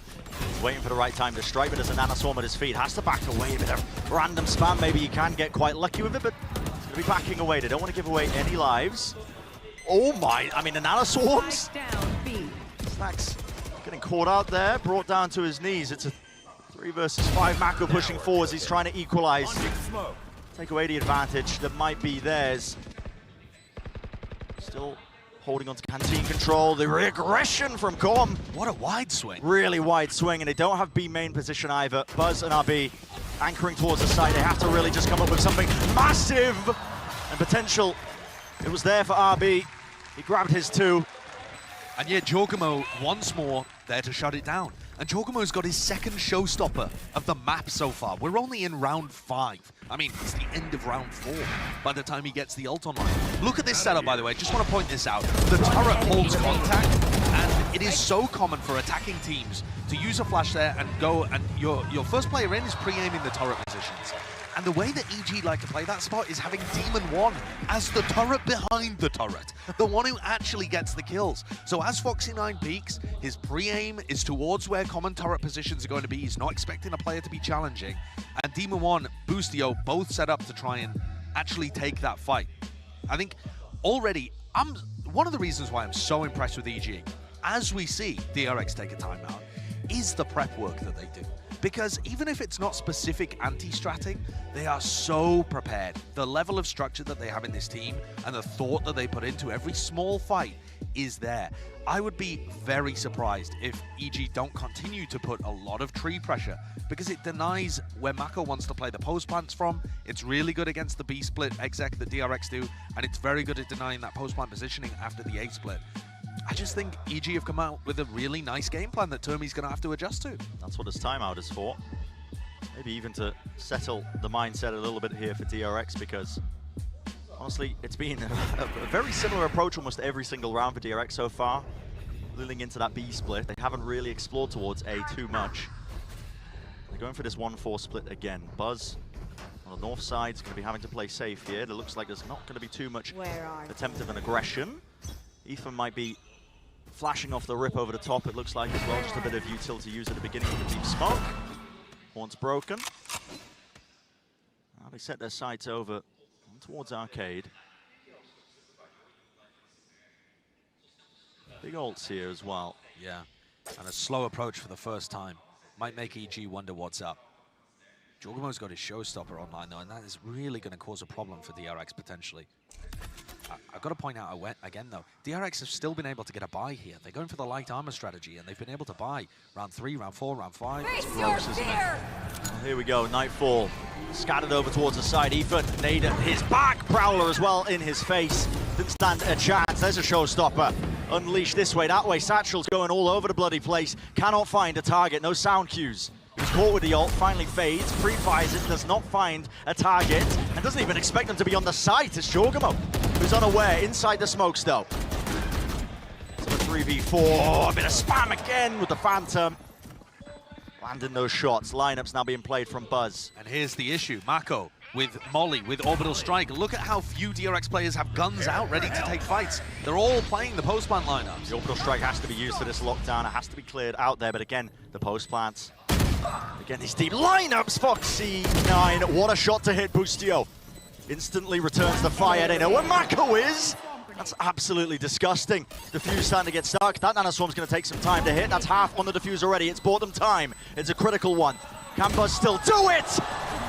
Absolutely not. They've got it. In the face of Team and One, this guy, he stands up to any sort of test that you're going to be throwing at him. And EG here are perfectly showcasing how to abuse the way that DRX play these post-plant situations. One of the issues that people were talking about when Zest was in the lineup was them playing very formulaically. I don't think it actually matters which lineup they use. DRX are always going to try and drop back into these extremely static, passive post-plant lineup situations on Fracture. Their economy finally broken now, but you can see EG are just ready to try and fight those 1v1s towards the end of the round. They know that DRX are not going to be in spots to trade for each other. Now on a halfway, we finally start to see it a bit fast. With the play here, the tempo's increased. Dart over the top. Foxy9's lit up. He's scared. He's worried. He's going to get spammed as a nade at his feet. Slaughter right now on a flood attempt as well. The call is made by EG. They want to take it straight to them, yet Mako returns with a fire. The Sheriff doing so much work. As does the shot. But this is a 2v4 where Buzz and RB have been able to pick up weaponry. They immediately retreat back to halls as well. Still maintaining that drop control. Buzz doesn't actually have any nanoswarms to play the lineups from that position. Oh, he's so far away, isn't he? Clearing out the side here, Com, making sure that everything's watched for. There's going to be that rotation here. Showstopper straight across. Com didn't really stand a chance there. There's a molly as well that was sent in flying ahead of time. It's going to remove any sort of potential for a clutch. What a bounce back. Yeah, Boostio was fantastic, don't get me wrong, in a prior series, but that's an impossible task even for him. And so DRX, they take their Thrifty, they go for their normal A exec where it goes through sand. And we see a couple of different ideas from EG on how they want to defend this. EG blast pack up, Jorgamo into sight, and he ends up missing, getting taken out by some fantastic Sheriff shots from DRX. And perhaps EG are going to have to adjust how they run the A split, but that would give me a lot of confidence as DRX to just start running the A exec over and over. Look towards it. So Stimmy with the drone. Southside crunch on the Thrifty. And the stun connects. That fault line is huge. Here's the Rolling Thunder. Right through them into the face. Jorgamo, he's not messing around. He wants the action, he wants the smoke. They still know where the last player is. Ethan aftershot towards the side. Boostio, he supplements. That tight squeeze, everybody has fallen. And Buzz, the only reason he's still alive, he's well away from the action on the north side of the map. Let's see if he can do it again. The triple face will deny any chances. A Thrifty, that's back-to-back from either team. Incredible stuff. Love the idea from EG. You know, some fans were asking me, you know, how does 100 Thieves make it to Tokyo? Well, one of their strats has made it there. The Southside Crunch coming out. Lovely stuff to see. We've seen a couple of teams in the Americas pull this one. It seems very unconventional, but with the combination of all of your utility, it can be extremely oppressive to play against. And I think this match in general on Fracture is a clash between two styles. Two really big, very different styles. The Des talked about it a little bit with Com's Sova, but also the fade on the other side, the amount of north and south side crunches that are going to happen. Look at that, you're already seeing some form of adjustments. They know that DRX have been going into these B splits. They have given up a bit of tree control. That's why Fox is on that line. Lockdown's going to be used. Looking to try and break this one. That's an aftershock. Shock darts? They missed the shocks. Yeah. Is the goal there? I'm not too sure what the goal of that one is. Not sure how they would even land, but it means that 3 players are detained. They thought that was going to be cleared out here. Straight into tower, easy pickings. Skipping a hop, but you will not escape the sightlines. Easiest kills of RB's life. I'd love to see that from Com's POV, because I don't know where he was even trying to, you know, fire the shock darts from, but they were clearly intended to land there. Yeah. That must be very precise. But here we go. Going away onto the side to realize the time is of the essence. Satchel. Busha couldn't land a clean shot. Aim wasn't reset. Ordis Yuto being used as well. Even one out in the open. Up to just Ethan. Not a winnable round ahead of him. Not when he's up against the Rolling Thunder. At this point, just got to back away and save. But yeah, it would be interesting to see what went wrong there, because that's EG literally were purely what set up. The round. Yeah, I mean, they were purely set up thinking that, okay, they're going to lock down. We've got some sort of plan for it, but and there are a couple of very small positional adjustments you can make with your lockdown in tunnel, depending on whether you want to tuck it into the corner or not. But all right, so here's Com, just stuck towards the end. Yeah, this is him getting caught towards the end. I mean, he's already used his shocks at this point, and he just gets stuck inside tower. Poor guy. Easy pickings for RB though, farming it up. That's going to help for DRX. Not really replicatable though, is it, DRX? Not until they bank have on the misplay a little bit. Yeah, so. not until they have a whole other lockdown on charge. Yeah, but the A split did work fast. Last time the DRX attempted this on their half buy. This time it's really quite tepid. Slow at the beginning. But I like this. The slower and more contacty you make the beginning of this, the less timing you give EG to push tree as a reaction. Oh, they want to try and fight though. Prowler out. Drone to set it up. Fault line as well. Already working their way through. Lit up. Gonna be the kills returned. Ethan making the most of that one there. Flash in his face. Boostier's got back away. There's a Rolling Thunder. He's locked up, yet stunned up. Still lands the kill. Bullet to the cranium. Hunter's Fury to supplement and help out in the back. Players can start to swarm this one. It's a 2 versus 2. Spike picked up. Nade to deny, and another showstopper in the back pocket. There's a shock dart, or at least the recon.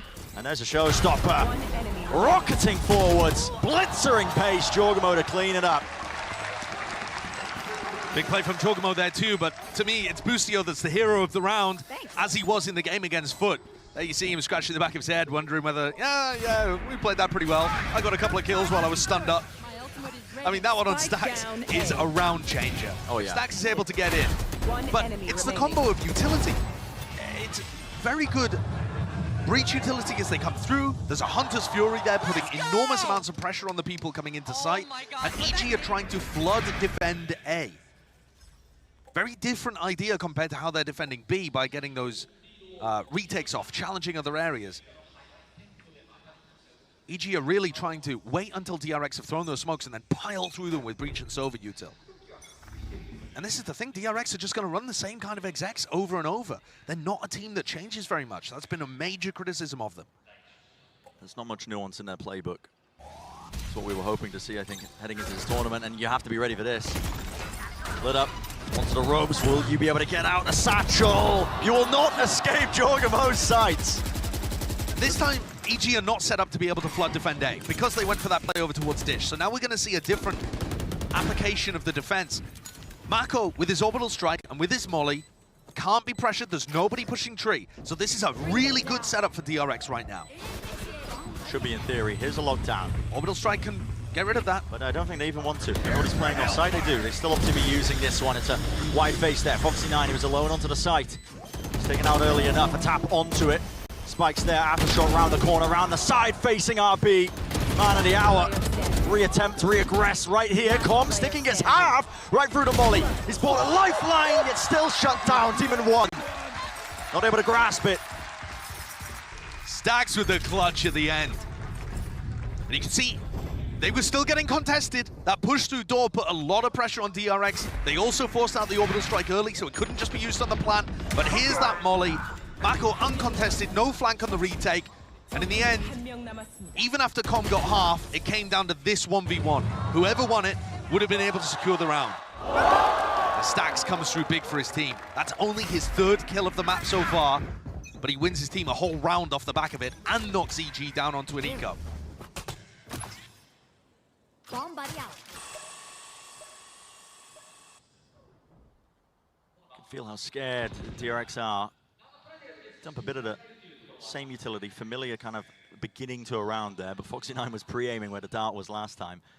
They're really quite concerned of being crunched. I do like the approach though. Slow default, over the ropes though. RB is going to be rejoining the rest of his team. So they were just hoping for a bit of aggression when EG's on that half bite. Which makes sense. EG went for a crunch last time, south side.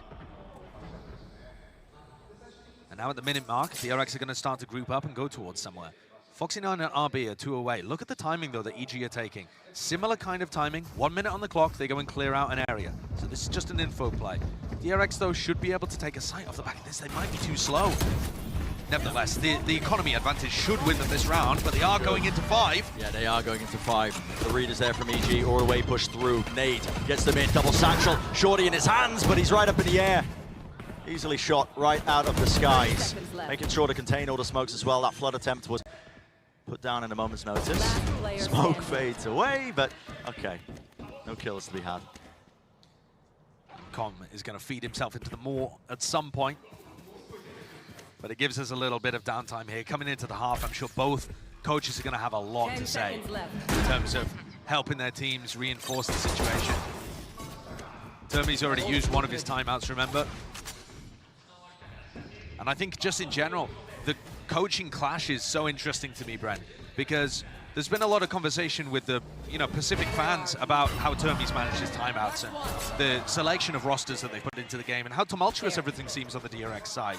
And all of that comes from Termi, and the coaching staff that spreads out further than him. And on the other side, you have Potter, whose timeouts have been extremely impactful whenever EG have needed them, and has also built, changed the roster in a way that propelled the team to success and has added a lot of good structure. She's now going to be taking attack timeout to talk with the rest of the team as EG pause. But I do think that the arc or the ascension and descension of these coaches are on very different pathways at the moment. And I think that's one of the big things that Termi's got to figure out in order to have a chance to win this tournament. So far, DRX have been making quite nice adjustments. That's why you're seeing the timeout forced by EG. Not exactly sure how Stax and Ona are related. He really likes the word vamos. Yeah. He really likes Ono when he pumps his fist and says vamos. Yeah, so, you're right. Yeah. I forgot about that connection, but you're absolutely correct. Yeah. But I mean, the vibes overall for DRX. I mean, we're on the topic of it. It's been rumors swirling around this DRX team in terms of what roster they're running. Talk of potential burnout as well. Like, not really feeling it heading into the tournament ahead of time. This match is really a chance to dissuade a lot of that and try and get some confidence back overall. Yeah. But I will say, you look at Stax, I don't think I've ever seen him this stressed early on in a tournament. Yeah. Too many smiles, not too much joyous whimsy. It's been quite stern. It's got to be a lot of pressure on him as the IGL to try and figure out a system when it's constantly changing underneath him. Exactly. And not just that, I think he's individually struggled at times, in their games against HyperX domestically, to be able to get a good read on how to punish that team while they're on such a run. So yeah, tough times. But DRX are coming into the final round here with 2 big ultimates to work with. The Fade ult was incredibly useful last time at being able to put pressure on the side anchors, although they took a B. Showstopper.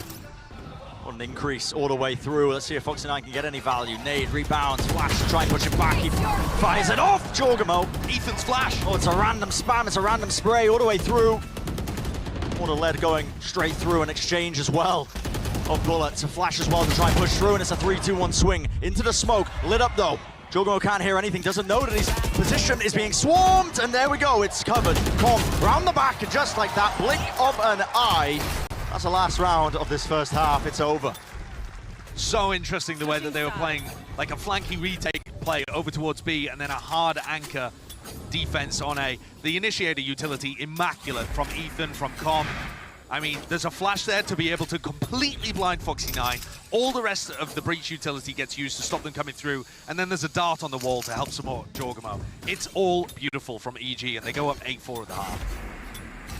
Finally adapting as well to a lot of that pace that DRX were throwing towards into the A side as well. So back and forth. It's an 8-4 half that we find ourselves in, sitting at here with EG leading so far for Fracture. Quite an interesting one. Let's find out what the desk has to say and break it all down so far. thank you very much. Guys, what a great half for Valorant. Just good. Just good. I think it was a masterclass. So good. Gee, honestly, it's interesting to see the differences in utility here. DRX, they don't want to use much because they rely on the post plant.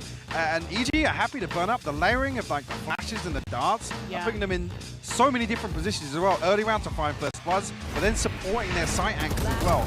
It's actually so beautiful to watch. And if it's not a dart coming in, it's also Jajimo, who has been so proactive this map, be it in these early south side takes where he's fighting off of a dart from Calm to take space for the team, or if it's in the retakes where the dart and flash is coming in to support the site anchor, and he's the added layer to that that's helping to win these rounds for his team. And on top of that, I mean, he's just individually winning rounds in ridiculous fashion. This is a guy who we don't get to see on the Rays much anymore. He's been roll swapped over the controller, but you can't forget, this guy was like considered by many like one of the best Rays players in North America, and he's showing it here on the international stage. Yeah, absolutely. Popping off in this first half, and it put EG in so many good positions to close out rounds. We were talking about DRX's ability to flip 4v5s. I think it actually even came, that first post-plant came with the, I think round 6, right, with the 2 Sheriff kills from Marco on A side. That was about it. That was, from the first few rounds, the only positive that DRX could pull. Yeah, now heading into this second half, DRX is good on attack. You can see it's about 50-50 on this one, but with the, or excuse me, on their defensive side as well. But with this composition,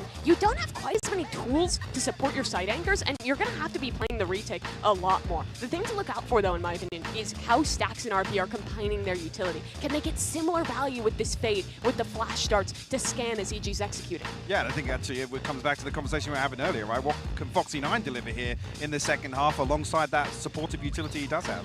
I mean, let's see what they can do, because if they don't, then they're going to be losing one map down already in this very crucial game and be dethroned off the group stage Goliath. So I don't know what's going to happen, you guys, but let's send it back to Josh and Bren and find out. It's an excellent point, really. I mean, it's not often that DRX end up losing in the group stage as well. I brought up in our game yesterday, Josh, you know, they've lost 2 matches in their group stage international appearances ever. That's out of 10 currently played. Yeah. Which means they got an 80% win rate. That's not quick maths right there. Quick maths. 80% win rate in the groups. And it's not a great start, don't get me wrong here. EG have clearly come out well-versed, well-prepped. The map pool is actually kind of shaken out quite nicely for both of these teams in the theory of it, but it's EG who have the lead. It's a must-win pistol round, I think, for DRX. Yeah. You know, normally when they get the success on this map, I think about it being potent on the attack side. Although we were talking, even when we were casting them against ASE, that their defense side against DFM was really good. Waves of the utility being used as well to try and take this tower control, but they're all grouped up in there. Could be cause for concern because they're all grouped up. And a right click is tearing them to pieces. Buzz having a field day, but from behind, Ethan, he does help them out. Close to Jenny, they get themselves onto the site, and they do have relatively decent post plan. I believe this is a reflank attempt by Com to the back of tunnel. He's going to be meeting, Foxy9. So wins out that fight, a critical one here for DRX. It's evened it up into a 2 versus 2. And now I think they should have a good idea about where RB is, that it was a double flank. However, you can't be completely sure of that. Foxy9's got good utility as well to stop anybody peeking from tower that could potentially isolate a 1v1 on site. Winnable for both sides here. Look at this, Aftershock still available. Is it in a position where he can really use it? Tap onto it, gets him off. It's a swing into the 1-on-1. RB sticking, he gets his half. Jump spot gets him off a tap. It forces the fight from Ethan again. How does he want to play this one? Around to the sides, and there it is. 4 for Ethan. This guy has been an absolute menace to any team that goes up against EG. The latter half of the regular season in Americas, throughout all of playoffs, he's been reaching new heights. He's been a rock. In terms of all of the utility and then crucial moments like this, Ethan is the rock that EG can rely on. You've heard Potter talk about it previously as well, how much his experience and communication means to them in the game. Boostio's also given him and Com both a lot of credit for helping with the mid-round. But yeah, that's really well played by both RB and him in the clutch there, but Ethan gets just a tiny outplay towards the end. And I think that's a nail in a coffin for DRX's chances on Fracture, barring something crazy happening. It really should be. Pistol round was must win. 9-4, staring at a potential map loss here for DRX. At this point as well, usual game plan going to be to try and farm up some of these orbs. typically what they end up doing on the eco rounds of these fracture maps that they play. Smokes drop down, this seems to be the go button. There it is, it's hit for EG. Taking onto the site. Buzz was potential nuisance there, just sitting himself down into Arcade, an attempt to disrupt as well and get the spike denied from the plant, but not too much really getting done, and this is looking very healthy. EG, if they don't lose anybody, it's a fantastic anti-eco. Yeah, very clean, extremely clean. Building up towards some ultimates, but non-massively online for the bonus round. Nevertheless, I think you can see that they're also aware of the way that DRX want to defend B.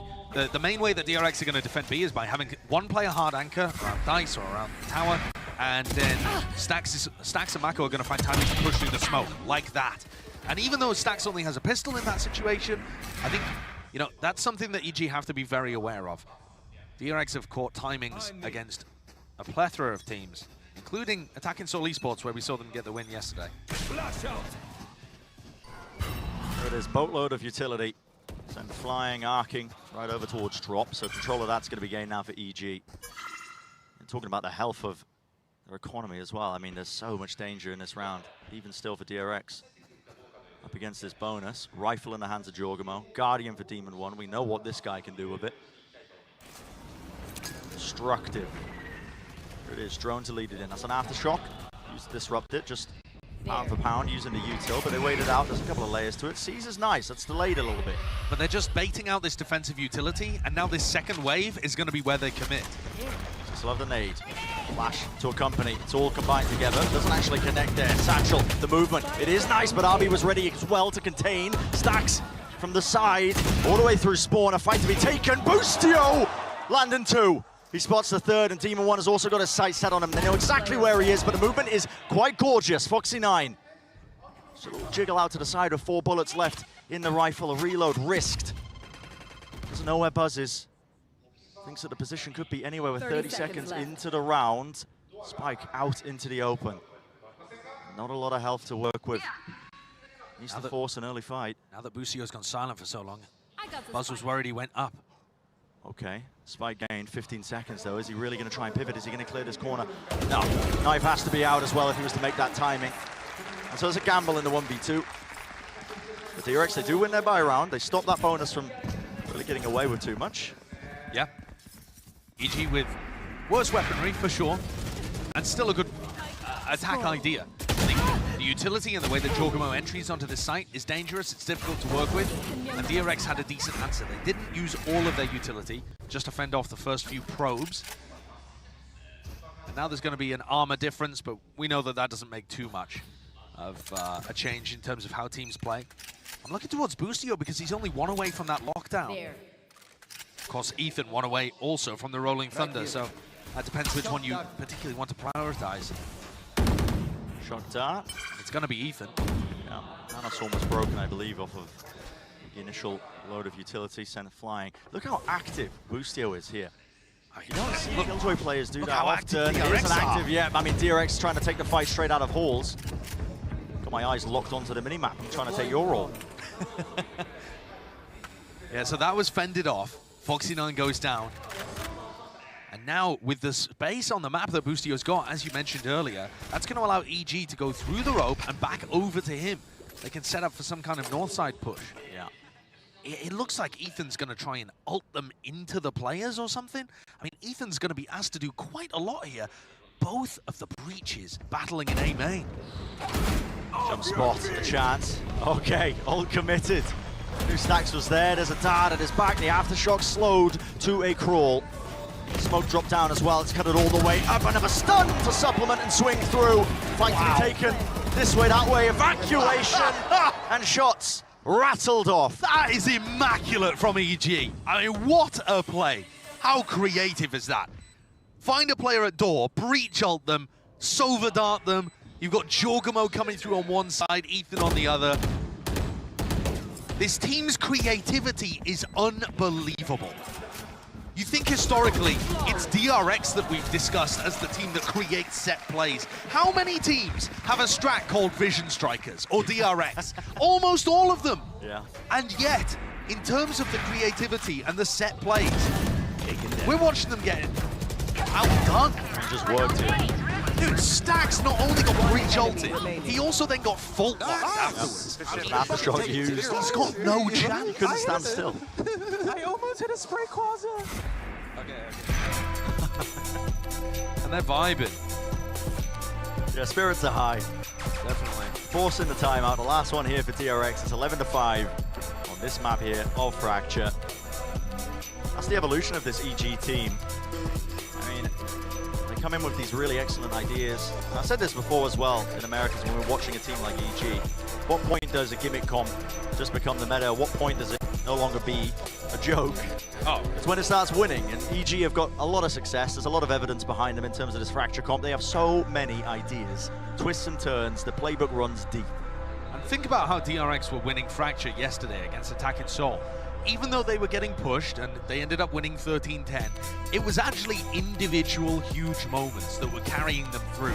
We had Mako going crazy on Fracture, for example. There is no way that an individual can outplay the waves of utility that are cascading into you on a set strat like that. EG are just almost guaranteed to be able to get a player advantage or get their way into sight. It's oppressive.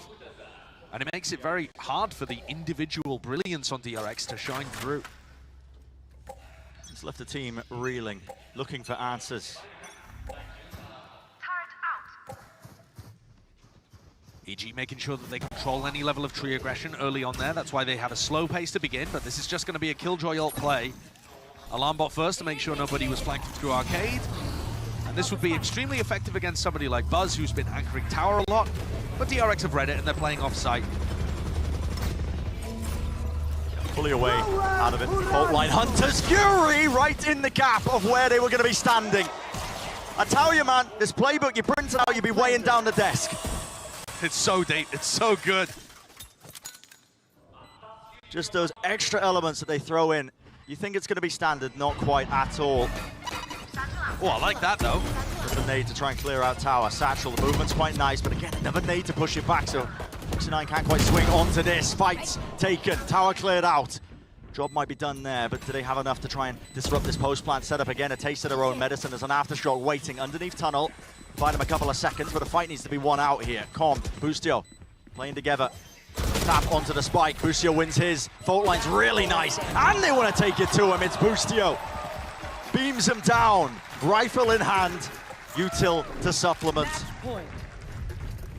A solid anti-eco puts EG up at map point. And this match, or map, has been a nerd's delight. There's just so many cool things that are being showcased here against the DRXers playing their standard game.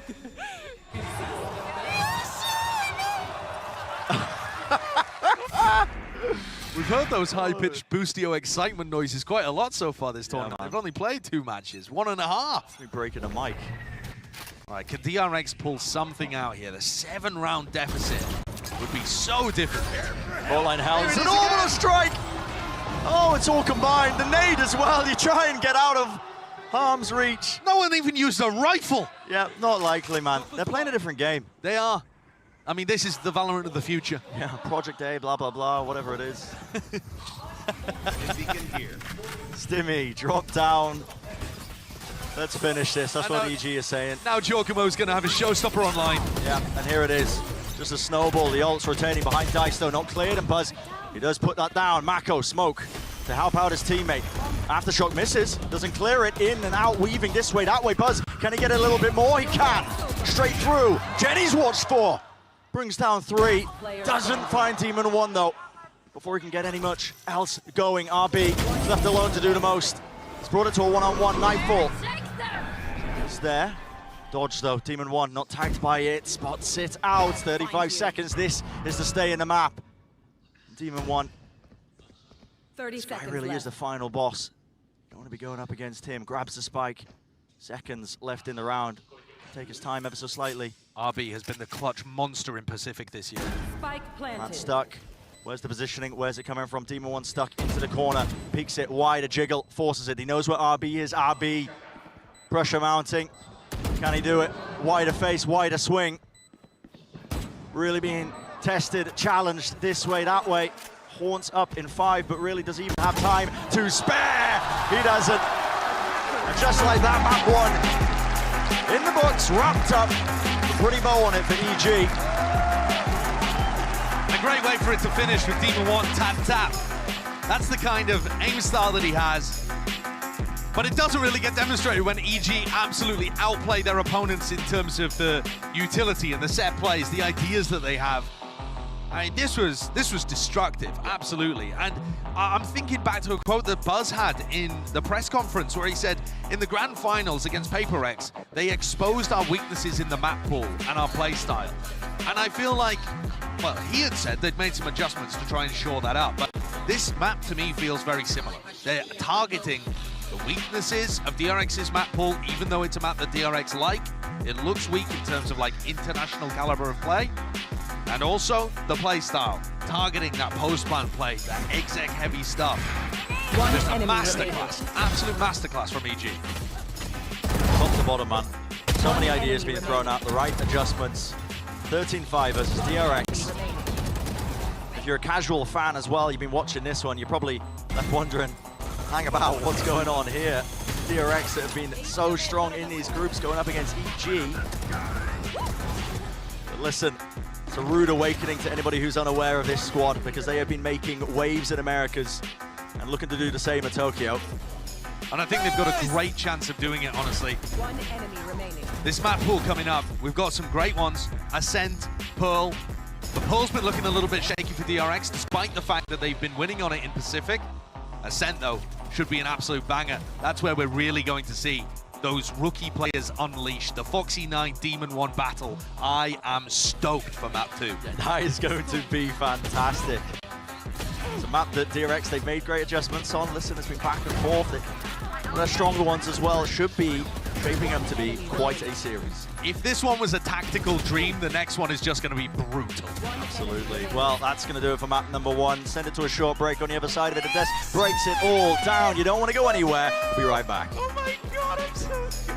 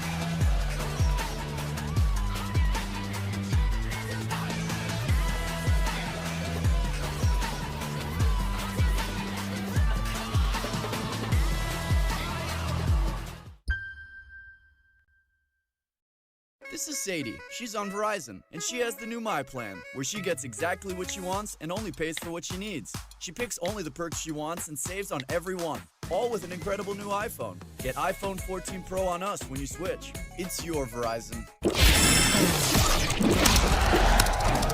Red Bull gives you wings.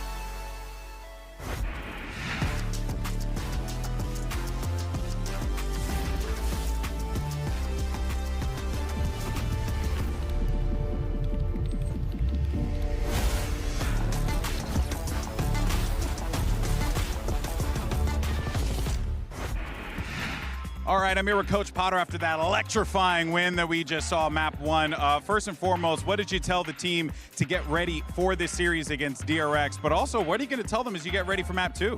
We're excited. We're excited about Ascent. You know, ever since we started copying DRX last year, Ascent was a map that we were super excited to play them in Brazil on. So we're absolutely ready. We expected this veto, so Ascent, let's see if they bust out the triple initiator. And just last thing, Busio squeal, your thoughts? I mean, dude, they're having so much fun out there. The whole time, all our comms are, I'm so good, I'm so good. The teammates are saying, you are so good. And they're just gassing each other up. They're having a great time. So it's exactly where we want to be. That's what you love to see. Coach Pot, always a pleasure to chat with you guys. Back to you.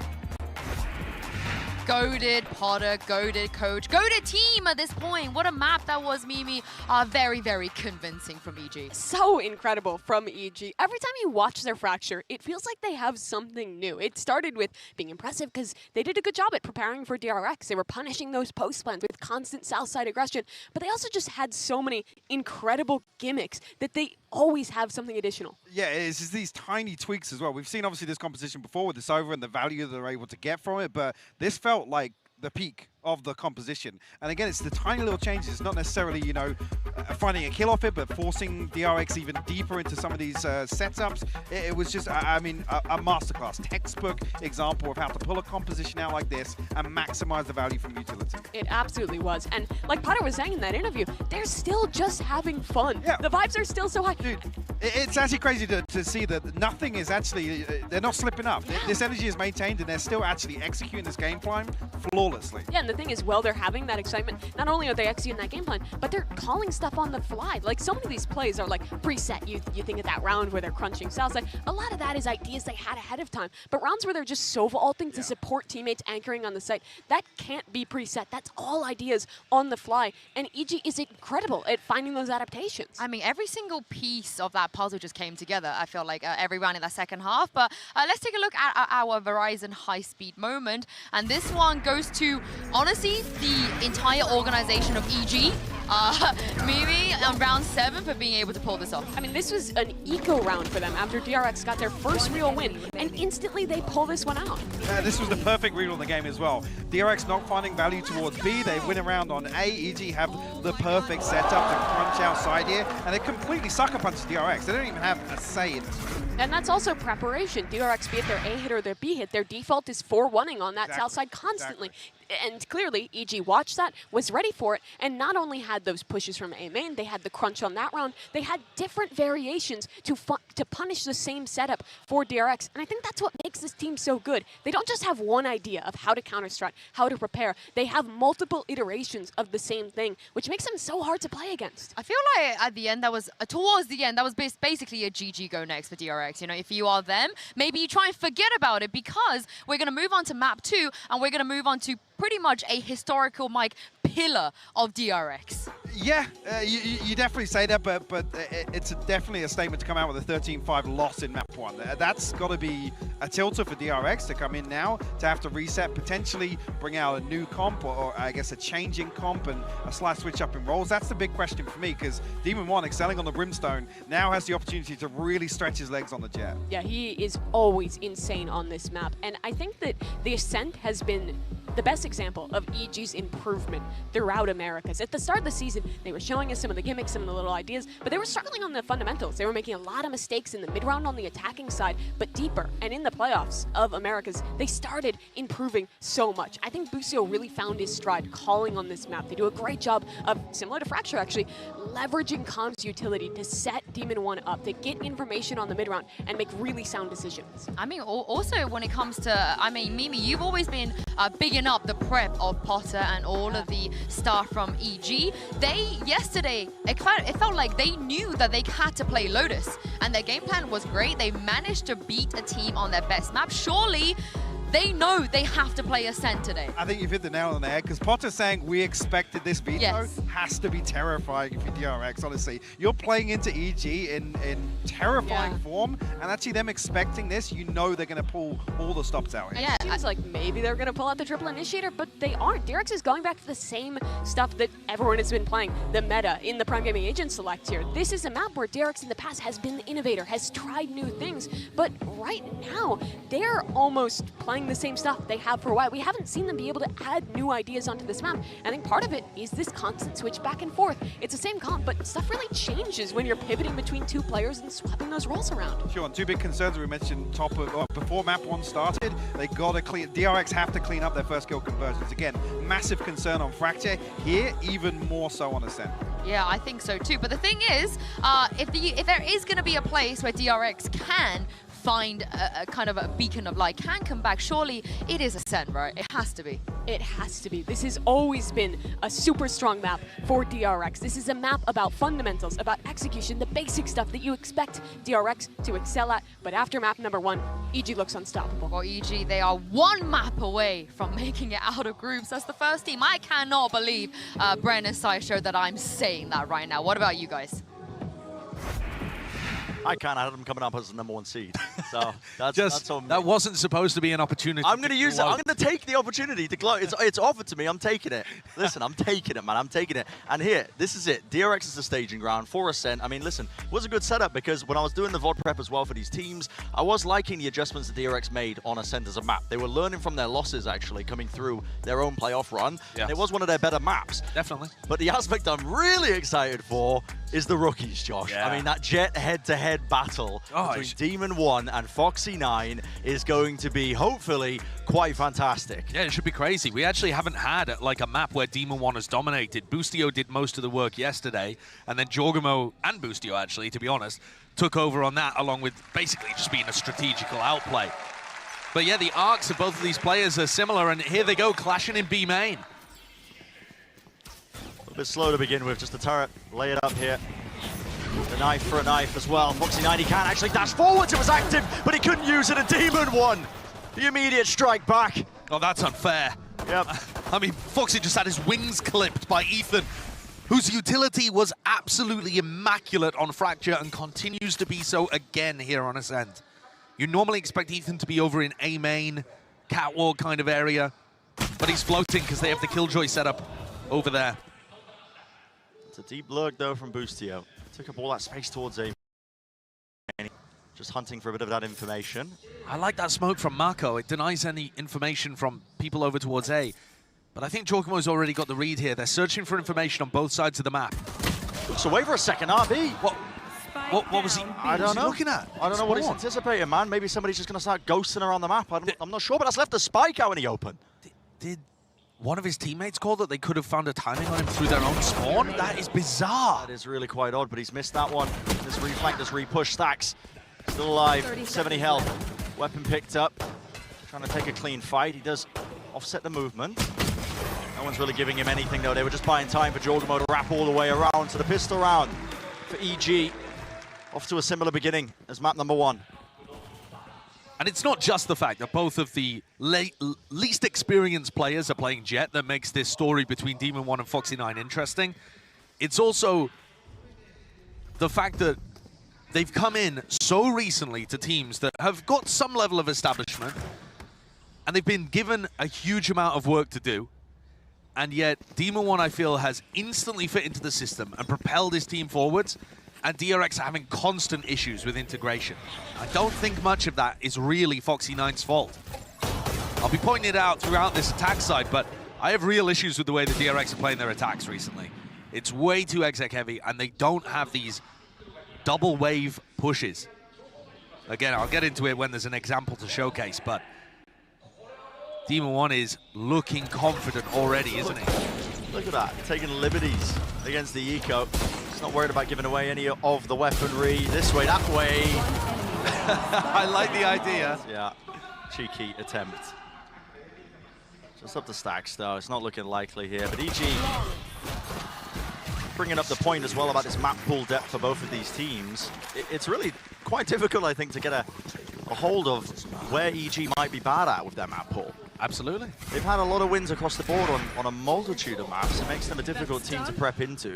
I think they have a very solid map pool. Anything that they spend a serious amount of time on, they seem to get good at pretty quickly.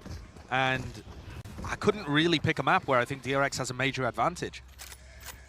The weaponry advantage, though, is massive in favor of DRX here. We've got what looks like a bit of a mid-crunch between Demon 1 and Boostio. They're just going to look for picks here, I think. Oh, Demon 1, he's not messing around, man. So fast out. Top mid being held. Paranoia so deep. What is that? Oh, what a shot. The flick is perfect there. The set play, it actually rarely works, that one. But that time finding major value, and that's taking the smokes out too. Makes the attacking round very difficult to call. Yeah, I mean, I'm just gobsmacked still. But a reaction here from DRX. Smoke to block that. Close the door, try and get themselves into this B site. Cleaned out. Angles watchful, nobody anchoring towards the back, so they'll be able to get that plant down, and they still have B main control, but it's a critical one to hold. RB is being swarmed. It's 3 players just trying to take him out here. Deep flash as well. TP into the corner. RB spots, he doesn't know which way to aim. Perfect play. It's cleared out. Removing one area of the map as well. This hold just getting a little bit weaker now for DRX. Has to be a massive heroic play, and it just can't be the case here. Dropping right down. How does Jorgamo get it? Every crossfire picked apart, broken to pieces. And it's a bonus round win for EG. My ult's ready. Immaculate stuff right from the off. We've seen a lot of teams go for that same kind of play. You smoke off tiles, you paranoia. So take a look at the paranoia here. It does actually catch on to Mako. But most of the time, that player is going to be able to escape, or the Jet ends up getting punished. But there, everything that EG are doing today is working exactly to punish DRX. And that level of momentum where you pull out a set play to be able to win the bonus. Let's go! It just works perfectly. And yeah, Potter's as surprised as we are that Jorgamo was just able to leap into sight and get the kill. How is he resetting his aim that fast when he's jumping around the corner? Ludicrous. Beggars belief, but to me, I mean, that little... The protocol to clear out B main is so impressive too. Yeah. Deep flash TP across. And this is a pistol round setup actually on defense here that EG are using, that we've seen a lot of teams go for. Demon 1 takes contact, dashes away, and that sets up Jorgamo hiding in the corner as bait. The idea is you don't expect the Omen to just be hiding there. Dashing forwards, he has to take care of so much. Dashing away, how is Demon 1 surviving? But here it is, the bait and switch. Triple face up, already taking the fight. Right to them this time. Mako and Stacks holding the ground as well, making sure no players can swing out of heaven. And they've needed that, DRX. Mako with the Bulldog going nuts there. He's would have been the player that they can really count on. EG though, still want to make a go of this one. They have the money. Mako again. Answering back, picks up the rifle, repositions. Com just needs to get out of there. He does a little 180 twist step away. Mako being the playmaker there when they needed it. And he finishes it as well. I mean, that's a Mako round. He avoids all of the pressure early on, gets away, dodges the paranoia, and he's just set up perfectly with a Bulldog. You see the way that DRX are using the light armor a lot. It allows them to invest on rounds like this. This was a half buy, and yet Mako still had enough to have the Bulldog. I don't think he's able to have that level of impact if he's only got, you know, a Sheriff or a Stinger or something like that. Well, that's a big one. Helps the vibes as well for DRX, because going down 4-0 would have... That's difficult mentally. Yeah, gets them back into it.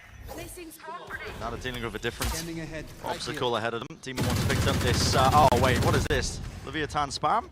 It's a bit of a fake, so it feels a bit like Leviathan spam. I think the idea being that you drive people into Demon 1's op. Look at how passive Demon 1 is set up on B with that operator. He was hoping that DRX would react into him. He's just having a friendly look at the turret there. Yeah. Why's he got his sight set on Timmy? What did he do? Well, it still holds it. Yeah, I mean, at this point, the turret holding contact in B main is actually pretty useful for them, because they know that B main hasn't been breached by DRX. They've still got a lot of map control and information. It's been slowed down, entering the minute mark. And of course, here we have Boostio playing off-site, because there is that null command available for Stacks. There's a turret. Ready and waiting now. Smoke drop down, flash as well. Demon 1, that's just reactions. Anticipating the swing! And that's just instinct! Fire, man! It's unreal. light them up. The supportive utility comes in waves right over. Reinforcements have arrived and no one will cross the gap. Stax will get himself into the side. The Shock Dart's lucky to survive. Oh my goodness. 2 health. He had 1 to spare. Spike planted, but you have to see a miracle. A big moment, a big step up. Mako, can he do it again? Maybe the potential is there. Flash over the top. They made it winnable, but it's all up to Stax, and he just can't reset the aim. Player advantage, the health advantage, it was there for EG. Decent try. Valiant effort, it really was. Mako and Stax almost pulling some magic out again. That's what it seems like it's going to require at this point. That's 2 kills where Demon One cannot see an opponent, and he's just doing it purely off timing. Unbelievable. Very unfortunate for DRX, because that should be a situation where they're able to play a post plant and get into comfortable spots. You expect maybe to lose 1 to some spam. Losing 2. Oh, brutal, especially with the util being that good. It's insane. That's tough. That's the null command round taken out. So DRX don't have something mad aggressive to go for. Where's this going? That's a nerdy one from Com again. So that makes it feel like the Sova's playing over towards A.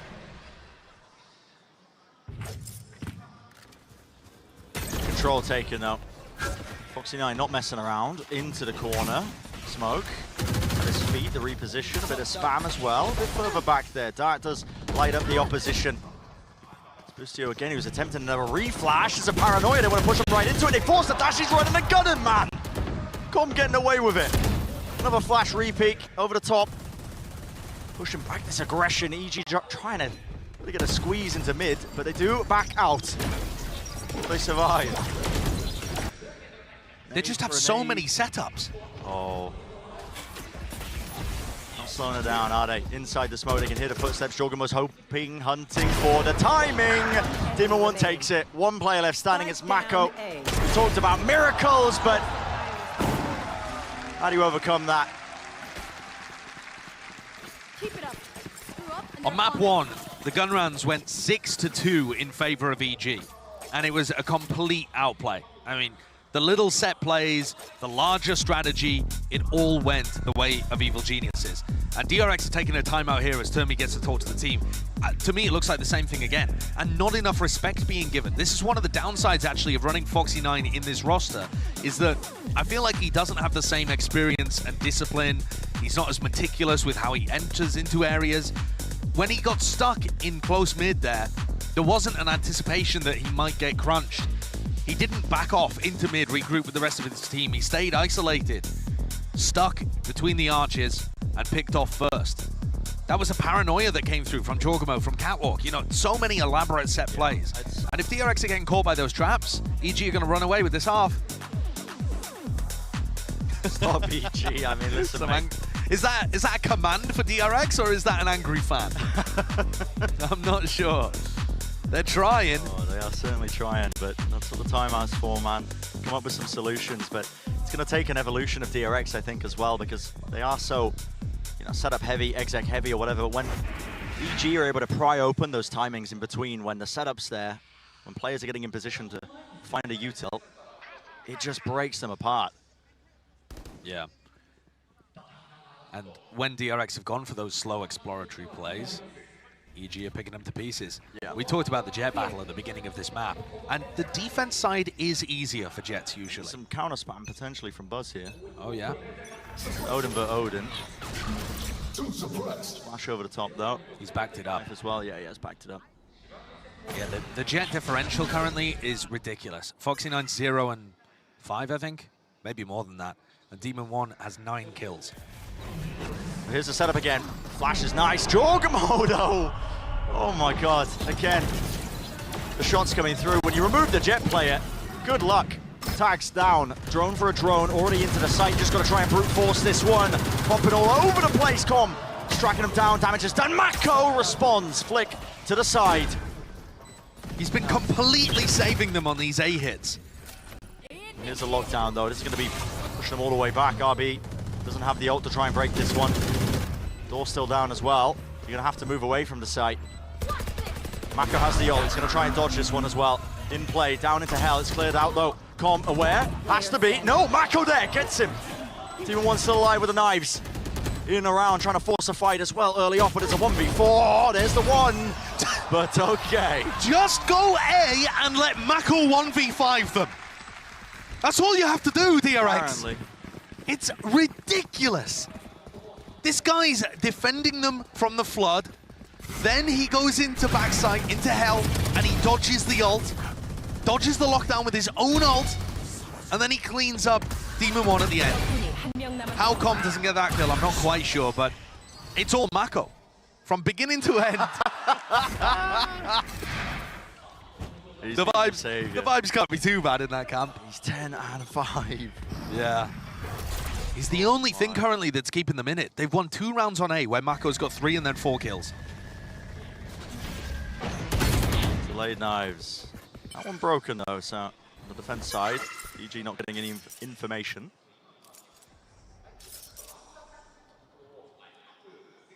But yeah, Mako has been the only thing keeping them in it. Able to keep these buys going. Buzz has been struggling with B main control. Turret takes early contact there in B main, and he's worried that Demon One's operator could be playing behind it. So Buzz has to call for help now as DRX are going to try and take B main, take the orb, potentially set up for... They've got multiple options. They could go for a lockdown play here, they could go for an ult command. It's a flash play or a recon. Maybe he's just doing it straight up, man! He bought for the recon, it was late, but he still gets 2 over the top. Foxy9! How's he managing that? No command, ripped him out.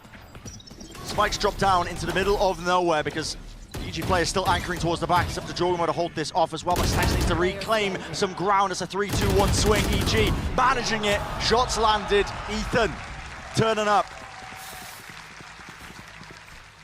EG find the timing again there to try and disrupt what was happening. Very nice play. Constant like little re-clear setups are working very well. They re-cleared mid when Foxy9 was pressuring there. Ended up winning that. I think that was round 5. Now they do a re-clear play into B main. But you're right, the timing was not set up with the recon or with the flash, as far as I can tell. Everything's going right for EG. But this is a very defense-sided map. DRX only need another, couple of rounds where somebody pulls out a miracle, be it Mako or anybody else. And suddenly they're not feeling that bad about how it's gone. Cat pressure. Holding off. His hands, the shot going wide. Dash forwards, paranoia to set this one up. They want to punish. Foxy9 is chasing him. His adversary. Mind control still there. Smoke deep up top here. It's really putting the pressure onto the main player. Jorgamo doesn't know which way to look, doesn't know which way to face. TPs this way, that way, backwards into wine. A fight to be taken. No kill found, but now he's got help at least. Flash peeking in, running him down. Jorgamo gonna be cleared out of wine. Massive player advantage, but maybe it can be equalized still. Trying to take up into tree. It's all over the place. Not a fight to being taken, but slowed down now. It's a 2v4. This looks like it's going to be DRX's 3rd round and 2nd thrifty win of the map. It's these all-in pieces with the lighter weaponry that EG are struggling to hold on to.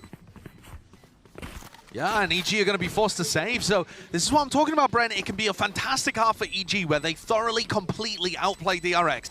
And yet the small moments of Mako going crazy or them winning a thrifty and the overall result can change quite a lot. Yeah, can get him over the line. The acceptable line. You think about Ascent as well. To me, 4 is that line on Ascent. Yeah, I would believe so. Although, if you follow the stats as well, if you're a bit of a nerd, and you do look in Pacific, it trends attack side for some reason. In Pacific. Yeah, for some reason, or for whatever reason that is. But globally, if you manage all of it, it ends up being a bit more defense favored. But still, I would agree with you. I think 4 rounds on attack should be enough. At least if you win the pistol round going into the second half. Boostio is going to play off-site again and support Demon One because Stax has his null command available. The A main take is a Hunter's Fury though. Right down, straight into the gut of the map. One shot lands, dodging, juking, Stax. Narrowly avoiding it. But he did find Stax, so he knows that the null command is over towards A. That's important info. Here's the paranoia, dash forwards, ripped it through. Com, blind, can't see anything, spam into it. Counter spam, Ethan grabbing 2. Just from the backside of Jenny before eventually traded out, but it's again going to be that retake. Demon 1 exchanges the operator. He's got a rifle in his hands. He wants to try and potentially make a go of it. 2v3. Smokes dropped. A fake of the dash. Which way is he going? He's buying time for Boostio. It's caused a distraction, and now they have made it into a 2 versus 2. Got to spot out the players though. Mako still alive. Down to the side of Jenny. Didn't expect that one.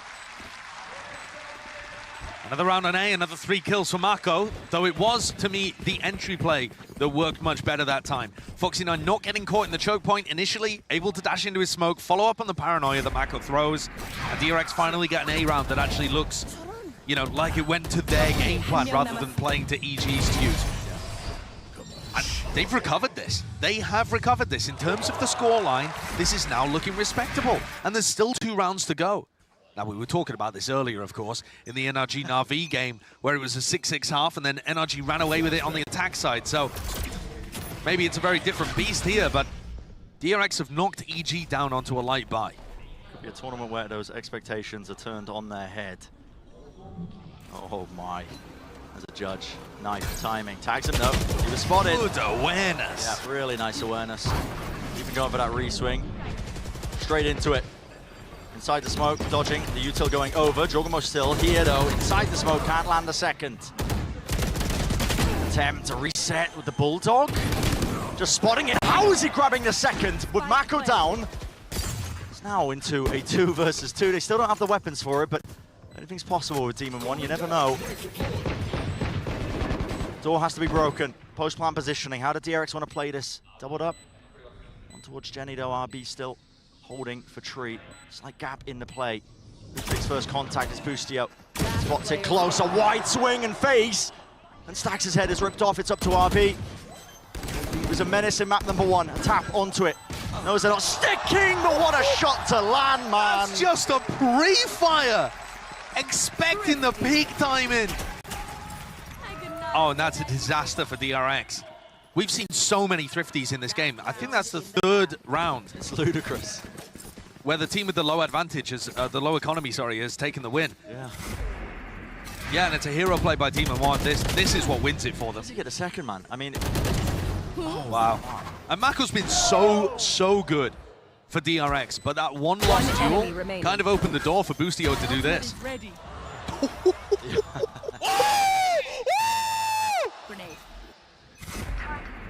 They're feeling it. 1 round left in the half. Lockdown's available, Hunter's Fury. Here's a Nana Swarm.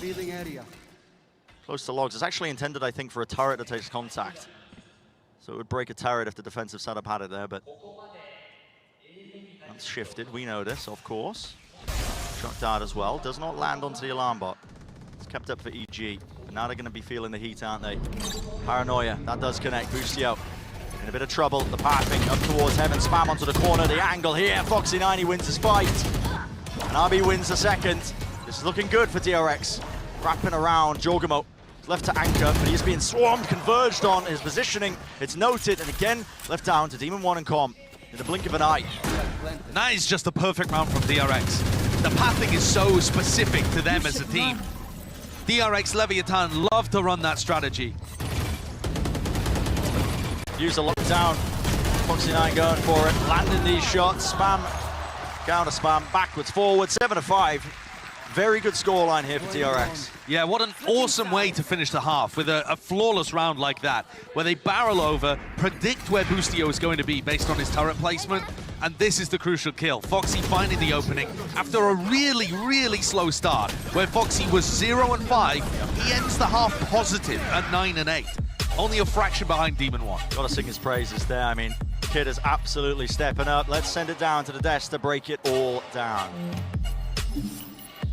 Thank you very much, guys. HyperX, a very slow start like Josh and Brent said, but what a recovery from DRX. Yeah, absolutely. I think it's actually on the other side. I think EG looking to slow things down, or I guess missing out on I guess, not finding the same value they did early on. And this is another map where we see examples of how good the reactive plays are. Yes, they're set plays, but it's reactive. And time again, they're able to secure a kill, find space, or at least find some information. And so many of those plays have been built around Demon 1. At the start of the game, it really was defined by him. We've been waiting for the map where the Demon 1 that we saw come out and shock everyone in Americas came alive. And we got that here. And well, it was him and EG who defined the first part of this half. DRX in this game were able to adapt, particularly the way they were playing towards these A-side executes. First few rounds, they were just running into the meat grinder, letting Foxy9 die, but they pivoted, made the mid-round call, and have now got themselves a very strong half. Yeah, I mean, 1 is better than 9. Who knew, Mike? I wanted to squeeze that in. I'm sorry, who knew? You got it in there. Yeah, but as we move on to the second half, on Fracture, Mike, it was a disaster for DRX on the second half. But getting 5 rounds on the attack, it's good. Yeah, definitely. I think Marco's the one that's ultimately able to pull DRX back into a recoverable position, but the recovery factor hasn't really looked great for DRX so far. I guess here in Tokyo as well. We're talking about yesterday, their win conditions relied heavily on players popping off when they were player deficit, conceding first bloods. That's got to be a concern in the second half where you expect Demon 1 to pile the pressure back onto DRX. Yeah, it can absolutely be concerning. But as the casters are talking about, DRX is actually weaker on their defensive side. This map trends way differently in Pacific, and EG's mid-rounding on the attacking side has improved so much. In playoffs against the top teams, they were doing quite well on the attacking side and managed to make comebacks possible. And 7-5, that's very doable. Well, DRX, they have to win this half, Josh and Bren, if they want to go through to playoff stage today. Yeah, not only that, also got to win this one to take it to that third map because they're trailing. It's EG leading in the series overall, and all eyes on the top of the scoreboard for EG. Demon 1 versus Foxy9, a battle of these rookies as well. Hopefully see the continuation of that on the Jet. Yeah, especially with Foxy9 now heating up. I think this is the half where Foxy can get put onto angles. You see him playing alone in mid at the moment, while Demon 1's with the rest of the team. Talking to Boostio, he said that it's very easy to call for a player like Demon 1 because Demon will just tell you where he wants to play on the map, and they use a little bit of utility to get him posted up, and then they can just leave him to go and find his picks. Jump spot, it's wide. Mako, he's got a smoke out in his hands. The util is all mistimed here. Foxy9 seeking to put a stop to it as well. He dashes all the way in and it's cancelled. The call is made by EG. They don't want to rush into it. Yeah, Demon 1 used his dash backwards to disengage, which I think is fine in this situation. So they go up 5v4, but they can't go back into a normal A exec. If they want to hit this, it's got to be an A split again because they don't have that dash to break crossfires. That's why Boostio's repositioned. It's already taken that cat control, but it is watched for RB. Reload, jiggle, off to the side. A chance for Boostio. You've got to respect his sheriff. Yeah. Rattles one of the shots. He's got 5 bullets left. There's a dart over the top. Looks like a push attempt into tree. Over the top, is going to be lighting him up with a turret. Takes it. Dart over the top as well. Has to be dealt with. Bit of a pre-fire. Watchful eyes onto the smoke. There's 20 seconds left. Starting to run a bit short of the time. RB pushing through this way, that way, and around. It's all about the anchoring. It's all about how you dodge and duck and weave, but it's up to Buzz. Everybody falls onto the site. 1v3 with Ethan low. It's always a chance. Buzz won an incredible clutch in map 2 yesterday. 1v3, I believe, to get them into a good position, but this one just looks even harder. I mean, the one way, you can't see. Being peppered down. Health advantage not there anymore. Dart broken, time. You can hear it ticking. No mercy, really, is there? Neither is Buzz with this ghost, but again, I feel like it's just running too short. Yeah, no time. Blink of an eye, lovely attempt at things. Drops right down, he realized that there was really no chance. That's EG getting a pistol round that will be imperative for them. It's one of those swing pistols where it's not necessarily getting the team back into the game, but EG, attack side is sent. We don't really know which way this is going to go. And a pistol round just reduces the amount that you need to get done. One of the big themes of how EG have been playing their attack side in Americas is inserting Demon 1 around the map. So they use utility to push him into an area, and then they almost leave him like a lurk entry player. Yeah, it's really quite interesting. It's interesting, and it also worked extremely well against Loud, who up until that point I'd only lost something like twice ever on Ascent.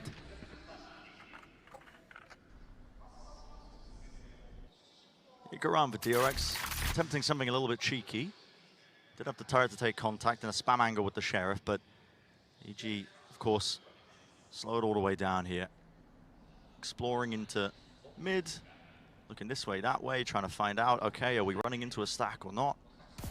Stacks, oh, he attempts to reposition there. It'll be that easy plan for EG. They'll get this one down with no troubles. So you're looking at that 9-6. If everything goes correct for them, assuming Com doesn't get taken out, actually. It's in a dangerous position. Spike planted. Oh, okay. He deals with it. Yeah.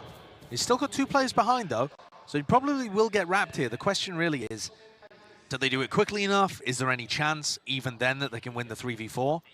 But I don't think Com's got much chance against this. Okay. 3 versus 3. Time is ticking. Ethan, this way, that way. Dodge and juking, baiting for Boostio. Making sure that no crosshairs are placed onto him, and yet time is running short here with the Nano Swarms as well. Should be a safe win overall, but DRX can still do some significant damage here to the economy. Wider face. Very spam, Nano Swarm at his feet. 3 players surviving. They're not going to be too worried about that. A chance to convert a bonus, and EG have been pulling out set plays on their bonus rounds. They haven't just been trying to run default stuff, so I'm going to be taking a look at the minimap here and seeing if they've got any kind of interesting looking ideas. For DRX though, the comeback has to start now. Has to be. You need to get the momentum, you need to get things under your feet to be able to hold on. And one of the features of DRX's play on defense here, one of the reasons maybe why they're not as good as some of the other top teams on this half, they don't support Foxy9 very much. He's just kind of left alone on an island to go and take his own fights in mid and battle the enemy utility. Our task. A lot of this map really being how well can you set up your jet players. Spam on spam. Just his job. Seeking to contain. Just a battle and brawl over that B main control. And here's Demon 1 in that lower position. You were talking about it earlier, Josh. They're setting themselves up now for a bit of a B split. Going through, there's a flash just to offset it. Shock Dart close to the corner. Again, damage done. Nano Swarm deaded now, but Demon 1's already in here with a Guardian in hand. Dash also alive and active. Forwards into the site, close to the corner. He knew where Buzz was and he lands it. TP through. Blind as anything. Spammable. Swarms. Over the top was Foxy9. He was trying to help him out, but he's just delivered them a rifle. And look at that, the way that Demon 1 turns from a lurk into an entry. It is so unique. I don't see any other teams doing this with this level of consistency or value. There's a lot of lurking jets out there. You find them in ranked every day of the week. But there is nobody that plays it quite like EG and Demon 1. DRX are just going to be forced to save here, and we said that this was a must-win for them to get something started. The bonus rounds have just been unbelievable by EG. Yeah, always an idea thrown into the mix. Anything to offset the economic disadvantage that he might be facing here because, man, I mean, you're looking at 10-5. Previous map was what, 13-5? Yep. Destructive. It could well be a 13-5. That's the level of momentum that EG have managed to generate. Okay. That's a different plan position, boys. Whose fault is that? Right. Well, where do we plant, guys? The vibes were good before, but now people are going to be pissed. He's like, okay, who planted? What's going on there? Did we catch it in the replay? Whose fault is that? Whose fault is that? Not even sure, man. That's I think so it was funny. Ethan. That is so funny. It's not going to hurt them. It's not going to hurt their economy at all. I mean, not for the moment. We'll see. They take it in their stride. Turret, contact, Buzz. Only the Sheriff. And we've talked a little bit about the vibes of this team, Brent. But how could the vibes not be immaculate when they didn't expect to be in America's playoffs? They got that out of a miracle upset that occurred. They were like, okay, right, well, that's just free for us. Why not? And then they go through, they're playing in Tokyo. What? How have we managed that? That's phenomenal. They think they're not playing with Demon 1. Oh, that's unfortunate. Never mind, though. We'll have a nice trip. What? Demon 1 can play?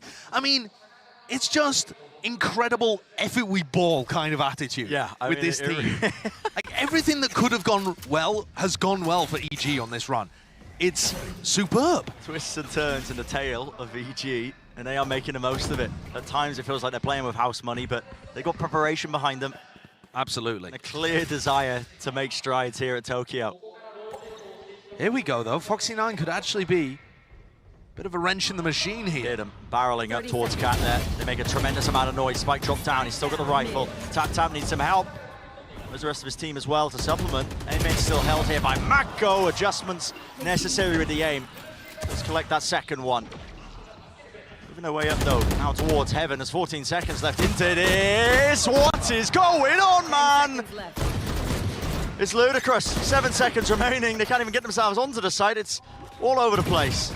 No chance to win the round now for EG. Time was really just bled out of them. And it was Foxy9 to be the difference maker. Yeah, the Pushed two up players. position. The two players with rifles, him and Mako. Foxy from mid, Mako from site. We were telling a bedtime story. The tale of EG.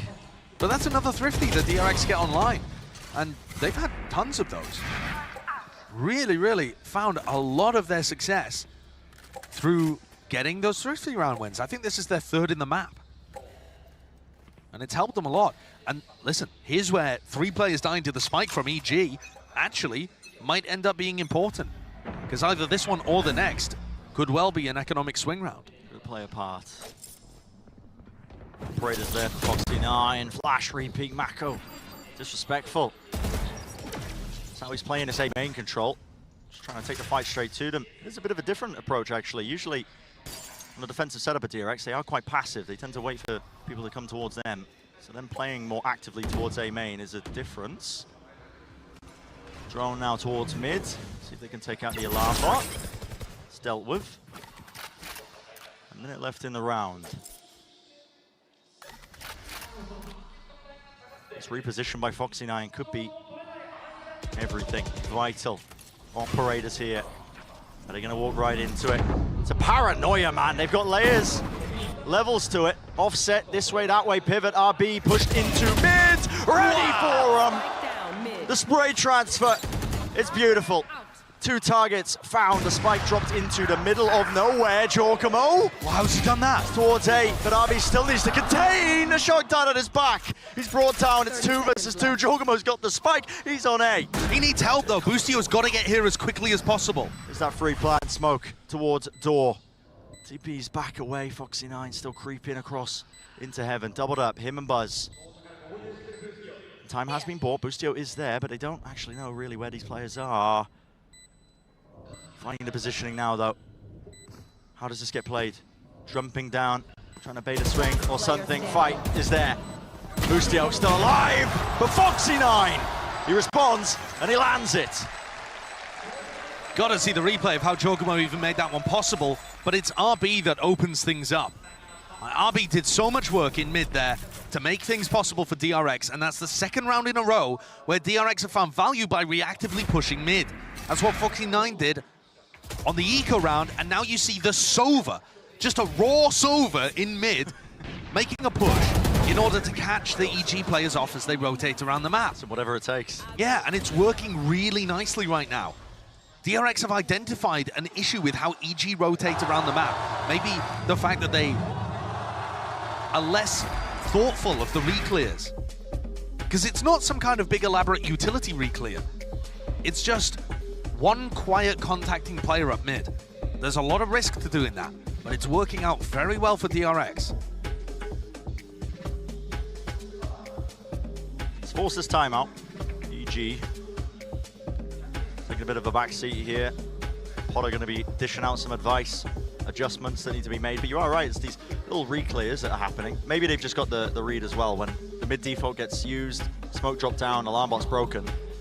There's not really too much bite behind it. I mean, sometimes they're leaving Demon 1 pushed up in that position. Right, but even in those instances, it's only Demon 1 there. Against the way that EG like to play, where they push and insert Demon 1 into spots, doing big re-clears with utility is actually a very good counterplay from the defense. Because not only do you gain that map control back, there's also a serious chance that you catch Demon 1 in those positions and end up getting map control and a pick out of it.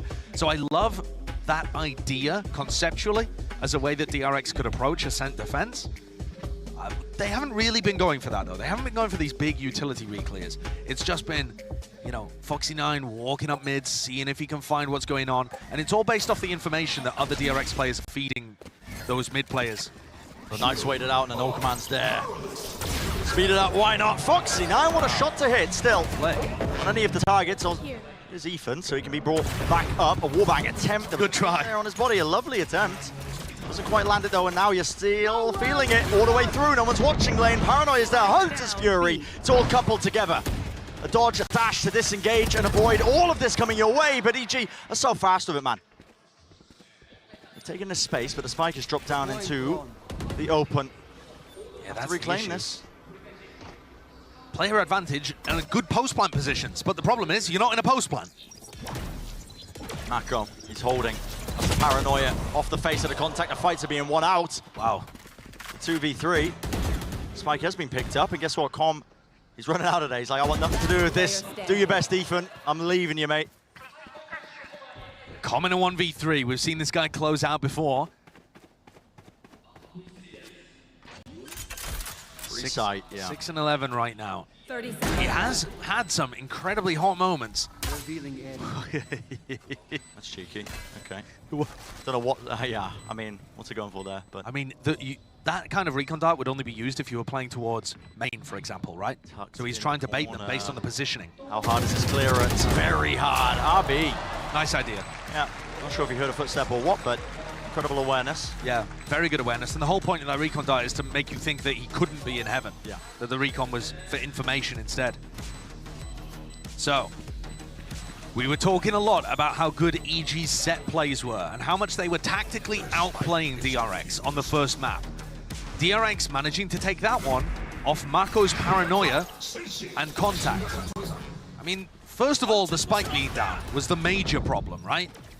Because otherwise they're in a nice spot. But it's this play, look. They take contact off Buzz, and that forces a Paranoia out, and then Buzz and RB are able to collect kills. It's a really nice setup that they've just strung together on the fly to be able to get this back within 2. And this is where attack side Ascent becomes really sticky. It feels like you're so close to the finish line. We only need 3 more, but Fiji are saying that to themselves, maybe underestimating how difficult it can be. Yeah, they can be some of the hardest rounds to really get over the finish line. Flash pop out is at a half buy from EG. Fully grouped up, at least with the 4 of them. Using it as a chance to farm up some ults. And you see Boostio here, lurking in mid. That may have been an adjustment coming out of Potter's timeout. Get out of my way. You know, that does seem like a good idea against what DRX were doing, going for those reactive pushes from Foxy9 and RB.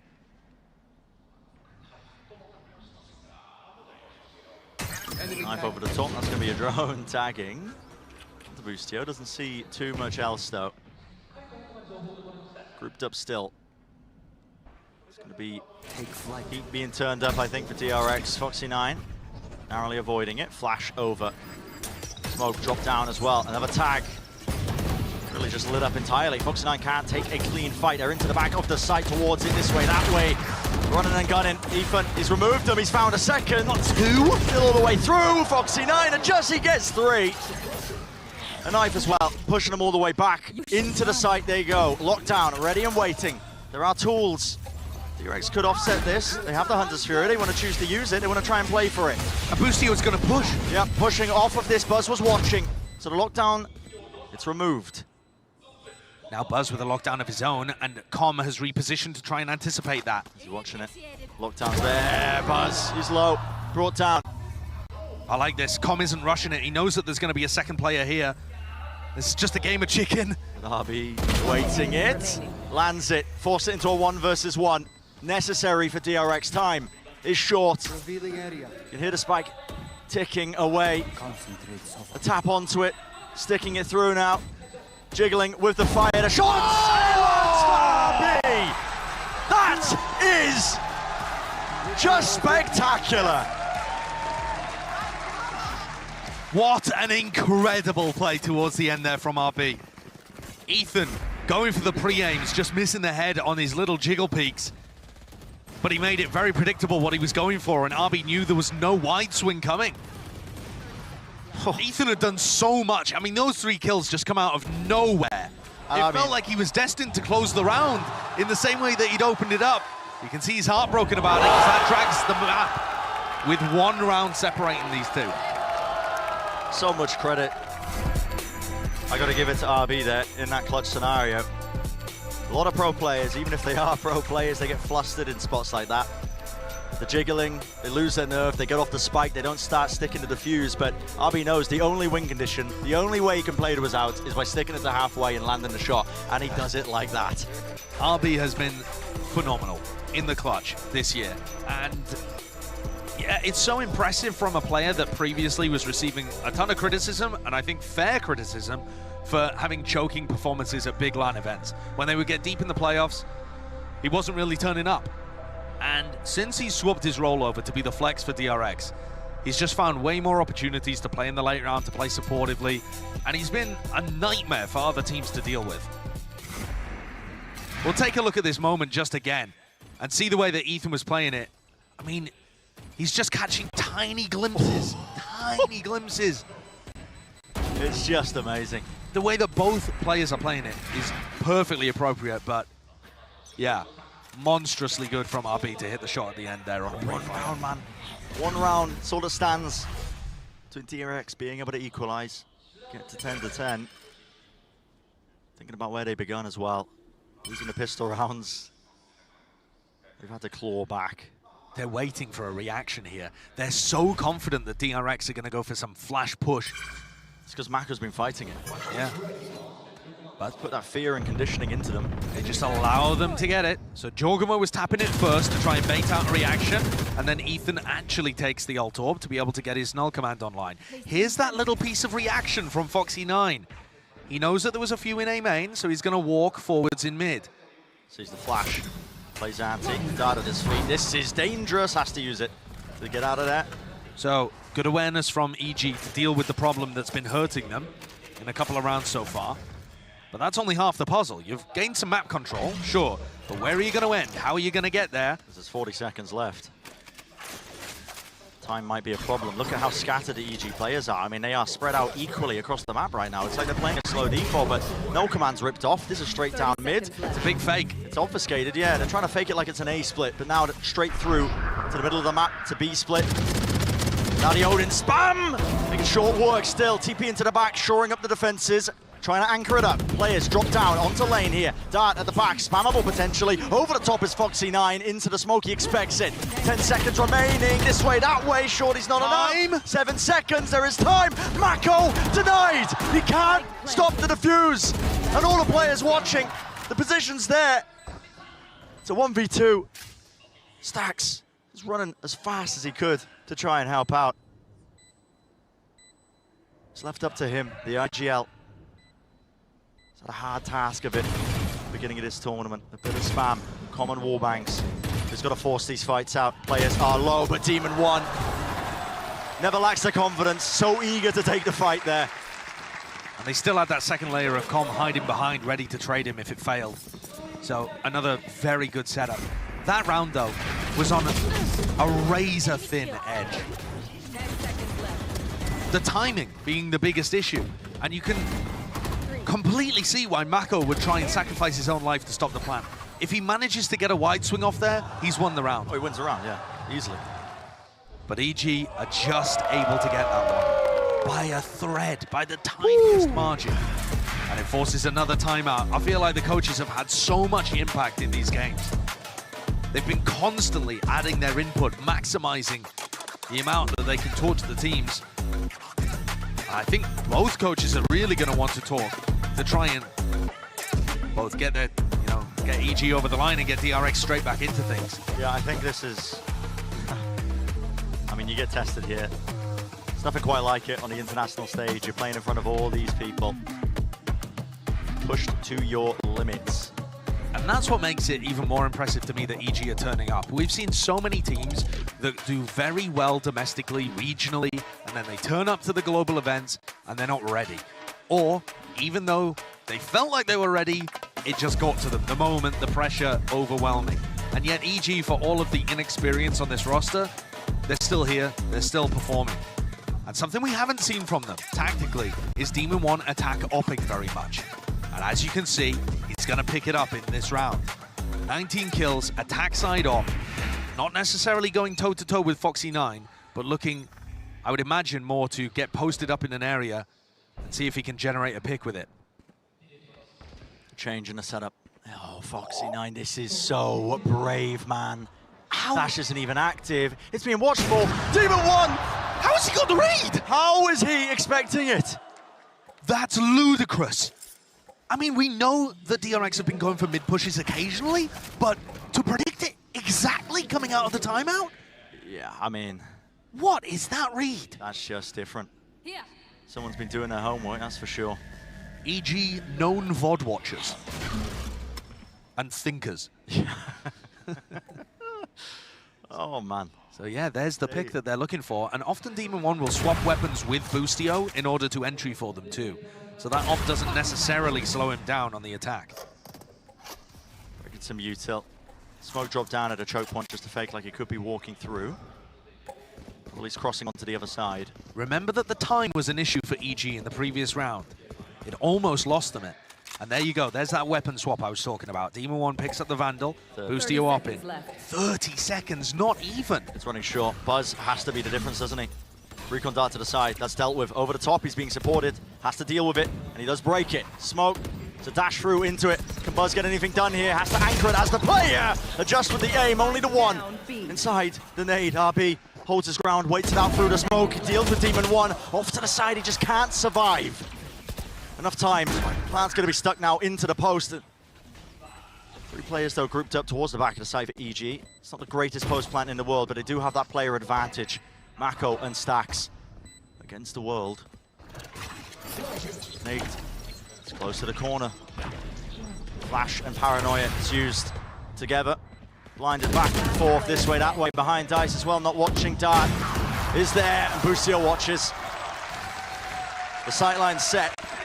And it's EG who find themselves on series point. And playoffs point. 1 round and EG have instantly accomplished their goal of being able to make playoffs. What a read that was. And EG, even with time pressure, able to bait out a wave of defensive utility before they committed.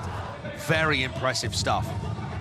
1 round away from making top 8 in this tournament. Going through the groups in 2-0 fashion, proving all of the EG doubters wrong.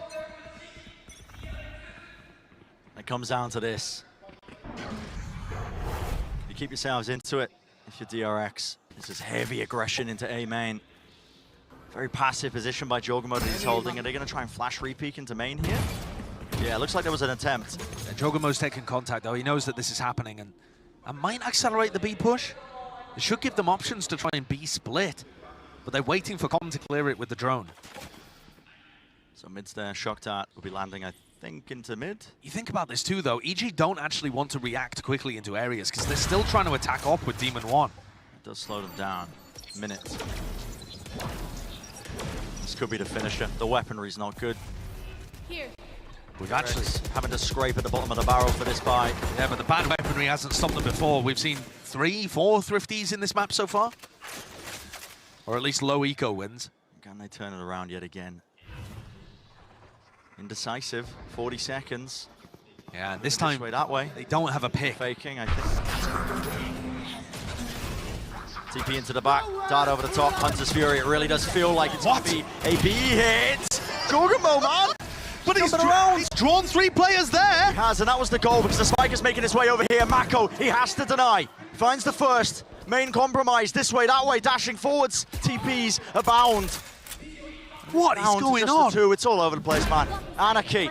A wide swing from Mako, a wide face. So dangerous. Dropping down, smoke at his feet. Demon One with the knives. All the way through, he lands the first. Into the way, finds the second. Will it be the finisher? Flash through, RB will not be able to do it.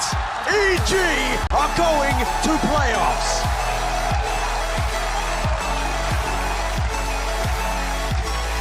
Off the back of an insane Demon One finisher.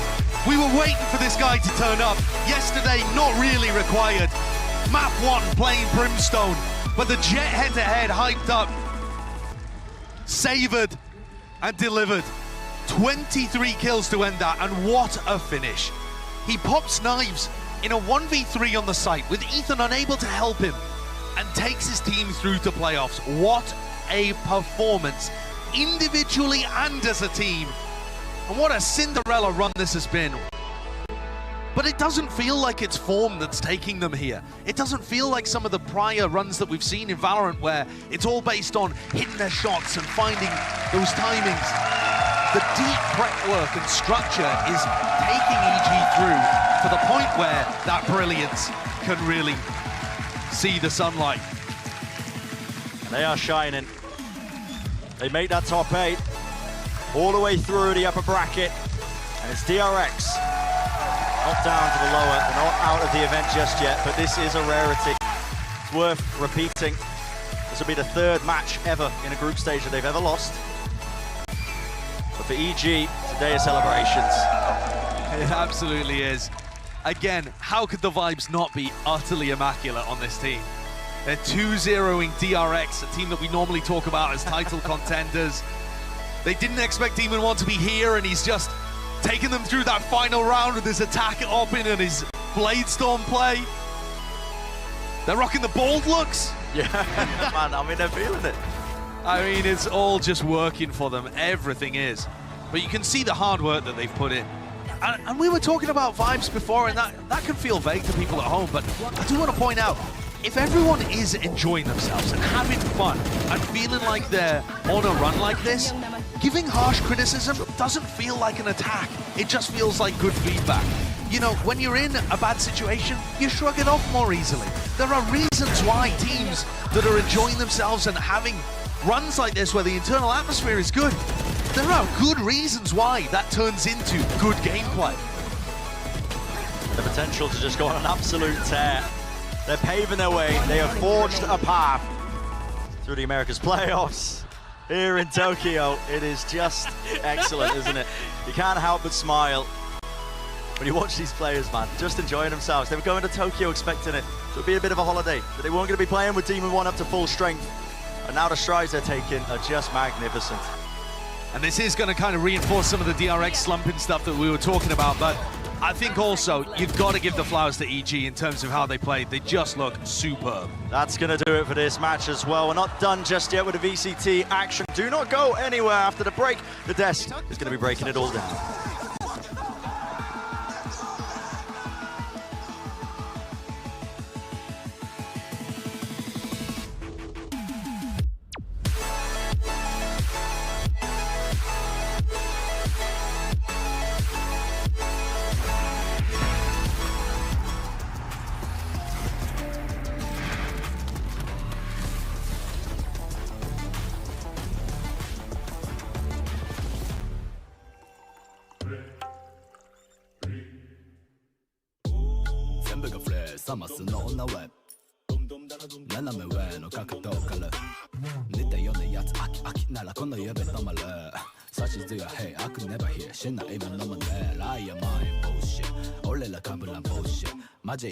bullshit 目障りつくつく bullshit 無駄な見栄は腹なそのくらいの方が調子前に言ったはず正気の捨てじゃないとねだから無策略保険に化けの代わり爆薬楽々軽々耳元まで転がるラップだって真夏の雪だるま主体スタで上から大爆発までわずかサマスのメン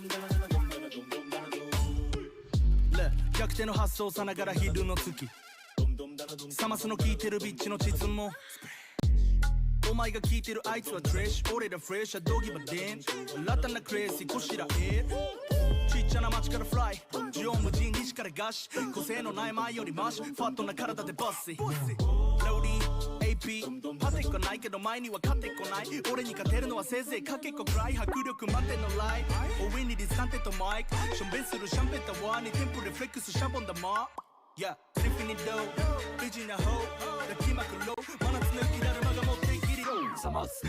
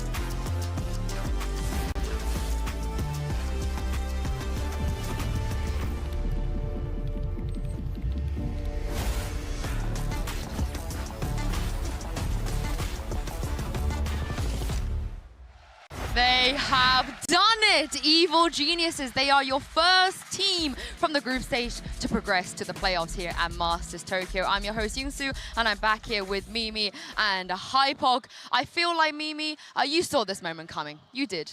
I mean, it seemed impossible that this moment would happen, but also if you look at EG's trajectory, it feels inevitable. This team has always been just a moment away from taking that next step, making it to an international event, making it into playoffs, and once they got the opportunity in Americas to play in the playoffs, to have that second chance, they have just ran with it, and there has been no stopping. And now I think this is the point where no one can doubt this team anymore. They just beat DRX, a team who always makes it out of the groups, a team who is so consistent internationally. It's just incredible. And Mike, look what it means to them. Yeah, I mean, you can't help but feel good for these guys, right? Obviously, with a rough time in terms of the community perspective of this team, and again, the journey they've gone through since Demon One has come into this roster, it's allowed them to explore their playbook, expand their playbook, and really find themselves, right? Solidify their identity. And I mean, the energy on stage here in Tokyo, it's infectious to watch them play like this, but it also shows in the way that they're playing in the server, the momentum that builds, and even just some of these individual examples. Again, the last one being one for Demon One, obviously, but it just makes you so happy to watch him play. And the thing is, well, that it's Demon One who pushed him over the line in this one. I don't think this is a run defined by one star player. It's really been about how good they are at preparation, at counter-strategy, at having depth, different setups in the middle of the game that they can pull out, even on maps they've already played tons of different times. It's just so impressive from EG. Honestly, I am a Potter head. Potter number one. Let's go. Well, let's send it over to Golden Boy right now and come for the Verizon post-match interview. All right, I'm here with the man of the hour. Well, I mean, honestly, the team of the hour, EG. Come, brother. Congratulations. What a journey that you guys have gone through. First and foremost, though, y'all were watching MIBR in your practice room without your fate in your hands, and now you are in full control of your destiny. Your first seed coming out of this group. You're dominating the competition. Brother, I just gotta ask, how does that make you feel?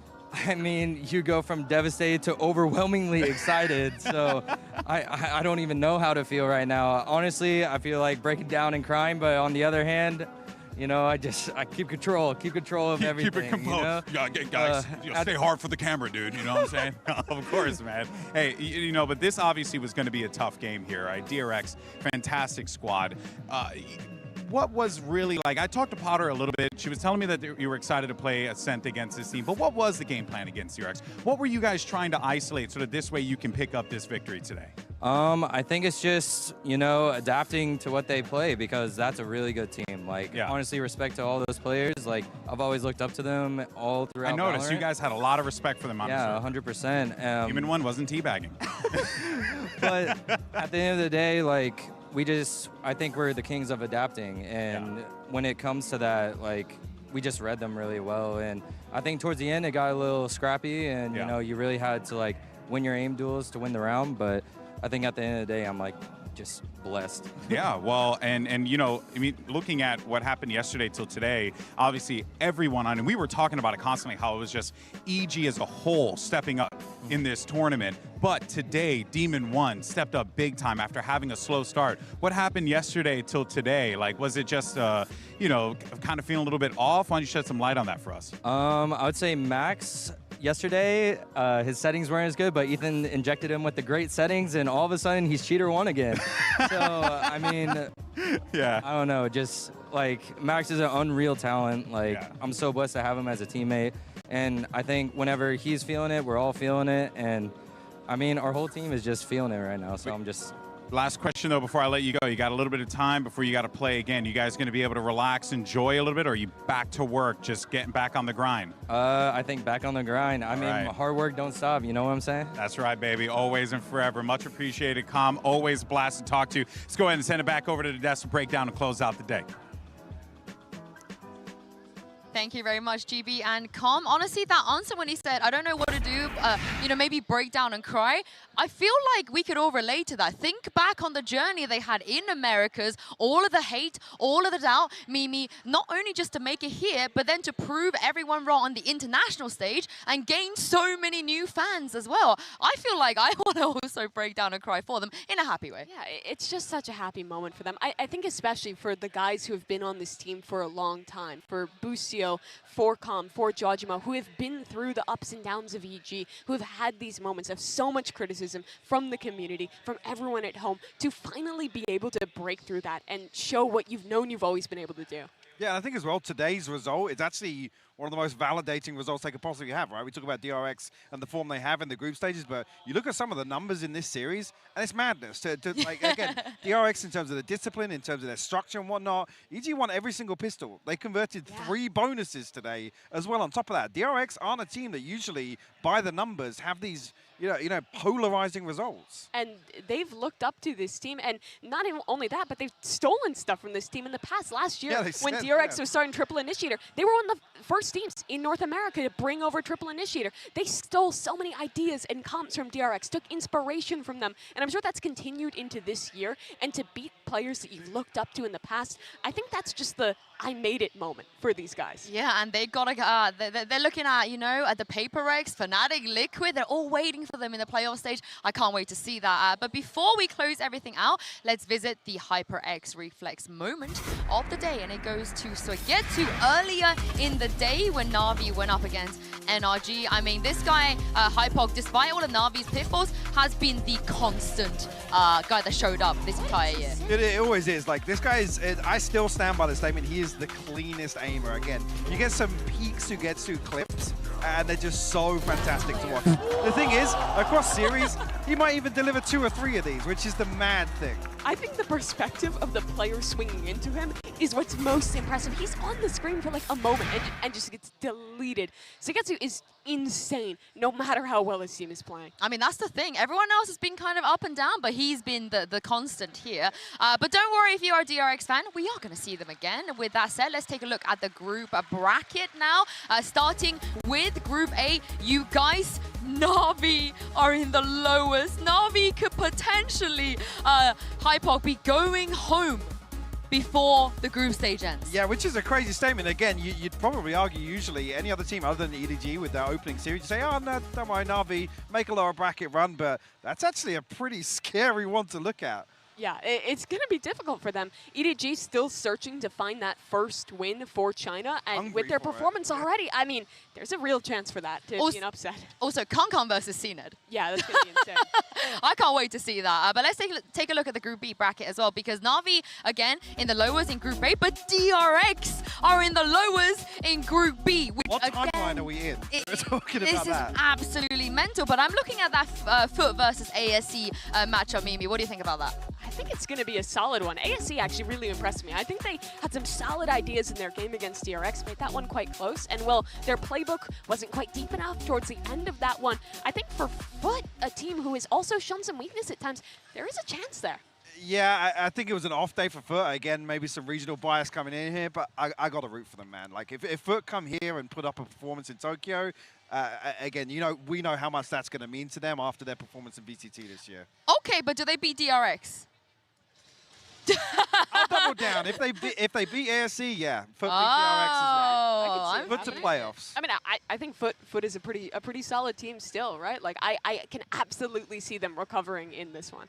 I think that would literally be insane if that happens. Yeah. But tomorrow we have another 3-match day. We have a lot of Valorant action coming up. We got T1 versus NRG, FUT versus Attacking Soul Esports, and then EDG versus Na'Vi. Thank you to everyone at home for tuning in for today. We'll see you tomorrow. And here is your Prime Gaming post-day highlights.